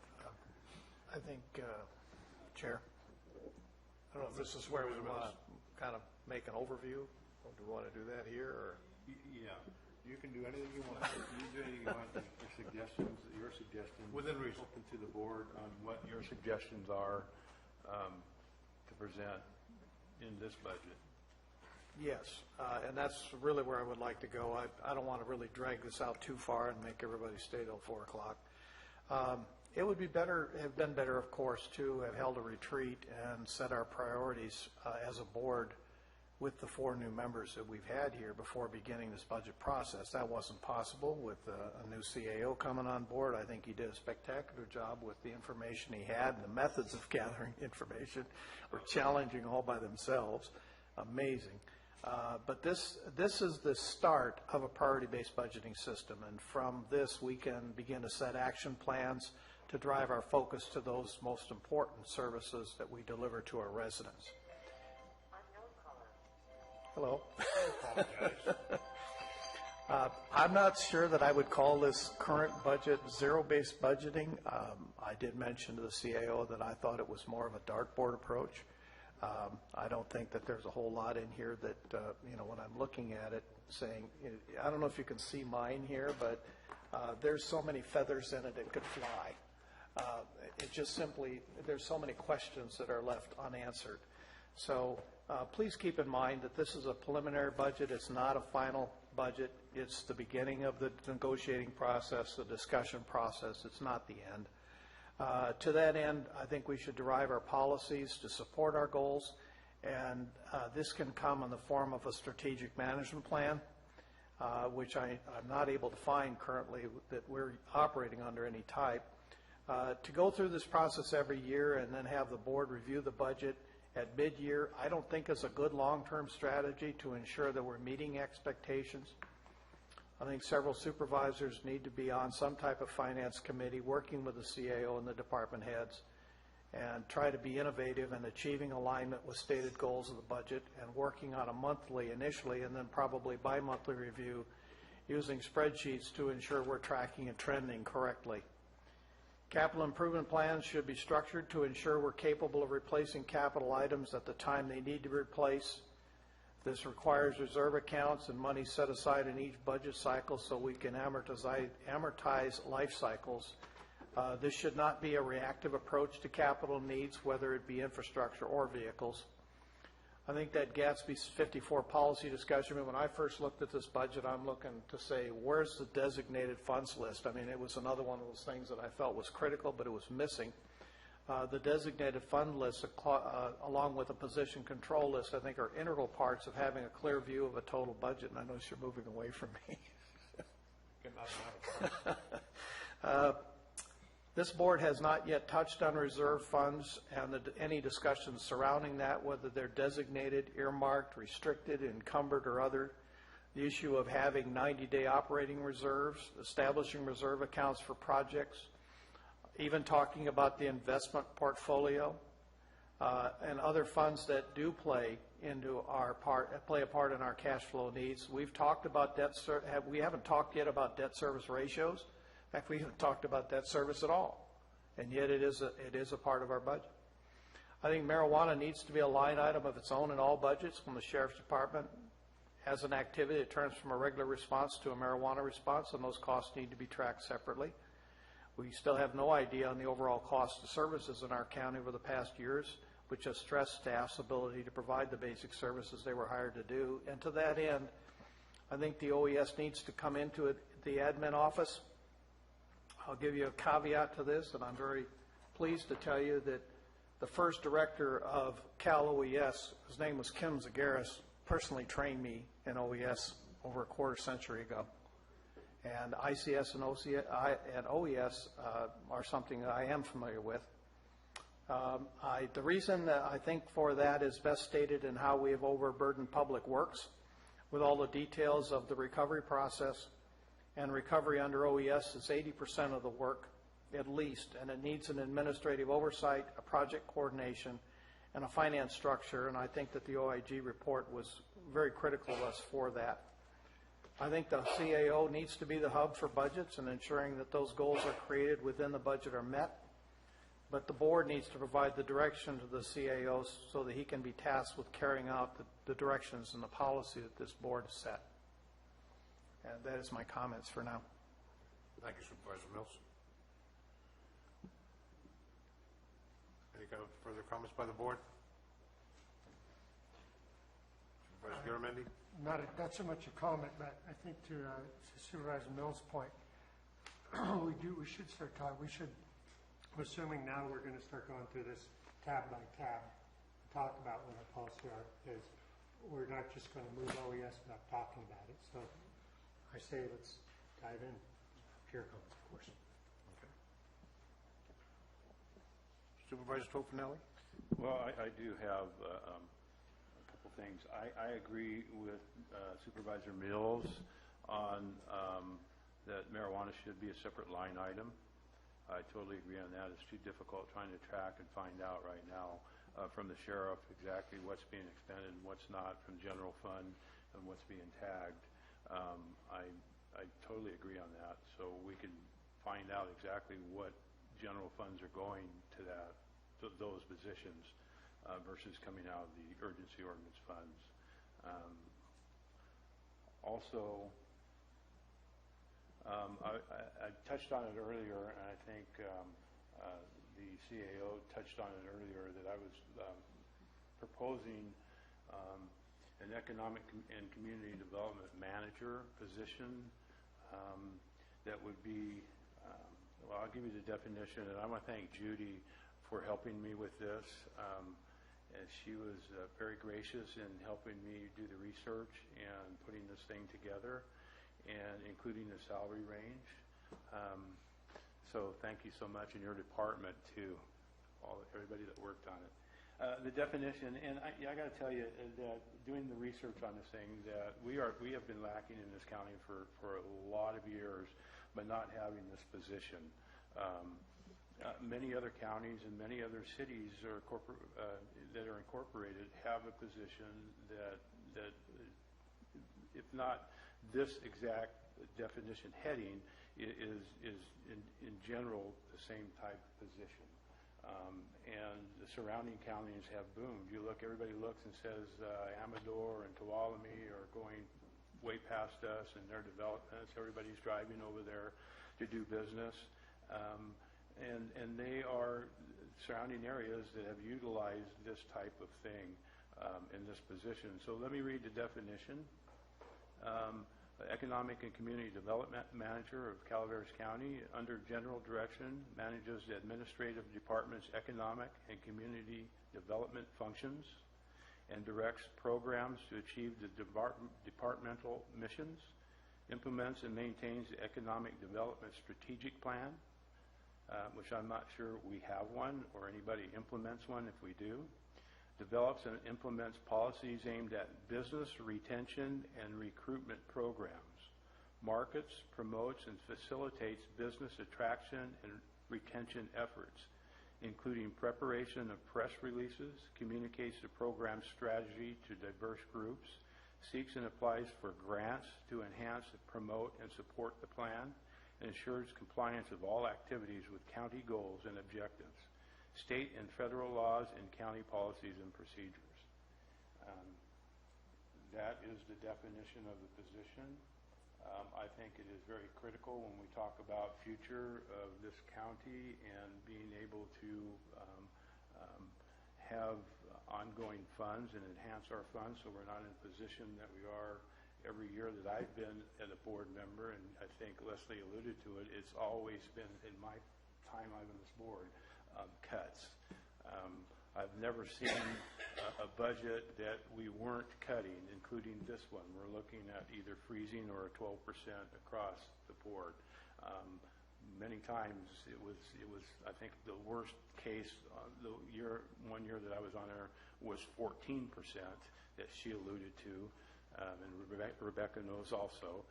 Most of the other years was 10%, a minimum of 10% across the board, plus cutting into some other budgets at that time in order to get a balanced budget that we're required by law to have. But this position, if funded by this board, and let me find it here for a moment. I thought I had it. Total compensation, total package would be $156,714, and that is included. That's why I asked earlier the CAO. That amount is included in his budget that is before us. So I am asking this board to go forward with this, and we can put this thing together, recruit the right person, and see the benefits to this county and our constituents, and them not leaving to go to other counties to purchase certain items, and getting a robust economy here in this county. This person's job, as I defined it, and specifically that is their job. They spend their entire time working towards this retention or recruiting businesses into this county and selling our county to them to relocate here in the proper positions, in the proper areas that they're zoned for, and helping them go through each department, whether it's public works, where it's building, planning, whatever they need to do, help them walk through to get where they need to get their business open here in this county or relocated here. So that's my pitch. And it was well received. I got to say, Judy was a little excited, and so was the CAO when I mentioned it to him. So I would hope that we could go forward with this. Supervisor Tofinelli, I have comments on that. How would that intertwine with our Chamber of Commerce, seeing that they've finally got their, I have to be careful how I word this, seeing that they've hit the ground running and they're making good progress, would we be duplicating services or would we be combining those services?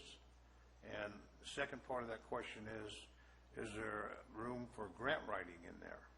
Absolutely. Part of the definition to which I spoke about was grant writing and obtaining grants, Okay. which would help in reduction in cost to us eventually on this funding for his position or her position, either way.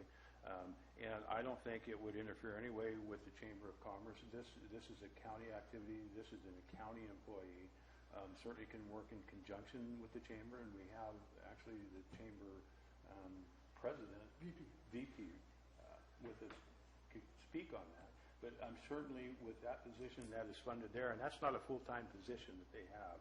And that position is not, again, an employee of the county, and it can work with conjunction with departments here to get businesses through the county system to get them up and running. So, Supervisor, any comments? Thank you. I don't think there'd be a conflict with the Chamber of Commerce. We don't have the job description in our packet or any description of duties except for the budget item. I do have concerns, this is the first time we've talked about it, is when it's sitting in front of us in the budget. I think in future, we have new budget ideas, we ought to bring them forward together. I would be supportive of this if it was focusing on grant writing exclusively. I think that's it's easier to measure return on our investment through a grant writer. We're paying $50,000, $60,000, $100,000 a year. We could say that person brought in $3 million new grants, $6 million of new grants. And oftentimes the grants that we get for economic development and other things can help fund that economic development person. And then we could have that. I've dealt a lot with economic development people up and down the valley in the private sector, and there are exceptions, but for the most part, I often feel like I'm running around with a real estate agent. And I think that's important, and that's an important part of locating a business, absolutely. But at a time that we are talking about 12% cuts, we really need to show what the ROI is with our return on our investment. And maybe there's a metric that we could use, but certainly locating a business, bringing it here, setting up their shop, collecting sales tax, employment, all that is really, 3 to 5 years before the county starts realizing those dollars.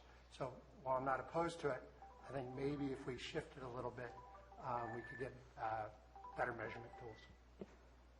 And certainly I don't see any, I think it'd be a great partner for the chamber. I'd love to have a dozen of these guys, because I think they could do stuff, but I think we have to be disciplined at this point.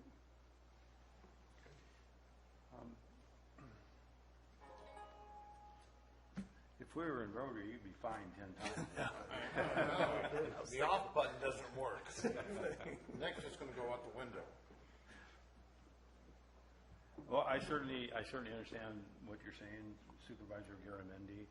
And again, the definition is here, and I didn't forward it to you because it would have been a Brown Act violation if I dispensed it forward. Obviously, if some mention of it or this description could have been put in the budget packet in front, the tab. Obviously, it didn't make it in. So I can forward this to you, or I can have Diane forward it to all of you to look at. Obviously, we're not going to go until the 27th to adopt this budget. It will give you time to look at it, think about it. But again, grant writing is in it, and that's always part of the definition of this position throughout, and it does compensate for their salary. So I understand where you're coming from. Exactly. Supervisor Mills. Thank you. I see the position of a person who responds to grants as a critical need in our county. I'm even thinking about our various fire organizations that spend enormous amounts of time just perusing. There are roughly 1,500 FEMA grant opportunities that are on the table right now. If you start looking at the broad list, it could be a full-time job. And then you couple that with the administrative requirements, of which we would be then, it's 8% or whatever it might be to handle that, to be sure that it's being handled properly. That would be a tremendous burden off of everybody to be able to have access to funds simply because we aren't in that mode of creating a priority for it. So this creates a priority. This gives us an opportunity to have an ombudsman that can be that liaison to, just like what the chamber is doing in many respects, but in many other ways, because it's a county position, it gives us additional opportunities that the chamber just can't fill those pieces. So it was one of those things I had talked about during the campaign of how important it was that we have somebody that can respond to grants. They're not grant writers, because that's the person who wrote the grant in the first case, but they do respond to it with a proposal. And I'm thinking of even the Foothill Fire Safe Council and how many grants that they've responded to, and how many private organizations, homeowners associations even, in our county that have responded to grants and have gotten them. And so we need to build on that and build on the opportunities that are created there. I'm not saying we're going to get every one, but just to be able to have an access point and somebody who that is their focus. Right now, there is nobody in our system other than the Sheriff's Department that really is focused, and I think to a great degree, on dealing with this part of our revenue stream. And it is a very critical part of how successful. Barbara, I'm sorry, I forgot you too. You worked very hard on it as well.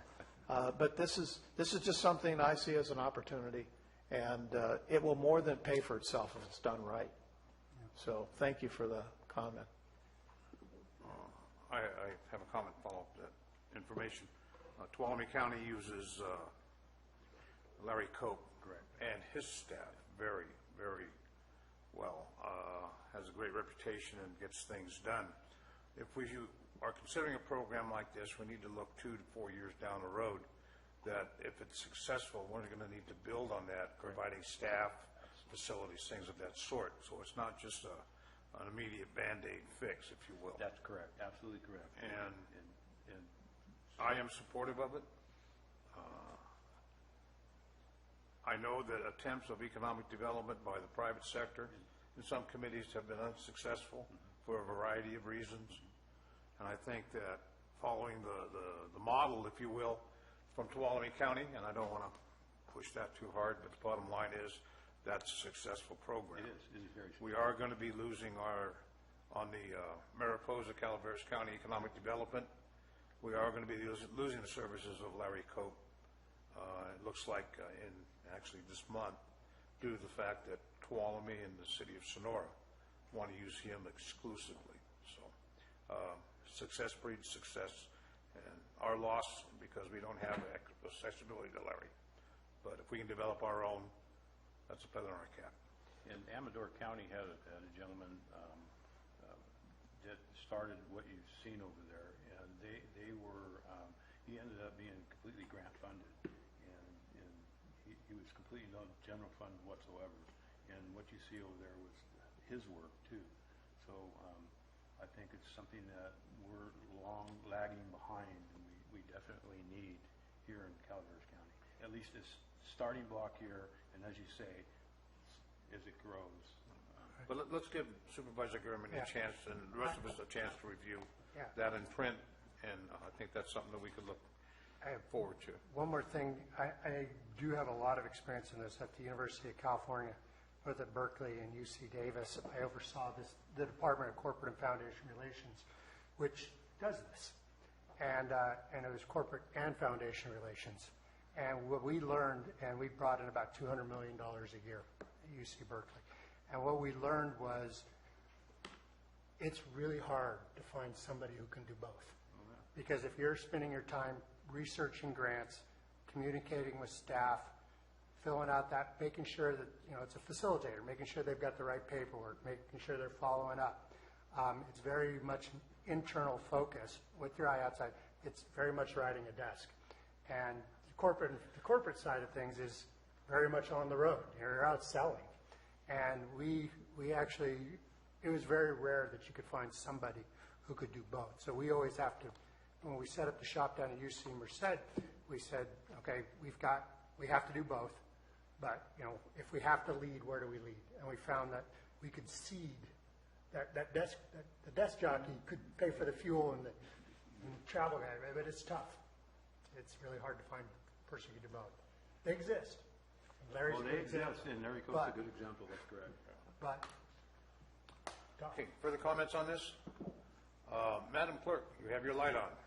If I could please ask you to speak into your microphones directly. We cannot pick you up on the video. I'm sorry. sorry, Okay, thank you. My apologies. mine too. Okay, next item of discussion. Do we have one? You're still on, Gary. That's all I had at this point. Supervisor Tofinelli? That's all I had at this point. Okay, thank you. Supervisor Garamendi, anything further to discuss? Well, I guess it depends on what we're going to do next. Are we going through each tab, or do you want to sort of what we found? Do you want each tab, or do you want just what we found? Boyd, how would you like to approach this, Mr. Chair? Well, I think we should start our review process. Who would like to go first on each tab if you want to present in that manner? Well, Dennis has got the most tabs. On this side of the room? Are you Well, sure? Are you sure you want to do Ladies and that? gentlemen, I just want to take notice of Supervisor Mills' budget binder. I see we can save probably $15-20 just on postrums. He has a very Those are engaged- expensive ones, too. Yeah, a very engaged binder, so how about if we let Supervisor Mills go first? Are we actually going to go through tab by tab? Or No, are we just going because- to look for your recommendations? Let's do this. Let's have it start at another side, and maybe many of the tabs that I have will be pulled off by the time we get here. Yeah. If I could also add to the unfortunate thing, and I had sent a note hoping that more department heads would be here at this point, because my hope is certainly if the board has questions, I'll try and answer to the best of my ability on certain departments, but without all of the department heads here to weigh in their input, it might be a research item that then comes back on the 27th when we do final budget. Supervisor, I'm sorry, CEO Lutz, seeing you made that announcement, and they're probably following us on the county internet, why don't we take a 10-minute break, give those folks a chance to respond, then we'll start. All right? We're breaking for 10 minutes, folks.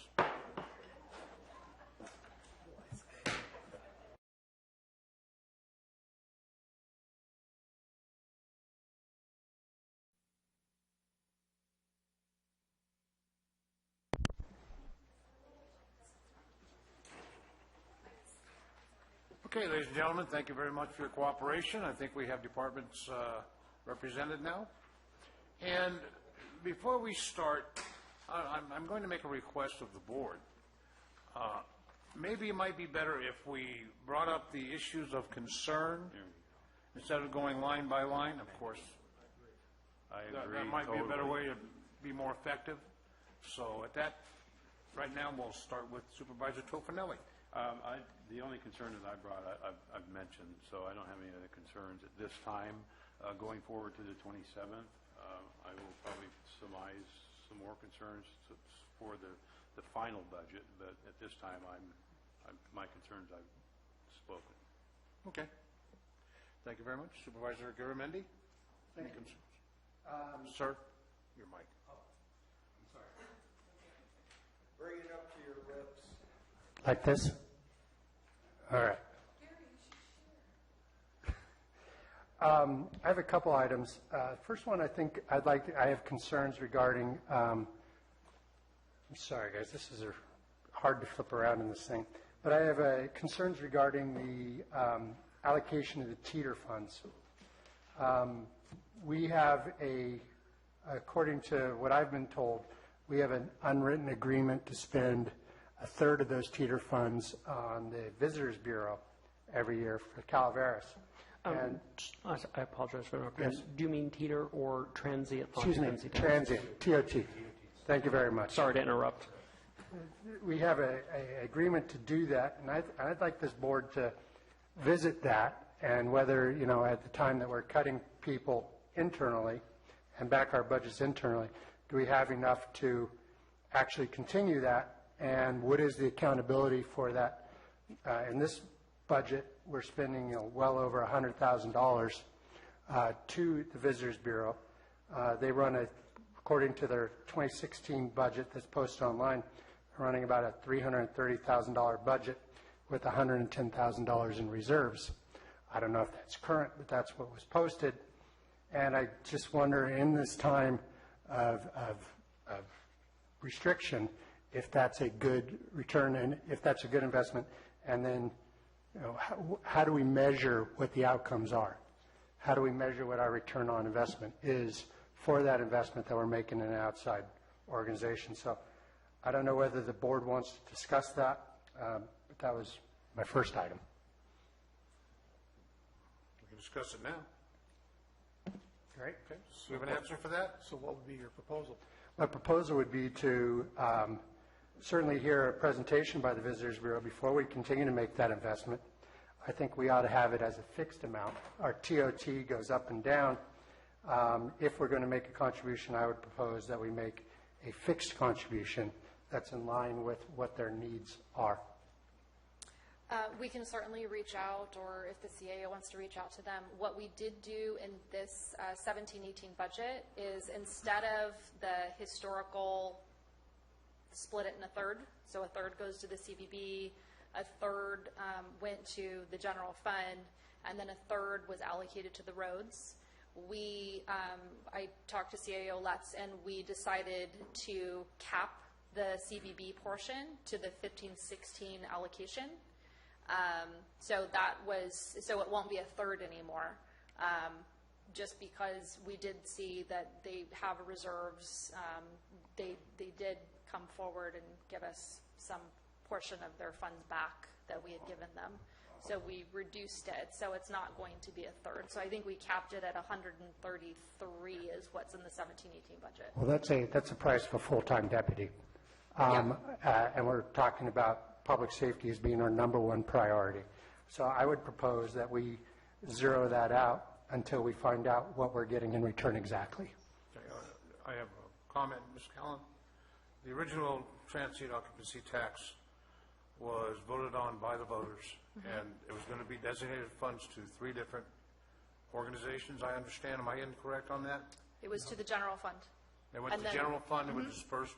And then the Board of Supervisors took an action, basically in a budget, and I have nothing other than the passage of the TOT originally. And so the discussions early on was that the Board of Supervisors wanted to give a third of the TOT to the Calaveras Visitors Bureau. They wanted to give a third to roads, and a third would stay with the general fund. And so that has just historically been what has happened year over year over year over year. There was no public safety funds involved in that? No. Okay. No, as far as I go back, no. Then I agree and concur with you, Supervisor Garamendi. We have to revisit that, especially in this budget period. So, yeah, I think I agree. I think Supervisor Garamendi's got a good point that we just need to revisit that agreement and just take a look at whether or not that is what's working for us, and whether we're getting the return we want to get, and the value of it. I agree. Okay. CAO Lutz, do you want me to reach out to the CVB, or did you want to? I was going to say, I'll be happy to. I actually met with Lisa a couple weeks ago when they were giving us those funds, that check back for rebated funds. And they are very interested, and I actually made a suggestion that they needed to come to the board to provide a presentation of what services they're providing, the value that they bring back to the county. Obviously, the one-third has been a handshake deal. When you look at the percentage that City of Angels gives them, I believe, is significantly less, around 11-15%, somewhere in that range. And so I think having a policy decision on how much we would allocate to Visitors Bureau would be important, if any. Maybe what we can do is we zero that out, and then they can come back and ask for the money. And we can see how that fits into our overall budget priorities. Council, should the board make a decision, would it fit our timeline for final approval of this budget if we change policy to the designated funding of the TOT? Do we need just a board vote on that, or does it need to go through a process? Well, At this point, the discussion is what the budget is going to look like, the recommendations to staff of any modifications to the recommended budget for staff to make, to bring forward on the 27th for adoption.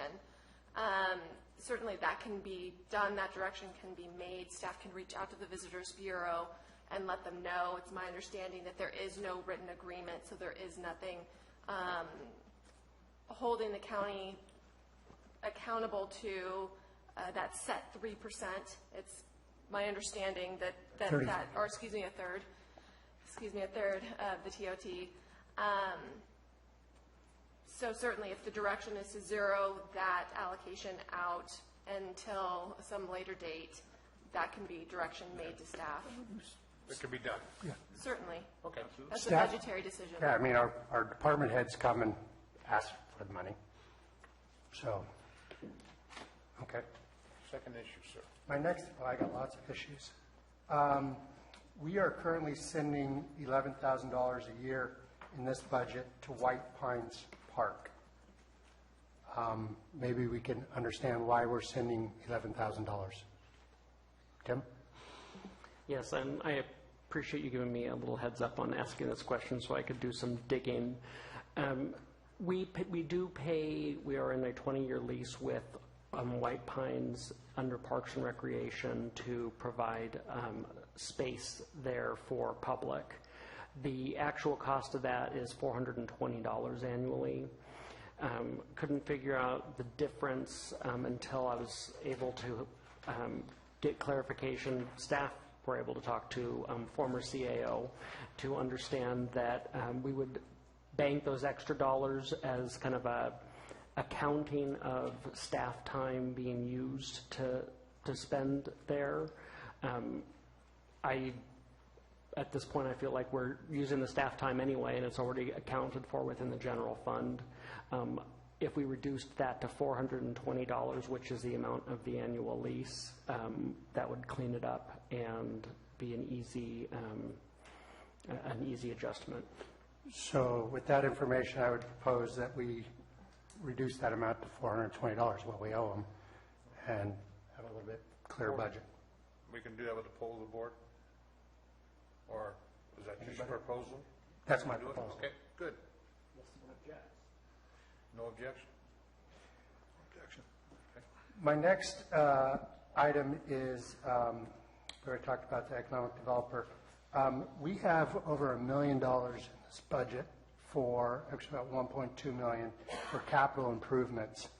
I'm pretty hesitant to allocate that kind of money without a plan. A lot of these items, ADA, HVAC, roofing, parking lot fix, there's no doubt that they need to happen. But what I don't want to do is put a bunch of money in an HVAC system and fix things and then fix them again. And we're just doing the work twice. If we had that money and it was part of the overall build, I mean, there's no doubt about the roofs, all these things. But I would like to see it part of a larger vision for what we're going to do so we're not duplicating work in the future. And I'm wondering what would be a general timeline on that and how would that fit with our budget at this time? Some of these have been on last year's budget as well.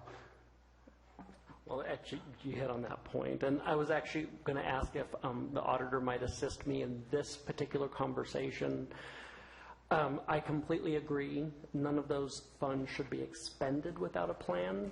We have, as far as I can tell, and this is where I'm asking the auditor for a little bit of background, typically where we've had those funds, we've gone to the top of that allocation without necessarily having a complete spending plan associated with those funds. And I don't know if you want to jump in on how we've decided. Usually if we have this amount left in that fund, we're going to budget the full amount so we have access to that appropriation, or? So there really is no money in that fund. It's basically a pass-through to account for capital outlay for the county, not roads and not transit, not airport, but the rest of the government. We do have the 2.6 sitting in the... That's in certificates of participation. Yes, the and CIP so in account. terms of CIP, it's a budget that gets put through. historically, your office has just decided what the priority was going to be. I have had frustrations with that because, as I have complained for the last 10 years, the parking lot is a little dark when employees leave who work after 5 o'clock in the winter. So, I had asked maybe a lighting plan or something. Yes, I completely agree there should be a plan. There shouldn't be just a unilateral decision on what is going to be spent out of CIP on any given year.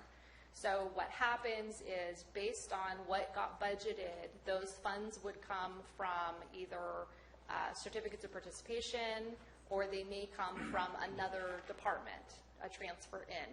And so whatever gets expended in CIP gets funded right behind it at the same time.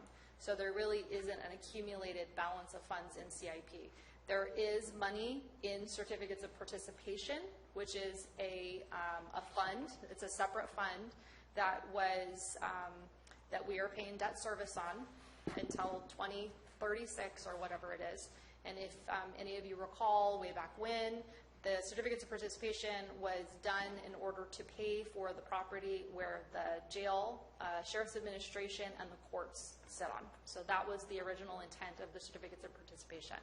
The remainder of the monies have sat there and have been used on lighting projects, pavement projects within the county, HVAC,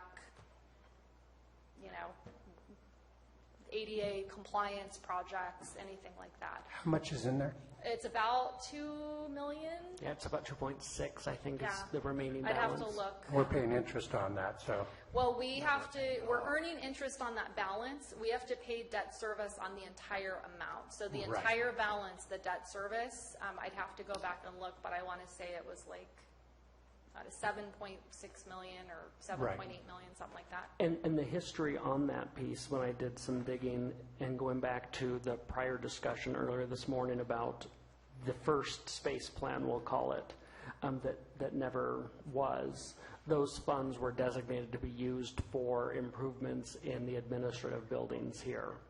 The challenge we're running into is knowing roofing, HVAC, et cetera. We're trying to figure out what truly is going to be remaining after we do those deferred maintenance improvements. So I would suggest that a plan does occur. It is one of my concerns that money has just been sitting there, and that was not the intent of going out and getting that debt. The intent was to purchase the land and to do the projects that were isolated in the originating documents. In the originating documents for the certificates of participation, it's capital. So in essence, the certificates of participation is almost kind of like it's kind of like a bonding instrument on leases. It's a lease. It's a line of credit. Yeah. It's not a grant. It's like a bond. And so we are limited in terms of what we can use. So I have heard historically people have said, well, why would you spend the money on ADA compliance? Why wouldn't you use that money to pay for staff? You can't, because that's not the intent of the certificates of participation, so it would be a violation of that. If for some reason, you all said, well, we don't want to do any of it and we want to pay the debt off, that would be the other option. We could take the portion of the certificates of participation balance, pay the debt service off, and then we wouldn't have any more debt except for the balance that we still owe. The 1.25 that we've got set aside here as capital, for our capital assets, is that coming out of the CIP? That goes through CIP. All of that goes through CIP, but it could be a multitude of funding sources. It could be coming from, so how we kind of draw the line of what goes in CIP and what doesn't is if the Sheriff's Department was going to buy a vehicle, that vehicle will be funded as a capital equipment purchase in the Sheriff's budget. If through OES they were going to do like a large communications project, which is not just buying a piece of equipment, it actually has consulting dollars and potential, just a kind of a much wider breadth of a capital outlay, that wouldn't actually be in the OES budget. It would actually go through CIP, especially if it's a project that's going to cover multiple fiscal years. So that's how we're able to granulate what the capital outlay is going to be so that I can then report and enroll that capital investment. Is there anything that, I mean, when we do our capital plan, I mean, in going out and visiting various departments in the county, some of them are in some horrible spaces, including the district attorney, amongst others that have got mold problems. We have health and safety issues. It would seem to me, as part of the capital plan, that we have I know Health and Human Services has already done this, but what rents that we pay. And I'd like this analysis to take a look at, will we save money if we did something different? We've got space. Is it less expensive for us to build a building and bring everybody home instead of paying those rents out and having those rents go to pay off the bond or whatever financing mechanism we come up with? I know that Amador County, when they built their building at the top of the market, they paid a lot. But they're also, I think they're paying less than 3% on their money. So I'd like to have that be part of the analysis. And I'm wondering if we took that type of approach, what is the absolute and that's going to take some time to come up with this plan. But for this budget where we're cutting everything, are there things that are, life and safety that we have to do? What do we need to do and what do we want to do while we come up with that plan and without making any adjustments in the budget? For clarification, are you referring to the capital improvements budget is what you're looking at right now? That's correct. Per what Rebecca's just indicated and verifying where it is, that is a actual general fund neutral position in terms of all of the dollars in there are coming in from designated funds, whether it be the COP it could be coming from funds. COP. It could even be coming from Health and Human Services. And It could be coming some of from it is. Homeland Security grant. It could be coming from Integrated Waste. If Integrated Waste was doing a large multi-year kind of more of a building improvement or infrastructure improvement project, it would not be paid out of Integrated Waste budget. It would be paid out of CIP and funded with Integrated Waste dollars. So it's a capital outlay fund, but in essence it's a pass-through. So we aggregate our expenditures and we get the funding to come in. But in terms, so I guess If you look it's at just kind of on page a 2 of this, where it shows you your budget item detail reporting, it'll show you the specific budgets in there. We have HHSA being in there, building for So it's not going to save to our general fund? no. Okay. Well, then let's take a look at how we can do things more efficiently, because this is, as Supervisor Mills said, that long-term strategy. Sometimes it's cheaper to build something new, or maybe it's not. Right. Let's find that out. And in terms of projects that have gone through the CIP that would be deemed general fund, what we've done is that money comes from TEETR. So TEETR will then be the funding source for those specific capital projects. Because I was looking at some of the other budgets and Health and Human Services and other organizations, probation included, they have pretty hefty rents. And those are the equivalent of your anchor tenant. They absolutely do. I mean, Yeah. Health and Human Services, I know, particularly their main administration building is, I know Kristen's nodding her head back there, is $43,000 a month, right?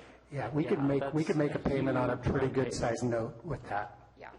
So we did go through this exercise way back when the master plan, the first phase of the master plan was looked at, and some of the issues that we were running into is we were locked into those particular rental and lease agreements.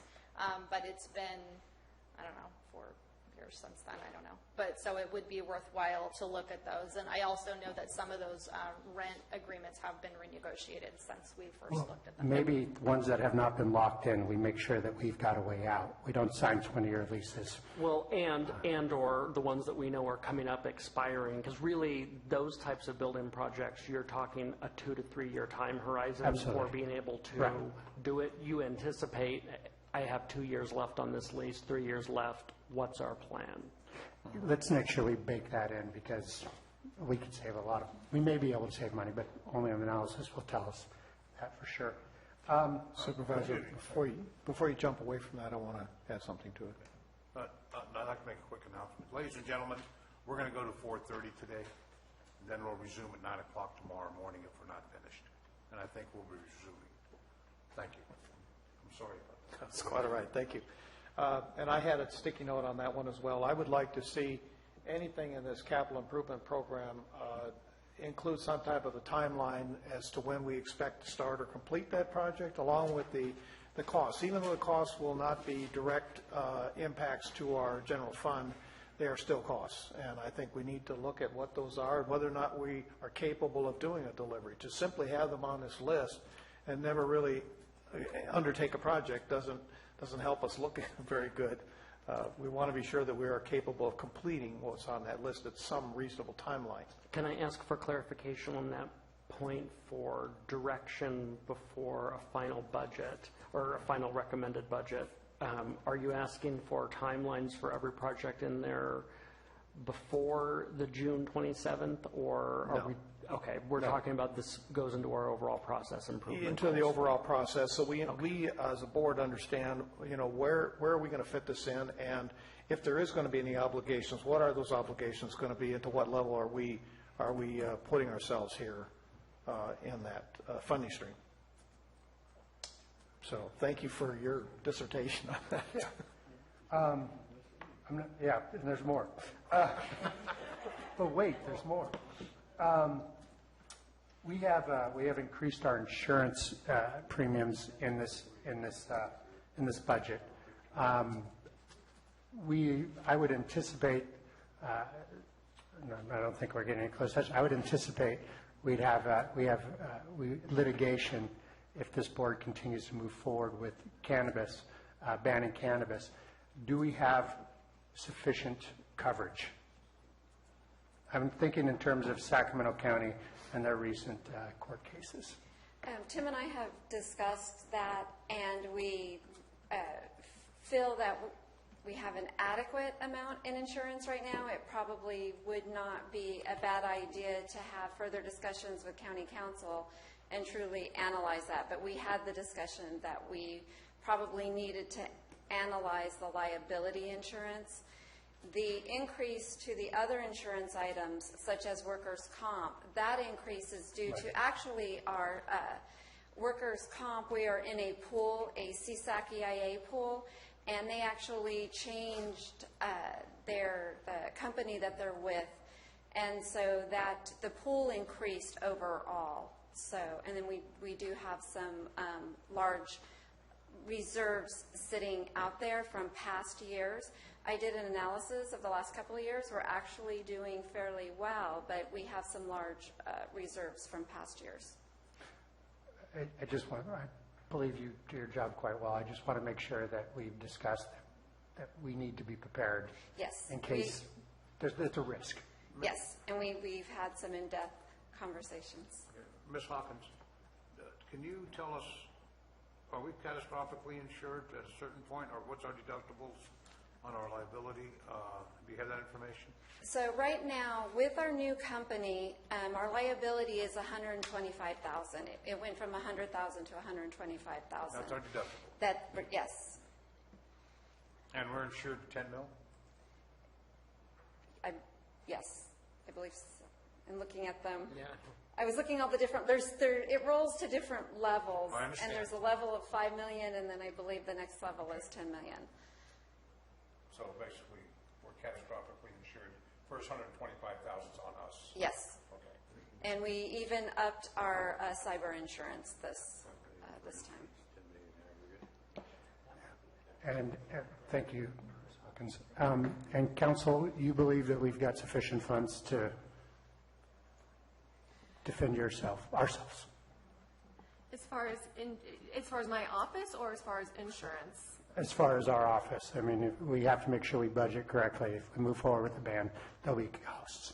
I have been considering that, and I did take that into consideration when preparing my budget, while also meeting the requests of the CAO's office as far as increasing. I didn't ask for increases, but I did take those things into consideration, yes. Thank you. Thank you. Thank you, Judy. We discussed in here, we should probably, one of the things I noticed was the archives, which near and dear to my heart in this county, are in administration. Have we considered moving those administratively to the clerk recorder who is in charge of all the documents?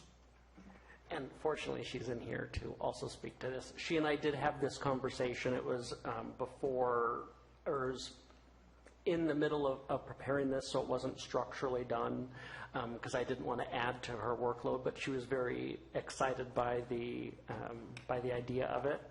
From my perspective, it makes great sense to move it. I think it just fell in administration, and somebody who really has a passion for preservation of archives would be a natural person to have it. I don't know if you want to speak to it at all.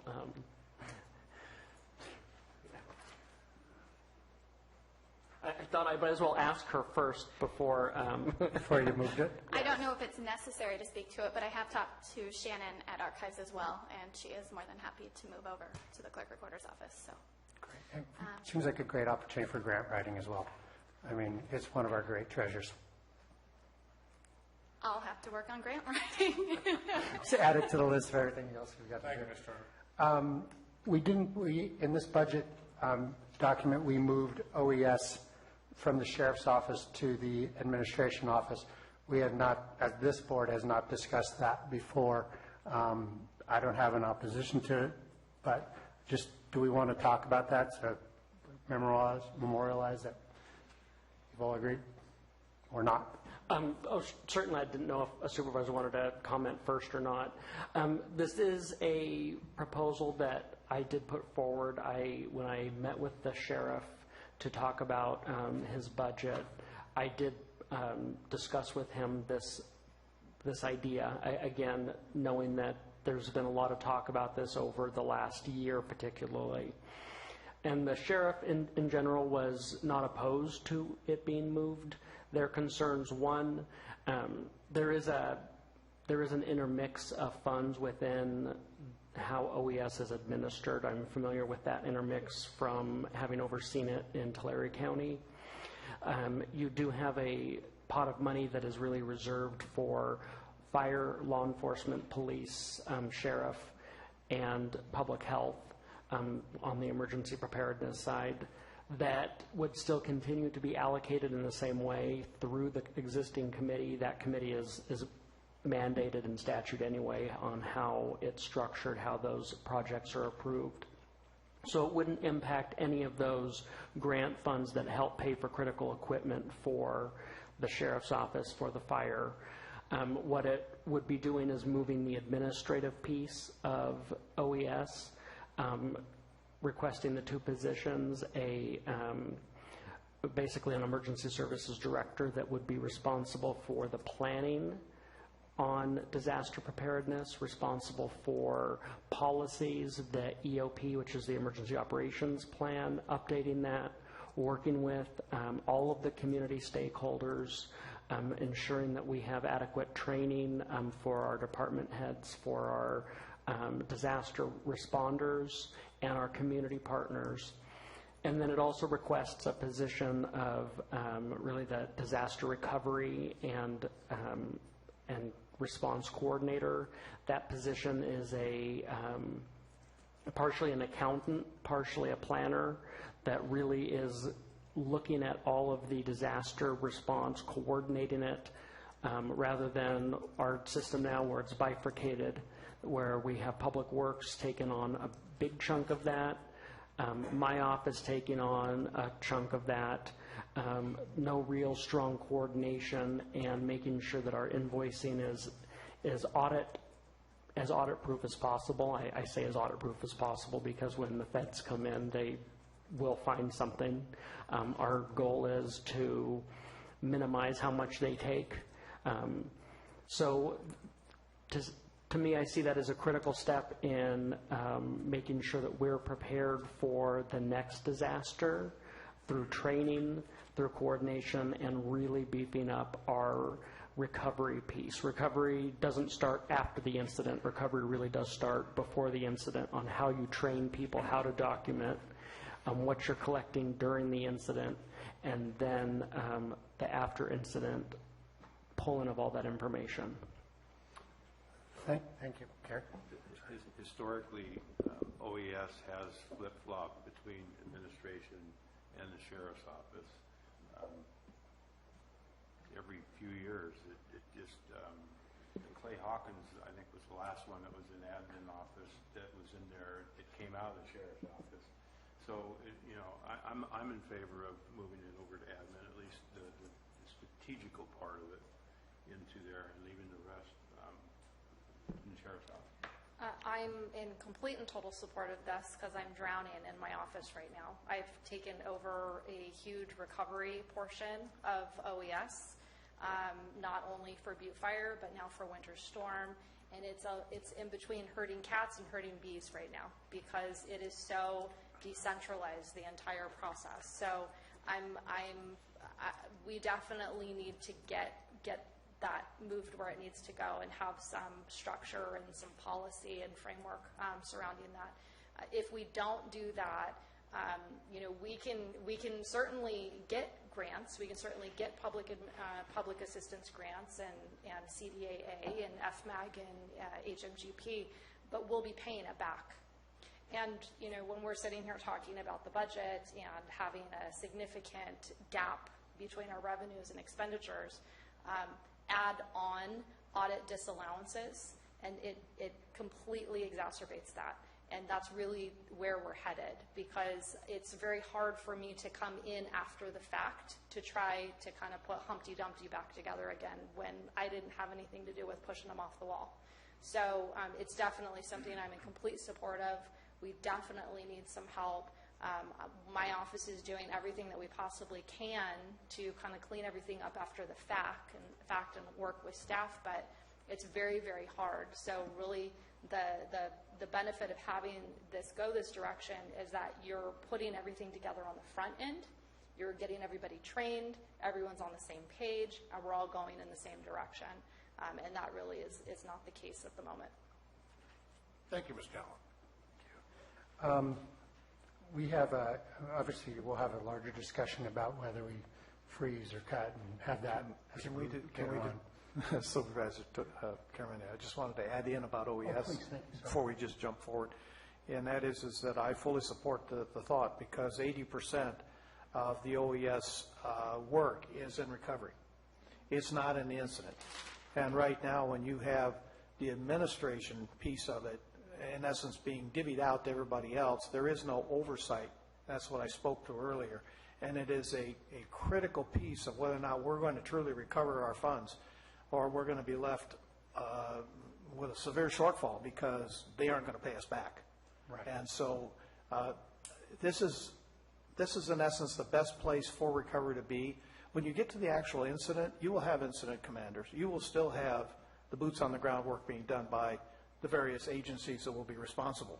But for the administrative piece of it, it is critical it be an administrative position and doing the work and being sure that the funding is properly accounted for each step of the way, which is where I think the OIG report spoke very critically of us for not being responsive to what they felt were the important aspects of funding. So you want to talk about where we could potentially be in a shortfall.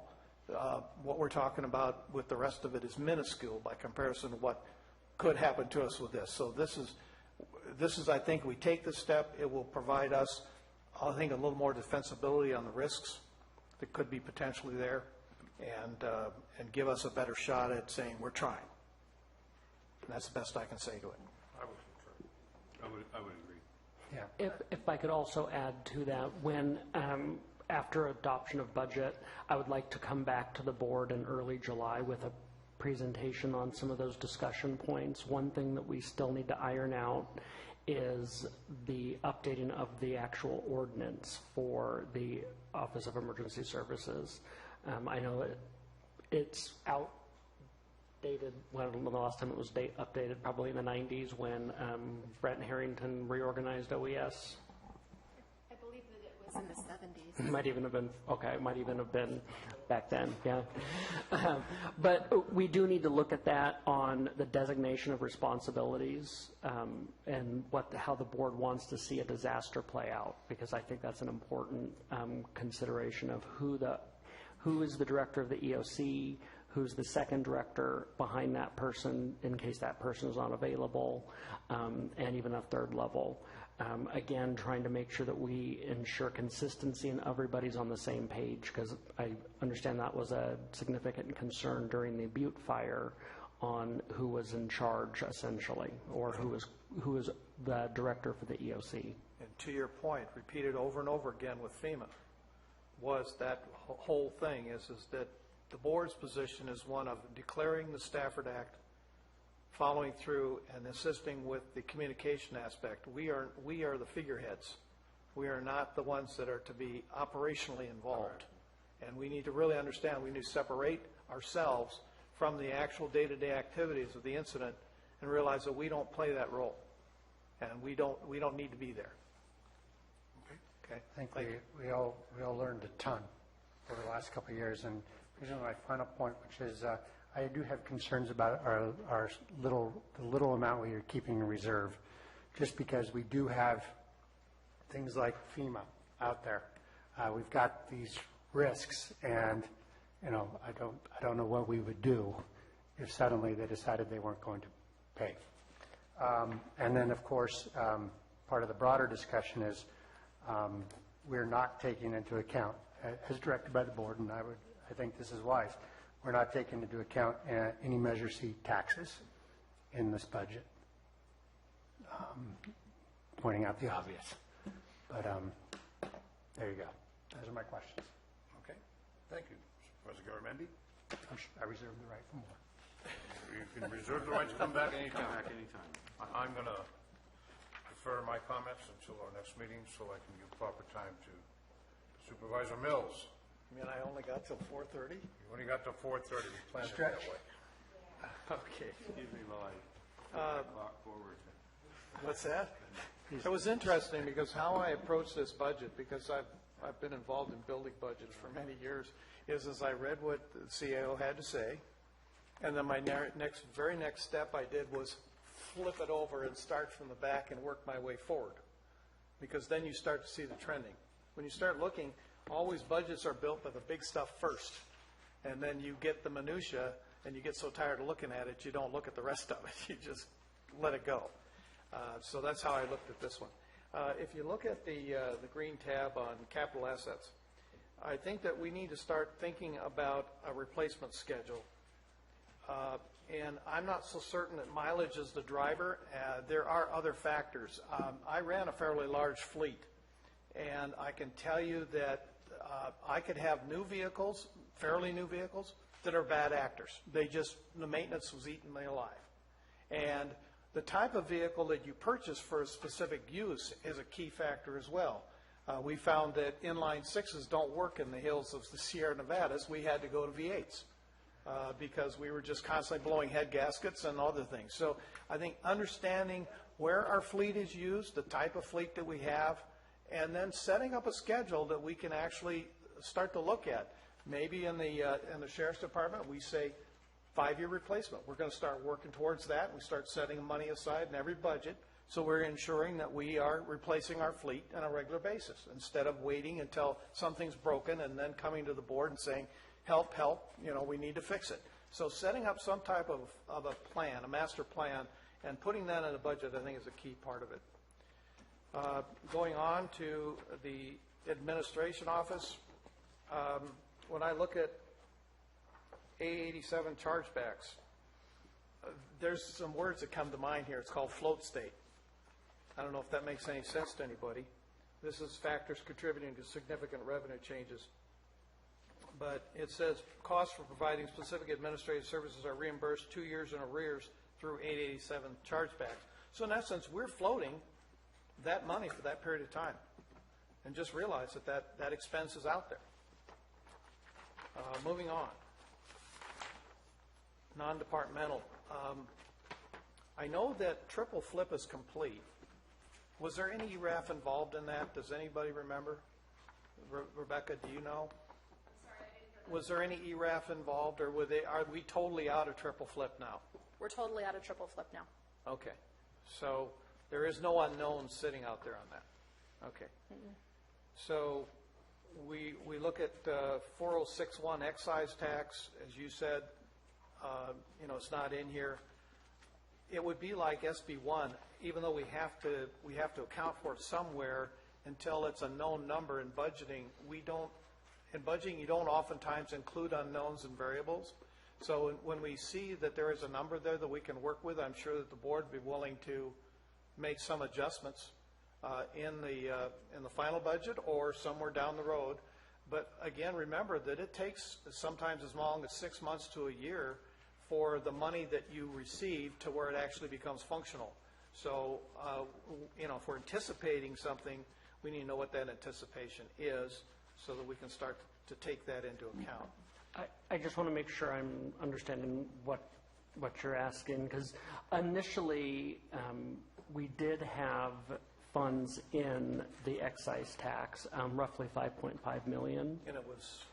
I pulled that out of this to try and portray the budget without those revenues. Would you like that 5.5 put back in, I guess is what I'm trying to ask? Until it's unknown, and it's absolutely not a variable, it shouldn't be in here. Okay. I just wanted to make sure I got that for clarification. Moving on community organizations, I understand all of the schedule here is transfers. University of California Cooperative Extension, there's a number of things in there, and that's really out of our control.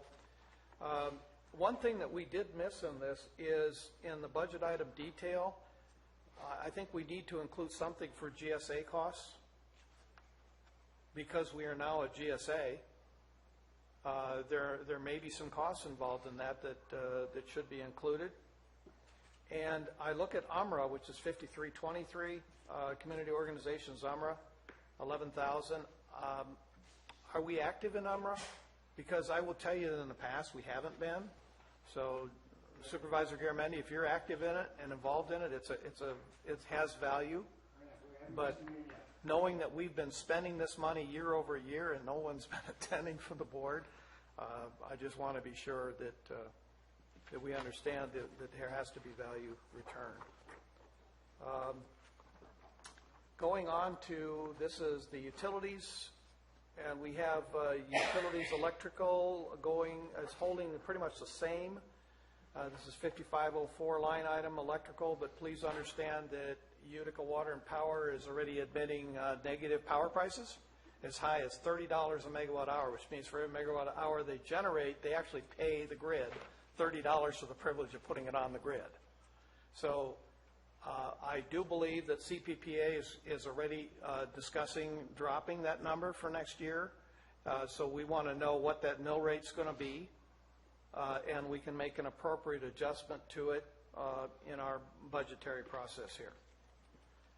Because I think that when you look at this as an overall from 15-16, which is the first line, to the second line, that's a 28% spread. To me, that's a little bit too high. I think we can probably, I don't know how you can justify it, and I would like to see what that justification is. Moving on to facilities.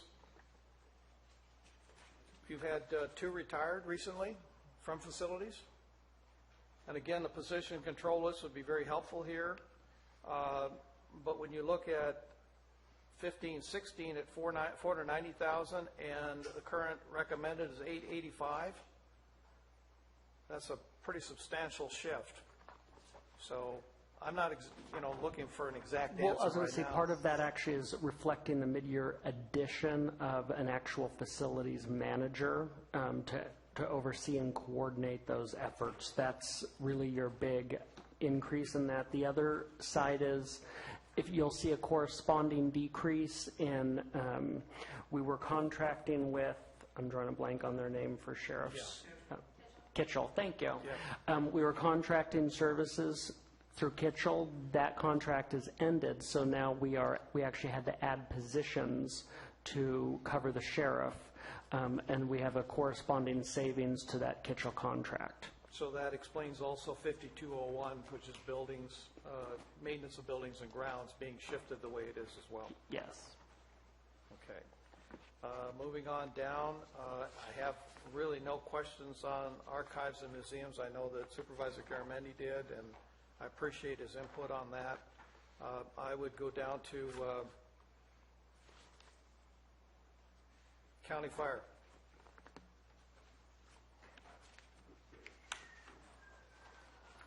Our in lieu water enhancement fee, we do have a designated fund for that? Yes, we do. And knowing what that distribution, is there eventually going to be a need for a distribution? Because if I remember correctly, because I helped spec the original water tenders for Calaveras County, is there an intent then at some point to distribute that out to the various fire organizations, the districts that have those tenders, or? So I think this kind What of was the goes back plan? to that capital plan that needs to happen, and that's part of it. There actually does need to be a plan for the accumulated dollars in there in order to, the intent of those funds was to purchase water tenders or fire suppression equipment for the fire districts. So the last time we did that was prior to me working for the county, and I started in 2006. So what we've been doing is, with the funds that were remaining in there, was paying off the debt service for the last round of water tenders that were purchased. And I think that final payment is going to happen in 17, 18 or something like that. So at that point, there does need to be a discussion on what the plan is in terms of using those funds and what the priorities are for the districts in order to buy that equipment. Thank you, because I think we need to also look back at the original resolution that the board had put together at that time and see what their intent was, because those water tenders, in essence, what happened is they just gave the pink slips to every water district that got one and said, it's all yours now. Well, not only that, we gave the water tenders and the pink slips, and then we agreed to continue to maintain them. Yes. Yes. Thank you very much. So I just see that as a need for a further discussion on that water enhancement fee if we're continuing to collect it. Yes, sir. Jump in? Yeah, absolutely. Since we're going down the water, and I appreciate, I do have stickies. One of the things on here is Central Calaveras Fire covers some of our county responsible areas. Thanks. Why do we reduce their amount this year? Was that a reflection of property taxes, or? I can explain that. Thanks. What happened here was that at the time that County Fire disbanded, Vallecito was given to Murphy's Fire, and Burson was given over to eventually Central, to consolidate it. But what happened was Sheep Ranch, nobody wanted it. Right. And so Central took it. Right. And this is the reflection of the values that Central Fire gets from the Sheep Ranch agreement. So this is directly tied to the assessments? In the Sheep Ranch area. That's correct. Okay. Thank you for the question, though.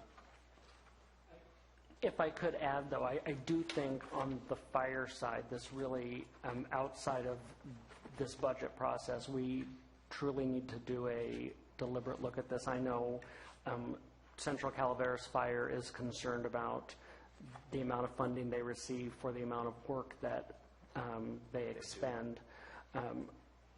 And again, I think part of it's trying to find discretionary revenues to be able to offer up or other funds. And I only bring that up as a point of when you're in crisis, you kind of put off those other difficult things that are sitting in the back burner. And I think right now the back burner pots are starting to also boil over. And this is probably one of those areas that we need to have a more in-depth look into overall how we're funding some of our fire agencies. So if we complete the final budget after that point, then have that discussion, because I don't see we're going to have the time between now and then to do anything about it. But Definitely I think it needs to be a discussion that we have with our various fire districts and what we're doing with this. Right. I mean, we got to. I mean, it's hard not to have your heart feel for Central Fire after the Butte fire and damage happened to their equipment and their firefighters. And the state did send us money, but as a controller educated me, AB8 sort of makes it a disproportionate distribution. So I think it'd be a good conversation to have later, but I would like to really talk about that. Moving on to information technologies. Thank you very much for putting in a Class 2 security analyst into this. The risk, I can't only imagine. But I think that IT also needs to be able to check off any time that we have a department requesting computers, laptops, servers, software, whatever. There needs to be a sanity check against IT to be sure that they're approving that, because they certainly don't want a conflict, and they don't want to have any problems with it. So I think some kind of an IT standardization performance assessment might be in order after the budget is underway, so that they can truly give us some feedback of what the challenges are that they're repeating over and over again as they go forward. In GIS, I want to be sure that we're budgeting fair share with that, because there's a lot of different pieces of our organization that make use of that. So if we could be sure that, just like copying services or anything else, if they're taking a substantial piece of it, that there should be some kind of way to figure it into their budget for that use. Duplication services. I'm not certain if we had a bulk purchase agreement or how that works, but again, whenever we are doing multiple capital improvement purchases, and I look at this as saying there's 13 copiers, but we're going to deploy 9 in 2 budget cycles. That's pretty massive.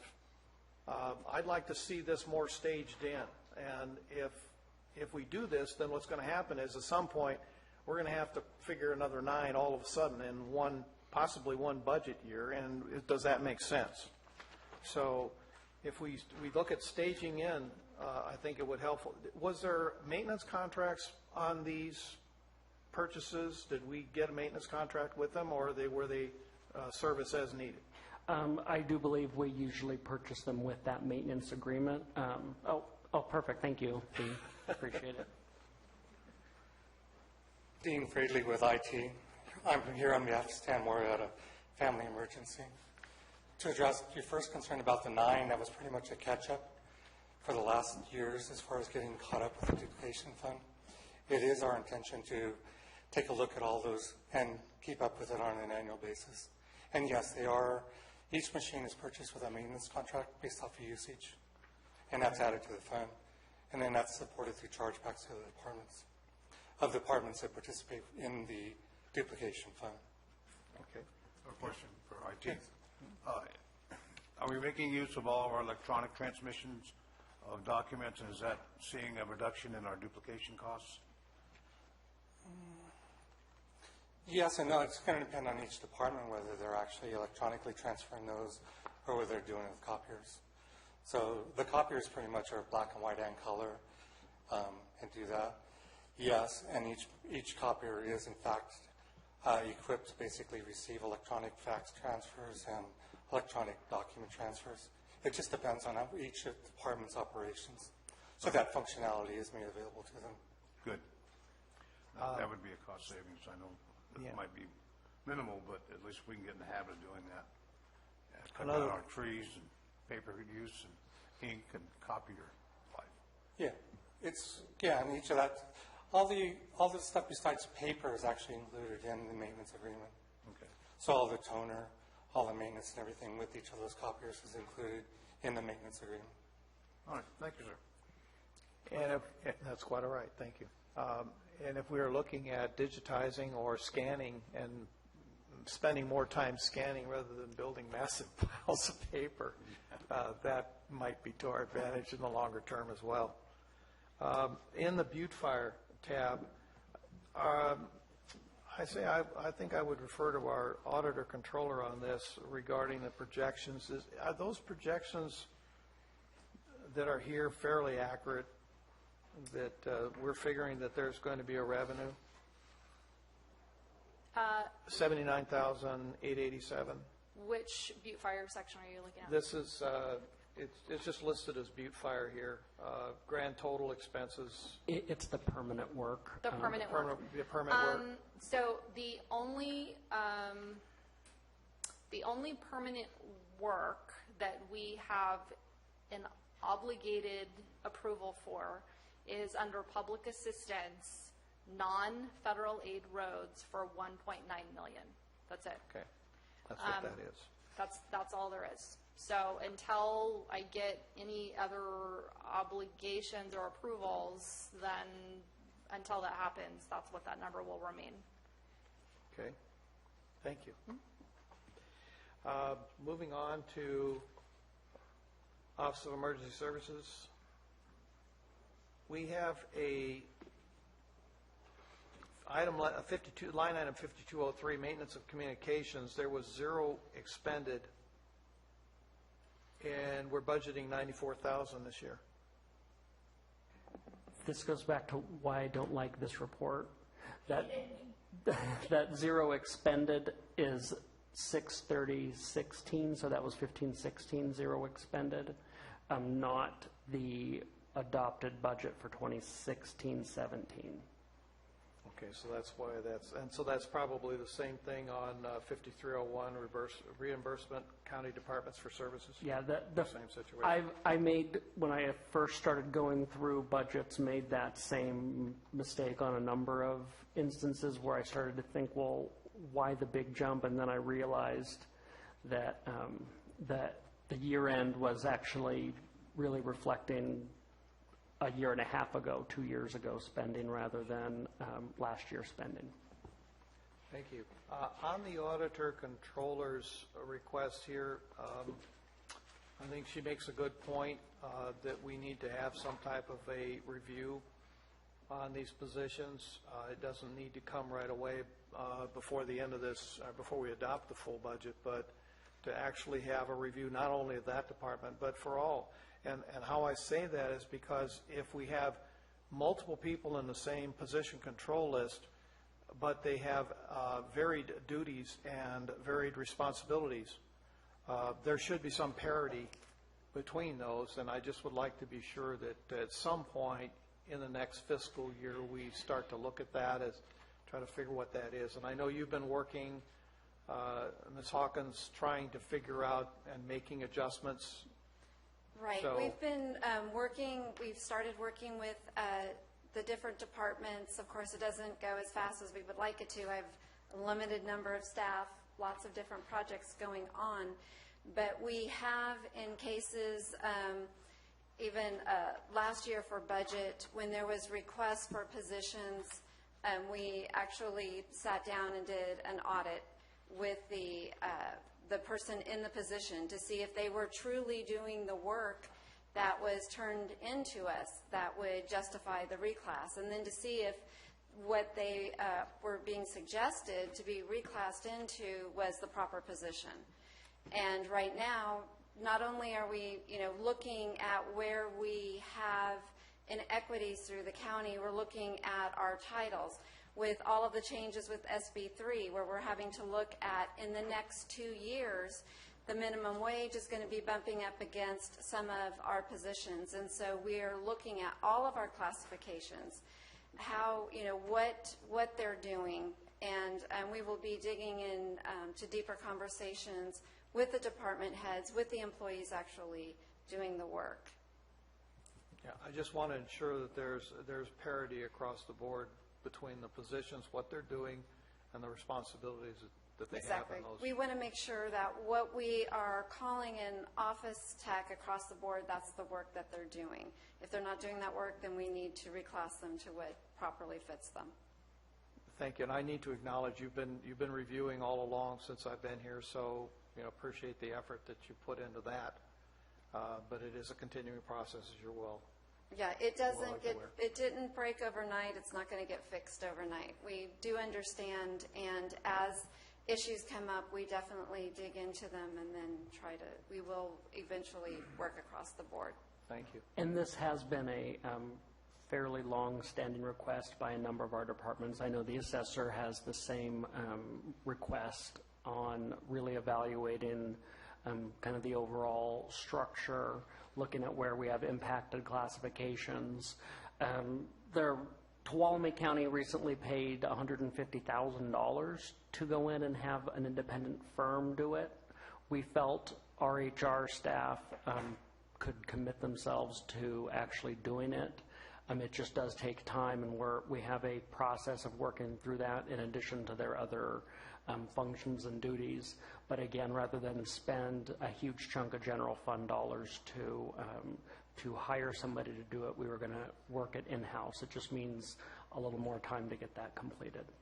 I fully agree with the process. I just, by making a statement from the board, it's understanding that this is something that we need to do and figure out, and I think that they're doing that now. I just want to acknowledge that it's in process. Right, and one of the things that I'm currently working on is updating our system so I can get better reports on analyzing all of the information on our employees. And I carefully discuss, with each employee that leaves with their exit interviews. I review those closely. So we're analyzing a lot of data. It's like I said, it's just a case of we know where a lot of our issues are. It's just getting all of the blocks moved in the right order. Thank you. You're welcome. On the next two, which has, go ahead. I have a question. Ms. Hawkins, regarding the budget memo, I believe it's authored from the Office of the Controller and Auditor. I need to point out one thing. I noticed that in local presses that the auditor was requesting a $25,000 raise, and that's inaccurate. It's the actual classifications of the 4 positions referenced in here. That is accurate, correct? I want to be clear. This it's part of where the budget memo process, also not my favorite. It seems like I repeat that a lot. This offers the department head an opportunity to basically discuss issues or concerns that they want. These were what the auditor was requesting, though none of these are actually in the budget submission.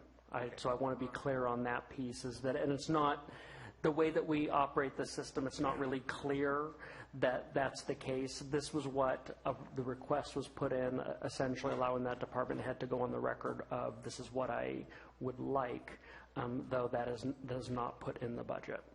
I just wanted to point out that it was misrepresented in some periodicals that the individual auditor was requesting a $25,000 raise. That is not the case.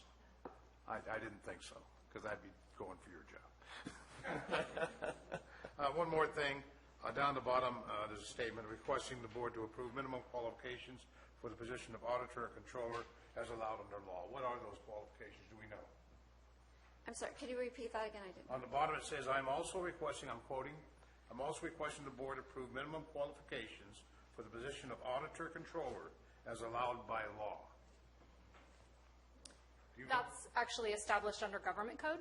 Okay. And so years ago, my predecessor had actually brought to the Board of Supervisors to adopt minimum qualifications for Office of the Auditor Controller under that government code section. When that government code section changed, it rescinds your adoption. And so at this point, the Office of Auditor Controller has no minimum qualifications. You just have to be a registered voter, technically right now.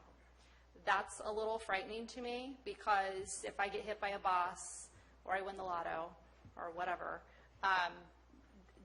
the position of auditor controller today, and I would say many of our, probably every single department head that we have today is much different than the department heads that we used to have.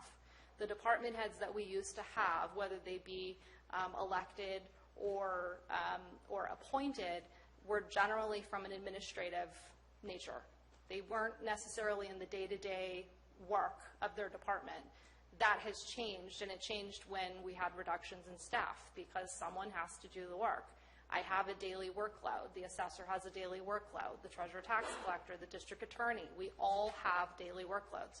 So to not have minimum qualifications for these types of positions is a little concerning to me, because it means literally anyone with no background in accounting, no certification, no nothing, can run for office of auditor controller, and there isn't staff to do the work. So it would be my recommendation that the board readopt the minimum qualifications for office of auditor controller based on what's allowed under the government code. Okay, thank you very much for that clarification. Don't run away. Yeah. I won't be applying for your job.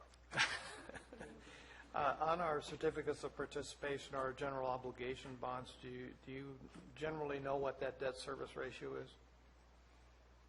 I know it's different between the two. Well, and because we just refinanced all of Yeah. them, I can't really answer that because I haven't really spent time looking at what it is now, because we just refunded all of them. Right. So I'd have to look at that. I remember sitting in the audience when that was going on, and I didn't hear it at that time either. So Right. if I could just get an idea what that number is.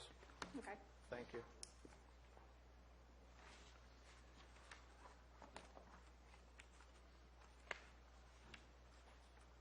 Okay.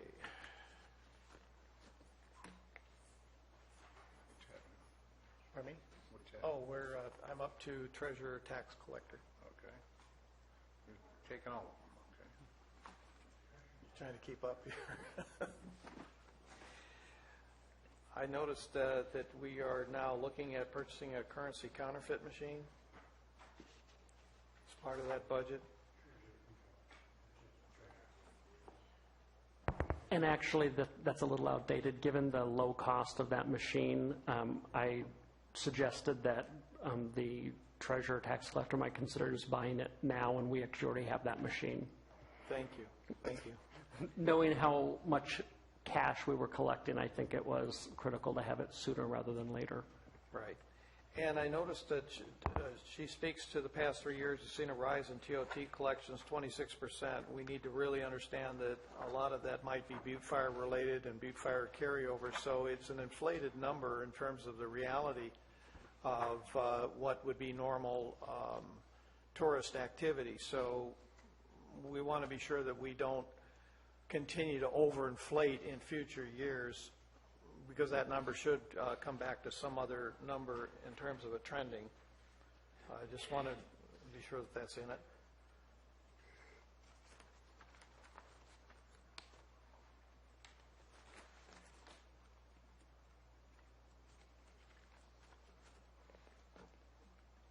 And we're up to county council.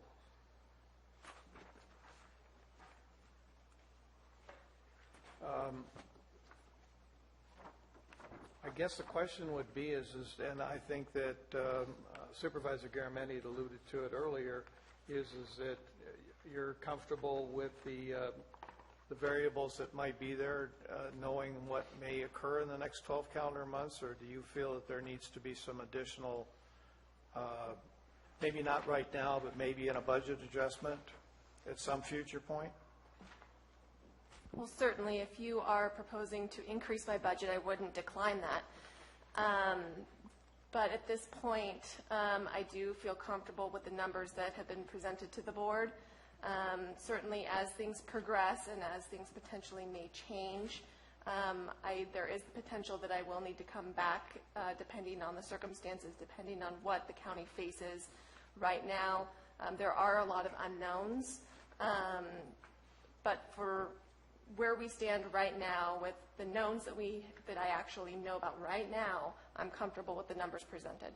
Thank you.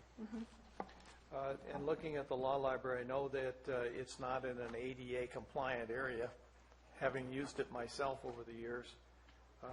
Moving it to an online system would definitely have some long-term benefits for us as well, because of the maintenance cost that we're incurring. So that's one of those that I think the CAO spoke to, is spend the money to do it, because it will save you a lot of money if you get it done. If I might add, Supervisor Mills, I've never, and I've spoken to both of you about this, I've never quite understood why this isn't located. I know that the DA's office has a library as well. Why are we not locating these at our public library? So they could be accessible to the public as well, and we don't have to do these ADA upgrades. Can we just shift it over? And Supervisor Mills is correct. I imagine not many attorneys are cracking open books on a daily basis when you can Google it, find it online. We actually do have a fairly decent amount of use and traffic in the law library. There is some desire to move to electronic. I believe that there are certain requirements for location, and that's why it is located where it is, and there's been some discussion of moving it up onto this level. Quite frankly, I am not as well versed in the law library budget since my assistant handles all of that. I can follow up with the actual location if it's something that we can look at moving to the public library versus on campus. I know that there were some restrictions on the location, though. The specifics of that I would have to look into and get back to you later today. Thank you. I mean, it's about $26,000, so you speak to the librarian as well and see if it's a fit.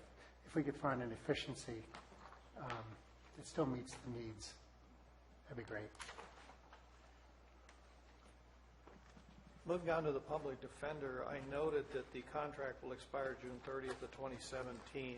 Is it the goal then to transition this position or the public defender to something else, or a new contract to be negotiated? The public defender contract is actually through June of 2018. It's the conflict public defender contract that will be expiring at the end of this month. There is a provision that allows for rollover from month to month until we get a new contract in place. Negotiations have been underway between the court, the conflict public defender, and my office. So our hope is that we will have something before a new extended contract before the board quickly. But you stated in here that you wanted to transfer this to the admin department? Yeah, that is something that my office has had discussions with the administration office for probably 3 or 4 years now. And the desire is to transition this budget over to administration because there are some circumstances where my office is opposing counsel to the public defender and the conflict public defender in certain cases. And so there's always been a level of discomfort of our office overseeing the budget and our office administering the contracts. So we have reached out to other jurisdictions to see how others have modified that. Some still have it in county council, but the majority is that it's been moved to the administration office, and so that's what we've been working towards. Our hope is that in this next fiscal year we will be able to transition that fully, and so next year this budget will actually be in administration's presentation. Council, I have a question. When that operation is moved to administration, is there any checks and balances on the expenses submitted by a conflict public defender, such as expert witnesses? Should that go to some type of review by council, or does that rest with the administration staff? Well, we would still work with administration, but all of those costs are ultimately approved by the court. Okay. So it does, any invoice is accompanied by a court order. We have checks and balances. Yes. I would say if you could transition it sooner to the admin office and then make the appropriate adjustments in the budget, if you feel more comfortable in doing that, to not delay it, if that is the best answer, simply waiting for a budget cycle point to make that change. And I agree. Truthfully, when council submitted her budget memo, she gave me a heads up of the history of this and the desire. And I agree. From my perspective, it's really switching which department it sits under and letting myself get up to speed on what the contracts are, what the invoices I would expect, and begin reviewing those. We don't need to wait for budget since there's no real staff allocated time, administrative costs charged into this. So do you get a percentage then for handling it? No. Yeah, 87. Take the 887. There you go. Okay. I particularly, I do not enjoy your conclusion, however, it is there, and I appreciate you stating it. And that is, in particular, the number of alleged homicides prosecuted during the fiscal year has a significant impact on the budget. Hopefully that trend will not continue, and we won't, because you say here you have 3 active homicide cases? Is it different now? I believe District Attorney Yook is here. My office handles the homicides, so are you speaking about mention of that in the public defender's budget underneath the county council's memo? I did not read the memo. I'm not sure if she's just referring to numbers of open homicide cases that are going through court. They are not all public defender cases, so I don't know what the reference was without reading the memo. But just to reference the costs involved in your office, since you're standing there, and the costs in the public defender's budget for those cases which you're prosecuting is pretty substantial. Well, we don't parse them out by dollar amount per case. I have my staff, and we work on the cases, and when cases are resolved, then we just work on the next case. So I can't attach a dollar amount to a particular case, and we have no control over what bills or what requests there would be to the court for indigent expenses with litigation. For instance, for an investigator, for a doctor, for whatever extraordinary expense they may have. Those requests are submitted ex parte. They go directly from the defense attorney to the court.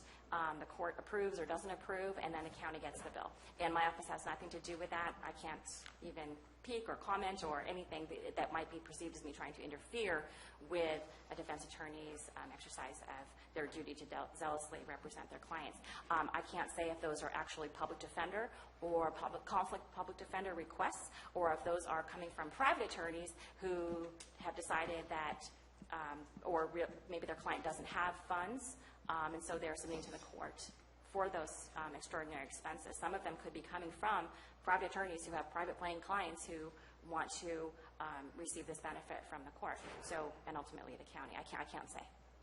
And so I certainly can't be involved in any of the budget discussions on how much money is set aside for indigent defense or for private attorneys who wish to avail themselves of the opportunity to have their extraordinary expenses paid by the county.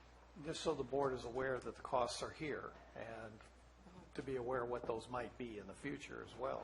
So just to have a discussion about it, so we know where we're at.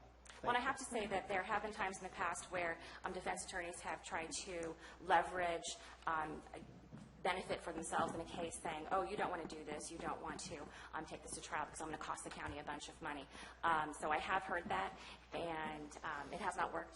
So it's not that I don't care about money, but how much defense attorneys are using that system to their benefit is not something that I involve myself in for a number of reasons. No comment. And I would just clarify, the budget doesn't line item numbers, and it didn't reference the DA's office in any way, shape, or form. It was just a general statement that when our office receives invoices and court orders for payment for expert witnesses, investigations, any kind of expert costs, that does ultimately cause a drain on this one, on the public defender account. That includes the public defender, the conflict public defender, and if it's private counsel that is appointed for indigent clients, then it would still, whether it's the panel, it would still fall under this budget. So that was all that it was that we have seen an increase in prosecuted cases, so our office has seen more invoices for expert witness costs. Okay, thank you. Everybody okay? Good. Speaking to the next issue, which has to do with the clerk recorder and the board clerk specifically, should the board clerk possibly be budgeted under the supervisor's budget at some point? I'm just talking about, you're smiling over there. Thoughts? I don't particularly care where it's budgeted out of. It would make the clerk's budget look a lot nicer because the clerk's budget is so tiny and the clerk to the board's portion out of that's quite large. So it makes it look like our budget is offset. I don't care where it's placed. Historically, it's under clerk because it's the county clerk who's the ex officio clerk to the board. So technically, being the county clerk is why I'm the clerk to the board. So those duties are, by law, mine. So it's always been under clerk because it's not the Board of Supervisors' job to make sure the meetings are clerked. It's the county clerk's job to make sure the supervisors' meetings are clerked. So, but where she's paid out of, it doesn't matter to me. It makes my budget look better because I always feel like you guys are more willing to pass your own than mine. So, Yeah, Ms. Turner, boy, they threw you right under the bus there, Diane.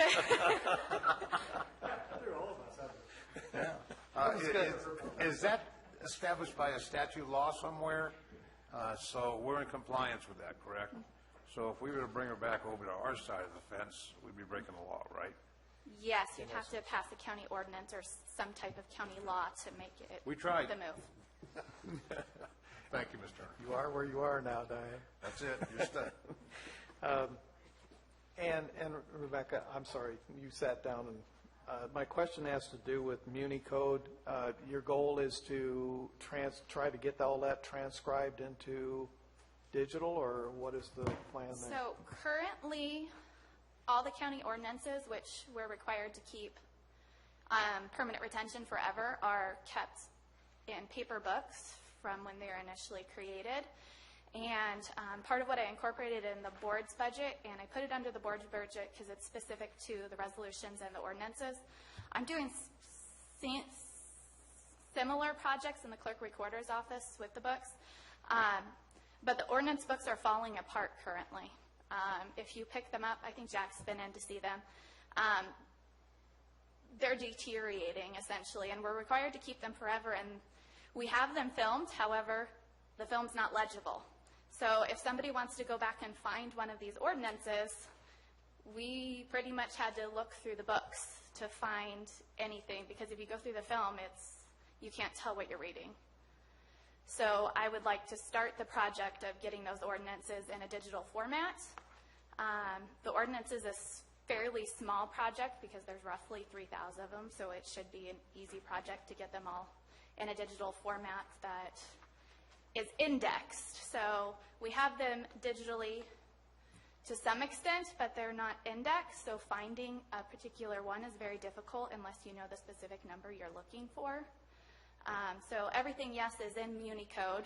However, if you want to go back and find the original ordinance for the older ones going back to when the county was initiated, it's very difficult. And the same goes for the resolutions. And the resolutions is even more difficult because there's not resolution books going all the way back to when the county was created. They're mixed with any business the county did. So if the county paid a claim, there's a resolution, there's a county claim, there's other acts of business, because the Board of Supervisors essentially did like every act of business went through the Board of Supervisors. So there's no just resolution books. And I found that resolution books don't start until roughly the 1950s. So everything from 1850 to 1950 is in kind of this mess of everything else. So finding it is very difficult, and very few of those books have indexes. So again, that project would be starting to get them in a digital format, preserving the original records, which were mandated to keep forever, and have them in a searchable format. That's my biggest concern, that we can find them. And I think it would save every department significant amount of time whenever they need to find something, if they could, and they didn't have to just... And eventually, it seems like most people say, I'm just going to assume it doesn't exist because we can't find it. Yeah, Ms. Turner, is there a fee for doing that research?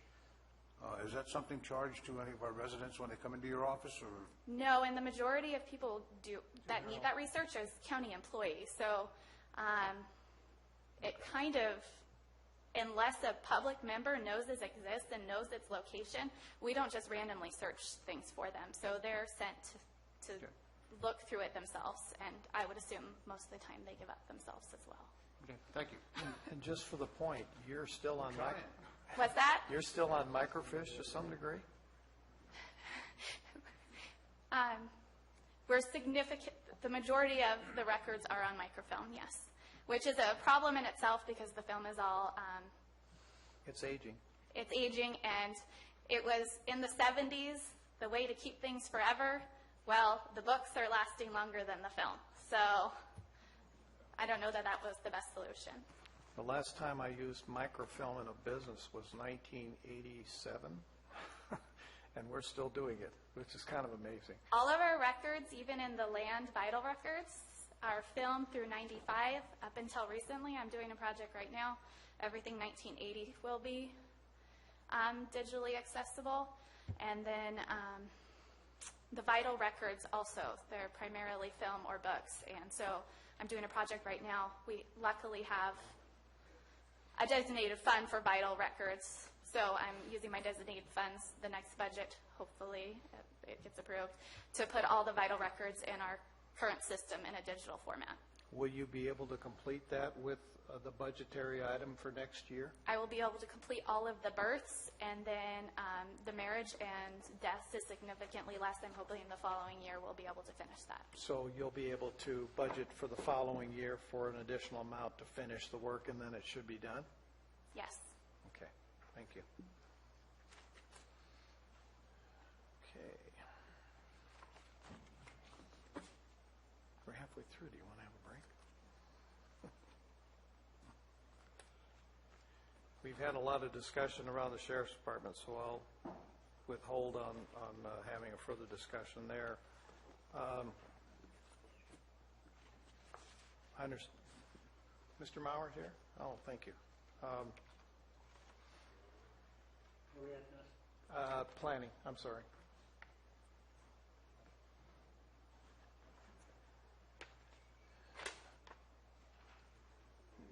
Do you feel, Mr. Mauer, that we'll be able to be pretty much completed with the general plan update in this budget cycle, or we'll be needing additional? I know we'll need additional funding for the community plans that still need to be worked on. Yes, I hope so. The only caveat to that is if there is litigation that ensues after final adoption, then that can carry it on, but that's haven't budgeted for that at all. But completion of the general plan, I hope will be done by, I hope to be done by the end of this calendar year, but I suspect given the timing of the EIR and the other activities going on, it will probably carry over to next year. But I would certainly hope it would be done within this budget year. So are you anticipating litigation, or should we be anticipating? I think based with the general upon the history? Based upon the history of general plans in most of the foothill counties, yes, we should be anticipating that. Hopefully we can have a supportable EIR that withstands litigation, but I think given the situation that we're in, we should expect potential litigation. So it literally could be either in this budget cycle or the next one that would occur if it was going to occur. It definitely would carry over into the next budget cycle. My experience in another county, the litigation took 3.5 years. Okay, that was really my only question, is just see where that was. In the building department, I know abandoned vehicle abatement program is part of the building department, and I understand that you're new, sir, so I don't mean to put you on the spot, but are we doing a fairly good job with the AVA compliance, or is this an area that's kind of left into the back? I apologize, yes, I'm new, and Todd is out this afternoon, so I could follow up and find out on that. I would be more interested in how many AVA compliance we've done. Okay. In the last calendar year, or the last budget year, so we can see whether or not what's here as a proposed would fit. Okay, I'll follow up with that. It's just trying to figure that out. Now, this might be another one of those, and this is in regards to nuisance abatement. There was, as you note, C.O. Lutz, and 4735 is a line item, nuisance abatement 0, and we're moving from a final budget item of $150,000 to a recommended for next year of $500,000. That's a substantial number. So is this one of those things where we're going to have some cost recovery here that we don't see at this point, or in what way is that going to affect our budget? And that might not be a question for now. It just something I think needs to be discussed. It does, and we will dig into that and provide some guidance. Look like the auditor might also have some comments. As far as AVA, are you thinking that the revenue, the contribution from AVA has some sort of correspondent, there's a correlation with the number of AVA projects that were completed? That's not the historical correlation. So historically, how AVA has been budgeted in the building department has just been to cover salaries and benefits.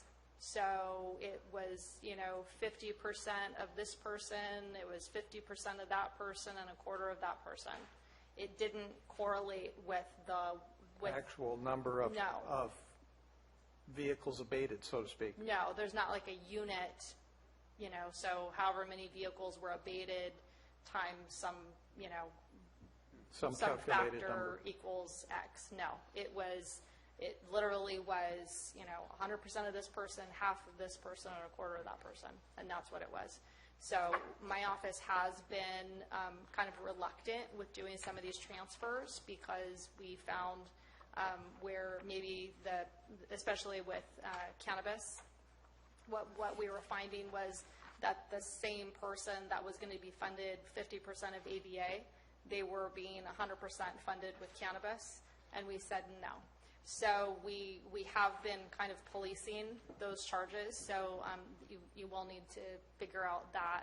And then as far as the nuisance abatement goes, in the budget, it was specifically to cannabis abatement, and equipment related to cannabis abatement is what that money was in the budget. And I would add, again, based on when this was submitted and the timing for changing, you'll recall that we did bring to the board, either at the last meeting or the meeting prior, an agreement to, or at least a discussion at the agreement that we were now contracting to do abatement on some of these rather than buy equipment.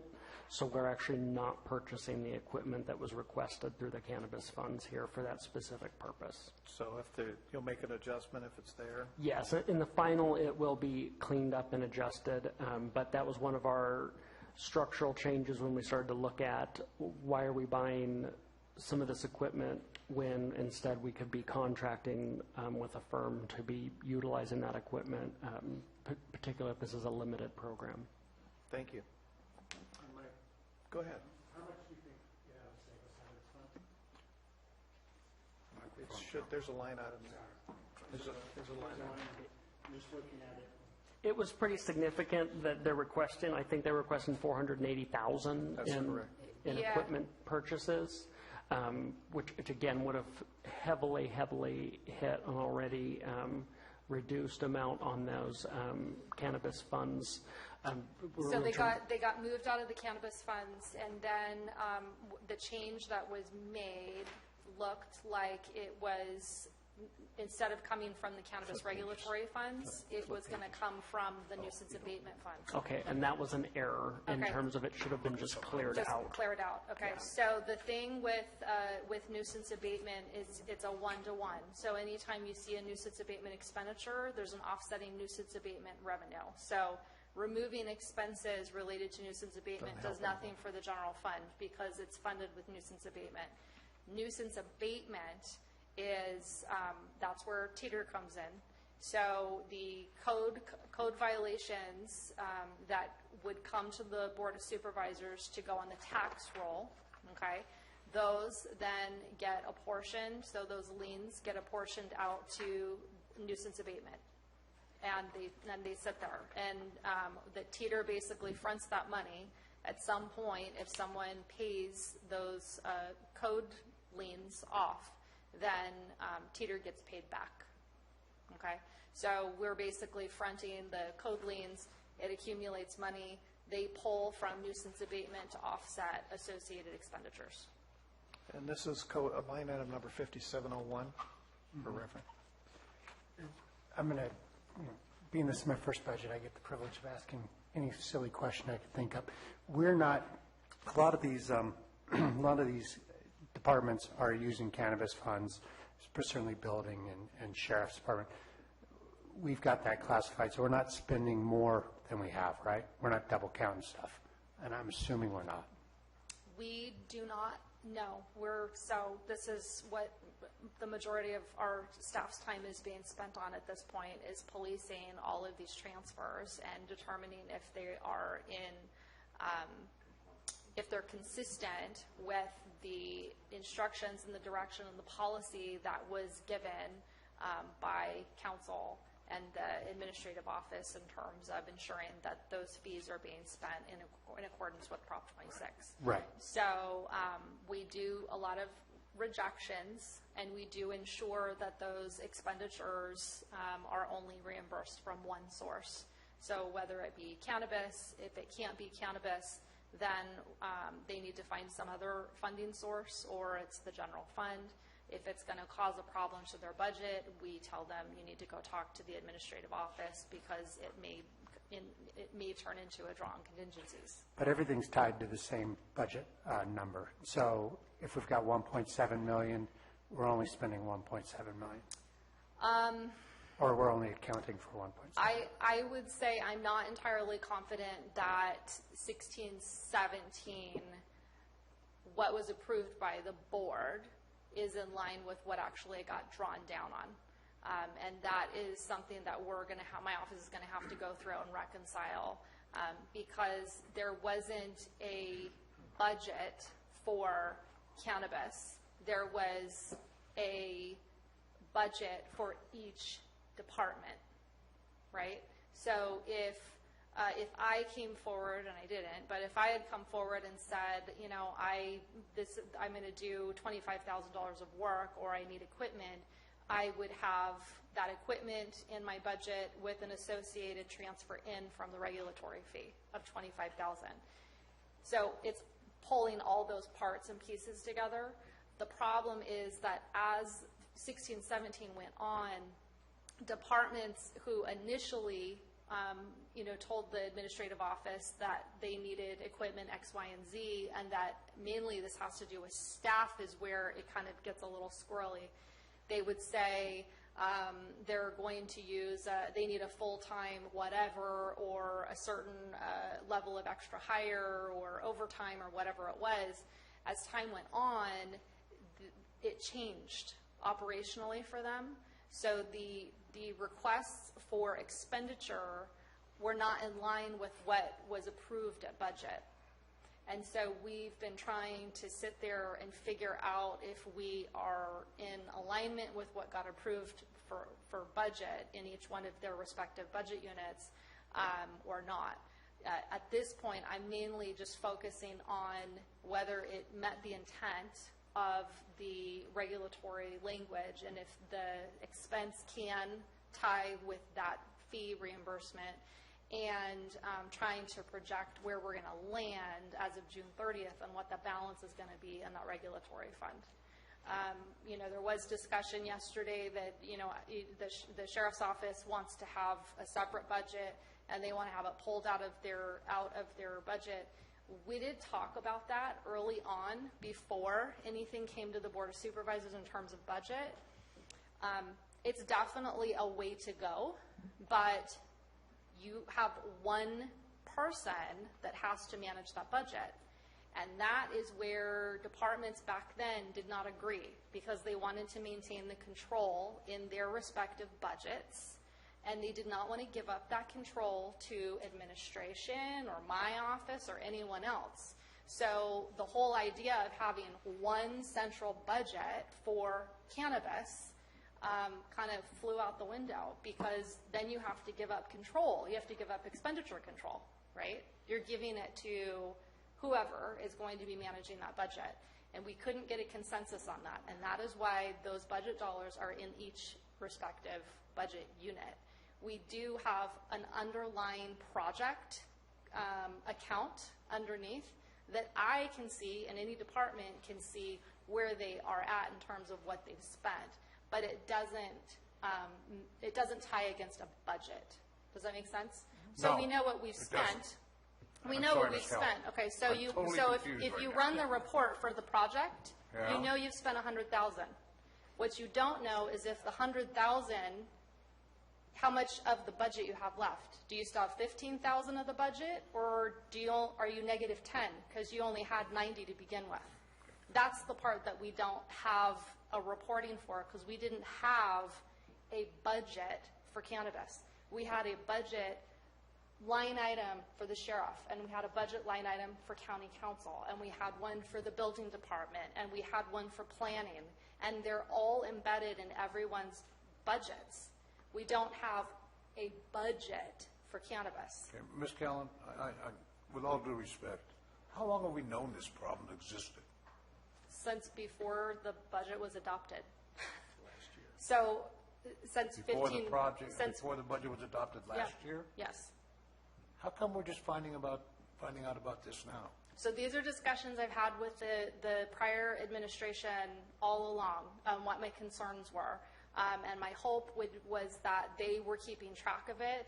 And as time went on, I realized they really weren't keeping track of it. So my office, me, has been kind of going behind and trying to figure out, are we in line? Okay, now Tim's here. Do we need to get on the same page to figure out that, what's budgeted compared to where we're going to land is completely out of sorts, or are we going to come under?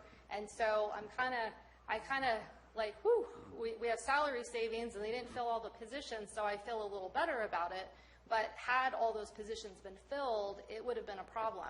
It also concerned me some of the equipment purchases that were being made. They did come to the Board of Supervisors, but it didn't mean that they were in compliance with the regulatory requirements. So those are all things that we're having to kind of grapple with right now. And whose ultimate responsibility was that? I'm not trying to point fingers. I'm trying to determine where the problem is and how we're going to fix it. You. It's our problem. It's your problem. Now. Yeah. You're aware of it? I do have a question. Is this going to delay closing the books? I'm hoping not. And we realized that it was looser than we had liked, and so we had. I'm not the purchasing agent. I'm the accountant. So my hope was that administration had and departments had kind of resolve some of these issues beforehand, so before it gets purchased or before the person starts working, there's an understanding of the rules and the roles and the responsibilities. By the time it gets to me, it's a little late, right? So me trying to kind of unscramble the eggs, if you were, it's hard. I can do it, but it just takes time. So we did kind of catch it several months ago. We did pull county council in. I pulled administration in and said, I think we have a problem. This is not going to go well if we continue down this path. So we have tightened up in my office for departments, which I'm sure have not made many friends over the last several months, because we are telling departments no. We are rejecting claims that are coming through. We are pushing back invoices. We are requiring them to pay for certain things out of their own budget and not against cannabis. And then we're going to have to go back before we close and correct some of these expenditures. I do believe that's what we're going to have to do to be in compliance. That's not going to be popular, but it is something that I think if we want to make sure that we maintain that compliance with Prop 26, and ultimately county council is who is going to be defending me and my actions and what the county is doing if we went sideways on this thing. I don't want to hire my own attorney, so I'm pretty much going to go with what county council tells me. it needs to be. And so that's where we're at. So I would guess, and that's why I've been very clear with CAO Lutz, that I think we're going to finish relatively flat, because I think that there are some expenditures that did get pulled against the cannabis fund that are going to have to be put back. I mean, that's just... Yeah, my concern is the ones that you're kicking back because they don't conform, it's going into their budgets that they weren't accounting for. So the closing of the books, the general fund closing is going to escalate. It could cause contingency issues, yes. So it could cause a problem with closing the books, especially if it's very large pieces of equipment where we have to come back to the board in order for you to approve a capital expenditure somewhere else other than where it was, or a draw on contingencies because that money is no longer available in that budget. Absolutely, absolutely. Yeah. If I could also add to that piece, and I know this again is opening Pandora's box in terms of some of those challenges. It's where we have this fine balance, and being the purchasing agent causes that level of nervousness for me as well, where it's where we need to really look at, and going back to my presentation suggestion on stronger purchasing policies and practices, where we're relying less on credit cards, more on purchase orders, more on procurement and procurement authorization in advance rather than approval after the fact. Because as the auditors pointed out, when you buy something after the fact, it's seldom can you necessarily return it when you've been already using it, and it's a little late to make corrections, and it then puts a liability on the general fund rather than, I mean, again, you could say it goes back to the department, but it really does put the liability back on the general fund. I want to be perfectly clear. You inherited this problem when you took the position as CAO. Yes. I understand, Ms. Callan, your dilemma, but this problem needs to get corrected immediately. Yeah, it does. And so we have been working with departments. We wanted to kind of let this week go by just to kind of figure out what some of the directions were going to be. We didn't want to hit departments of having to go back and reevaluate all of the expenditures and time that they have charged just yet. We wanted to kind of let this process go through a little bit and then have them go through and figure out what needs to be cleaned up. We're hoping that departments are going to be working with us, and my hope is that they will come to the table and they'll sit down with us and work this through. If they don't, then I may have to actively make those corrections without their blessing. But that's just something that we'll have to deal with and address when we get there. Would you see to it that the board's advised your progress? Yeah. I know your plates are full, but this is a very serious problem. Unless we can get good numbers, we can't look at our budget, especially in this area. So if you could relate that to other department heads you're facing with, and CAO Lutz will be our focal point, our contact point, but I think the board needs to be advised of what our progress is. And relatively quickly. Yep.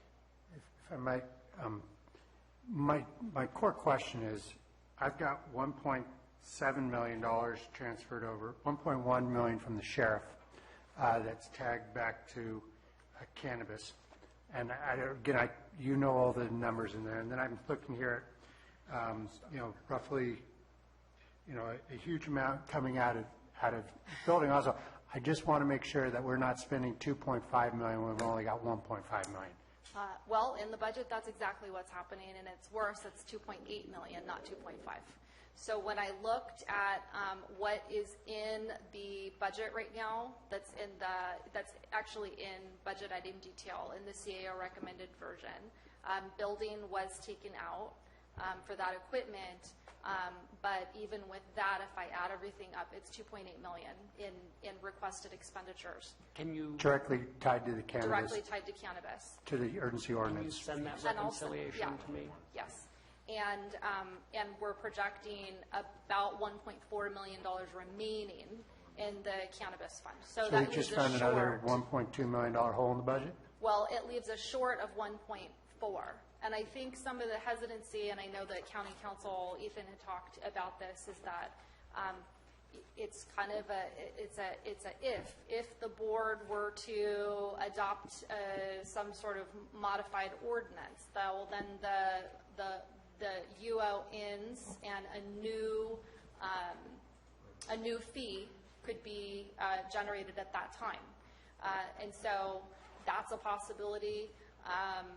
It's possible. There's a multitude of things that might happen. If a ban happens, well, you're not going to be spending $2.8 million. You're probably not going to be spending 1.4 either.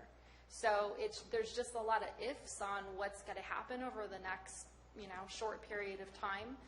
But at this point, there is there's transfers coming in from the Cannabis Regulatory Fund that are not going to be there. I mean, they're just not going to be there. And there is expenditures that are being requested of 2.8. Right. I mean, I get that. If we go into So renew, it's there's the new fees coming in. But this budget is specifically drawn following the guidance of the majority of the board to ban. And so it's disciplined that way. So looking at that, did we just gain another $1 million in the hole? Well, I mean, if you're going to ban, you remove all of your expenses and you remove all of your revenue. Well, I mean, obviously, we're not going to be put in place a ban until the end of the summer. And we've got, as the sheriff pointed out, his expenses based upon the ban. We're doing the abatement program this summer. I assume it's the same here. And so, we will expend those funds. I'm just wondering, are we expending those funds and $1 million that we don't have? Well, you'd be limited to whatever is left by June 30th. I see what you. And then the question with County Council would be, can you continue to spend those funds after a ban has been put in place? And I believe the answer is no. Right. So if that was the case, even though you will have $1.4 million sitting there, you can't touch it. And so if you're going to continue to fund respective departments to do any abatement activities, that would come out of the general fund. So if we were going to do any abatement of the illegal grows following a ban, we'd have to find new money to do that, obviously. Yeah. And Ladies and gentlemen, we've reached 4:30. Would it be beneficial to continue this conversation at 9 o'clock in the morning, or would you like to continue on this subject? I'm going to give you the option. No, I'm not going to give you the option. We're going to reconvene at 9 o'clock in the morning. Oh, we need a motion. Motion to adjourn till 9 o'clock tomorrow morning. Moved by Supervisor Mills, second by Supervisor Tofinelli. Public comment? No public comment? Bring it back to the board for a vote. All in favor indicate by saying aye. Aye. Opposed indicate by saying no. Hearing none, motion carries. We are continued till tomorrow morning, 9 o'clock. Thank you, everyone, for being here. Thank you very much for coming in, folks. Tim? Was I off on that?